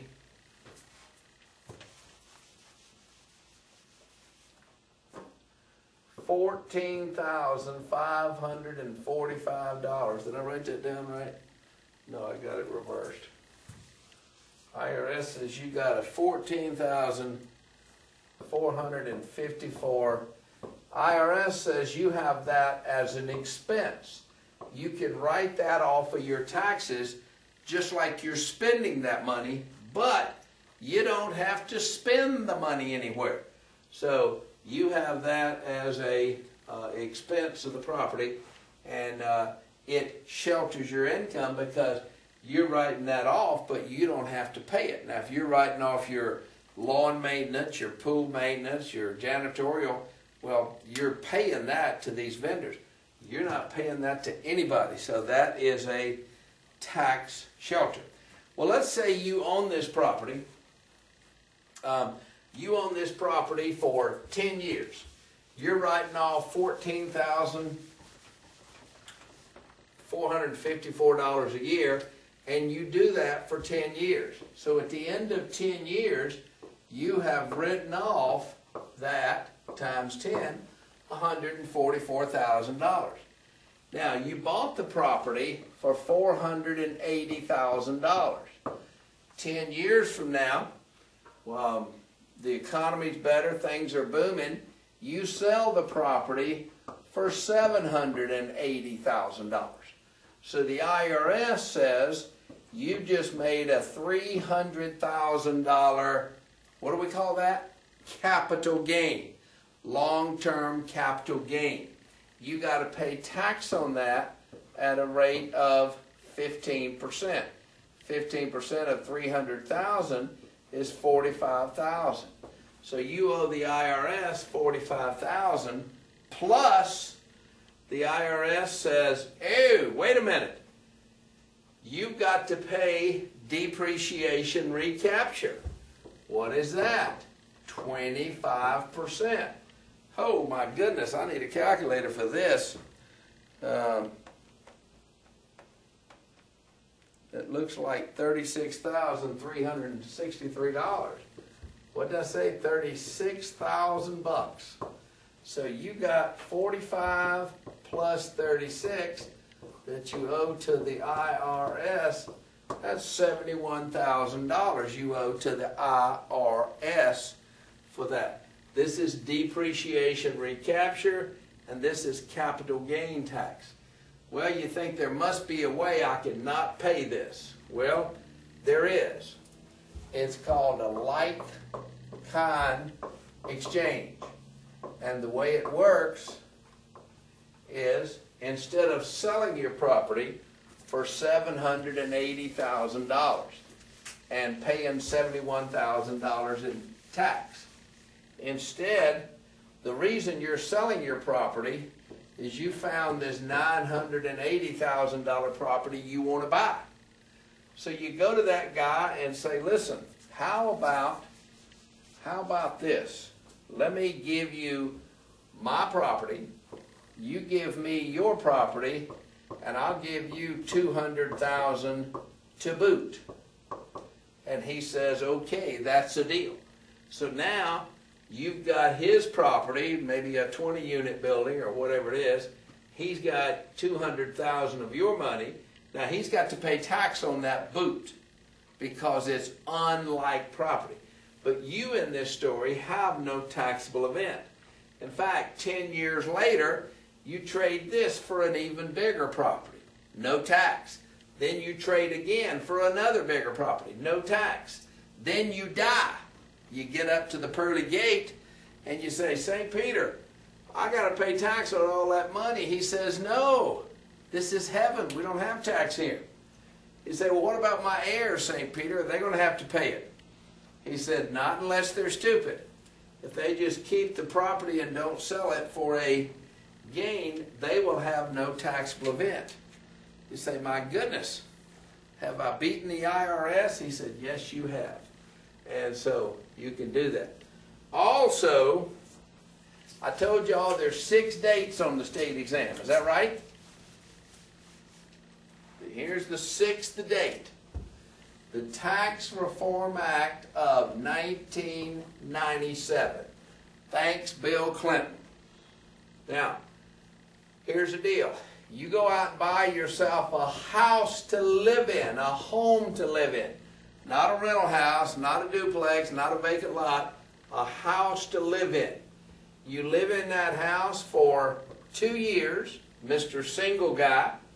You sell that house for $350,000, making yourself a $250,000 capital gain, no tax to the IRS. That's your home where you live, not your rental house across town, not your apartment building, but your home where you live.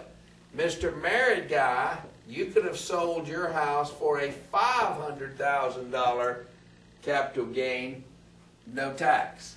Thanks, Bill Clinton. Tax Reform Act of 1997. That's a cool, cool thing.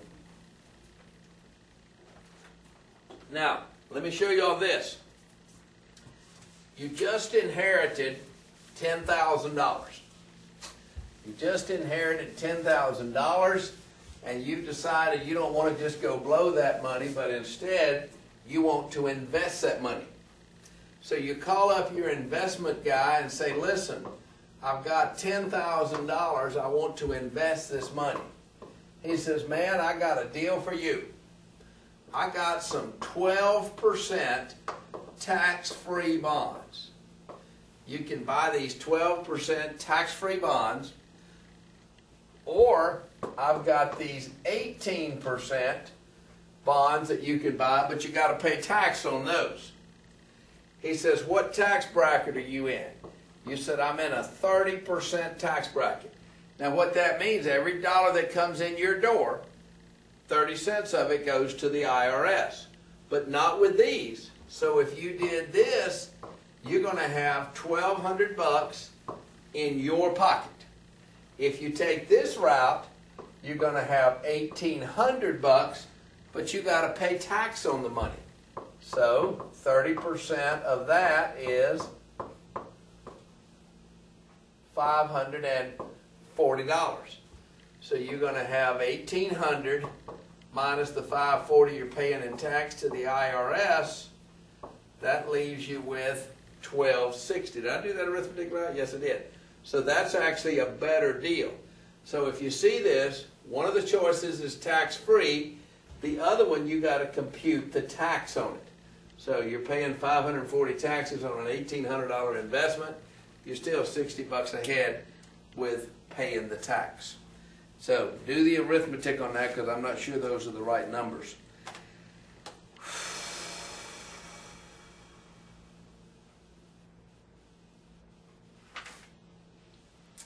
All right, y'all come with me to my favorite chapter. That is the real estate market. Now, this market says that we got two, he said real estate has some unique characteristics, and one of them is it's immobile. You can't pick it up and move it. You know, they probably got a housing shortage over in London right now because the Olympics are going on. So they probably got a housing shortage, but you can't bring more real estate in. It's immobile. You can bring in more beer, you can bring in more t-shirts, but you can't bring in more real estate. Another thing about real estate, it's very slow to respond to changes in supply and demand. All of a sudden there's a big demand for housing for some reason. It takes a while before Mr. Builder can get the show on the road and get this property built. Now, also, land is indestructible. You can tear the building down, but the dirt's right there. Another thing, real estate is unique. Cool thing about real estate, if you want to buy this house on the corner of this street and that street, it's the only house on the corner of this street and that street.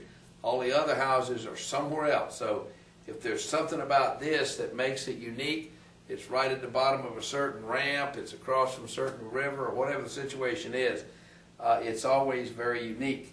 And the last thing about real estate is it's always affected by the government. There's no getting away from the fact that the government is always part of the picture.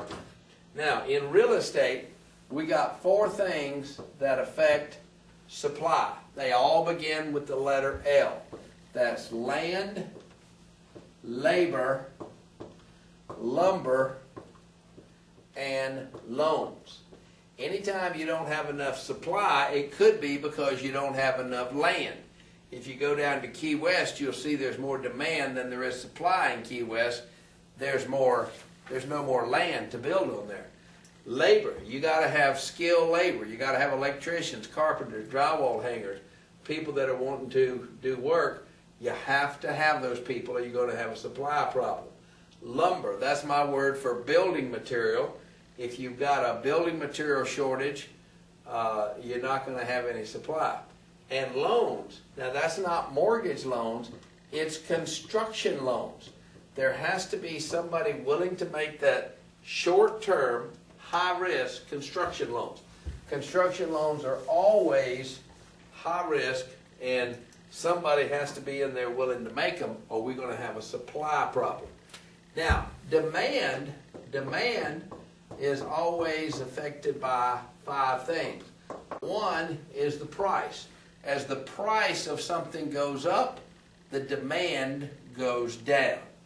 Another thing is population. If there's a lot of population, there's a lot of demand. That's why things are more expensive in New York City. There's a lot of population, there's a lot of demand. It reflects itself in the price. And so population is always very important. Population is sparse. Demand is usually sparse too. Now, your income, another word for that is your paycheck.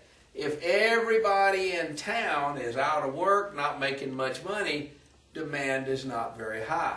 If everybody in town's got a good job, getting plenty of overtime, making a lot of money, demand is high. So the income of one person or the income of the population affects that.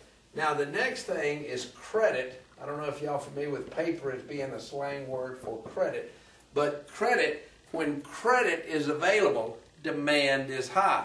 Credit's not available, demand is low. That's why fast food restaurants have started taking credit cards in recent history. You go back in time 10 years ago, fast food joints didn't take credit cards. Today, they'd be out of business if they didn't. And the last thing is just consumer preference. What's popular today will not be popular tomorrow. What was not popular yesterday is popular today. If we could just had a crystal ball to figure that out, we'd be set, but it just doesn't always work that way. And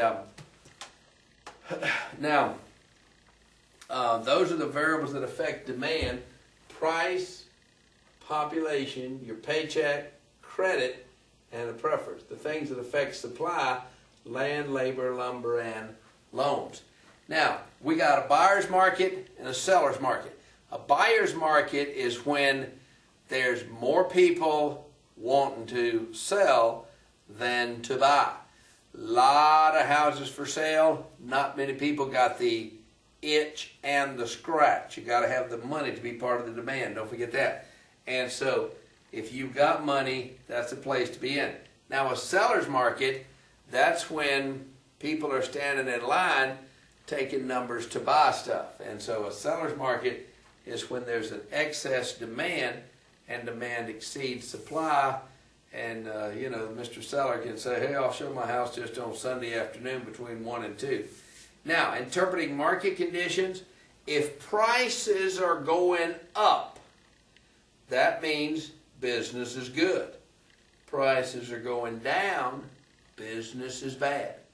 And vacancy rates. If you can't find a place to rent, every place is full, business is good. If every place is empty, there's a for rent sign on every other house, that means business is bad. And sales volume, if everybody's doing well, business is good.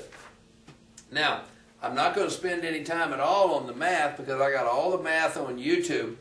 Let me cover a couple little things for y'all before we quit. I've mentioned several things.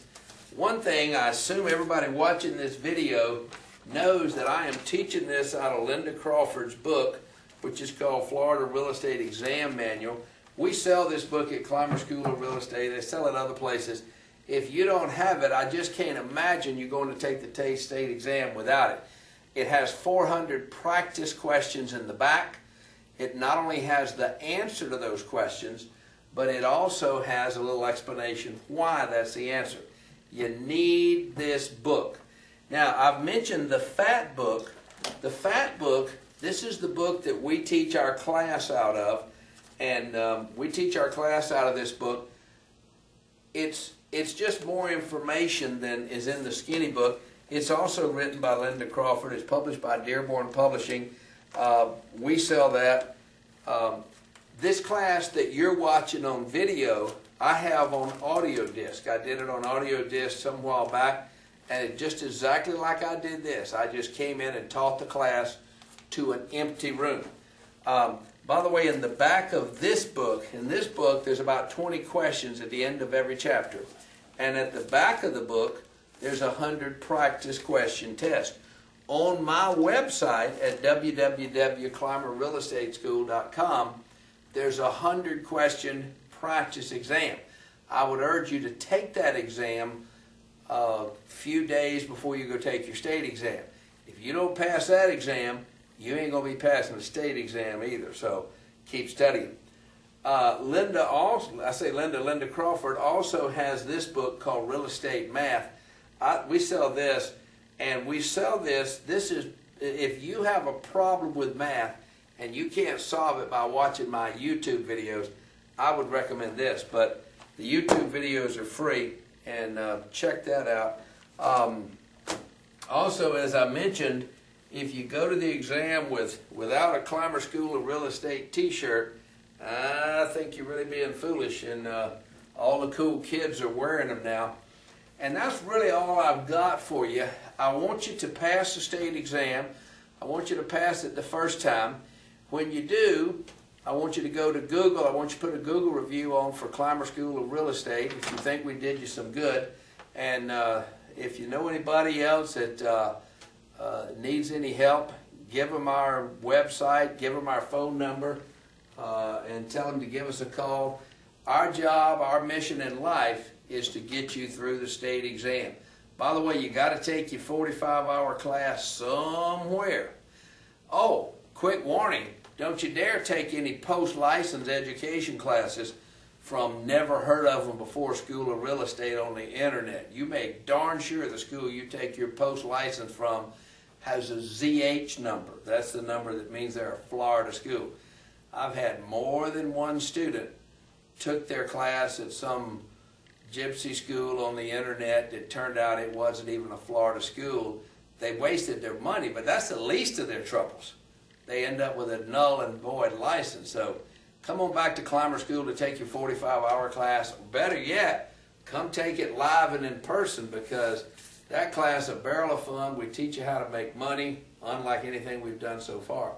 So we're going to cash in here. We're going to call it a day. We're Ron and Kathy Clymer at Clymer School of Real Estate. If we can help you with anything, be in touch. And I can't think of anything else to tell you. If I do, I'll put another program out.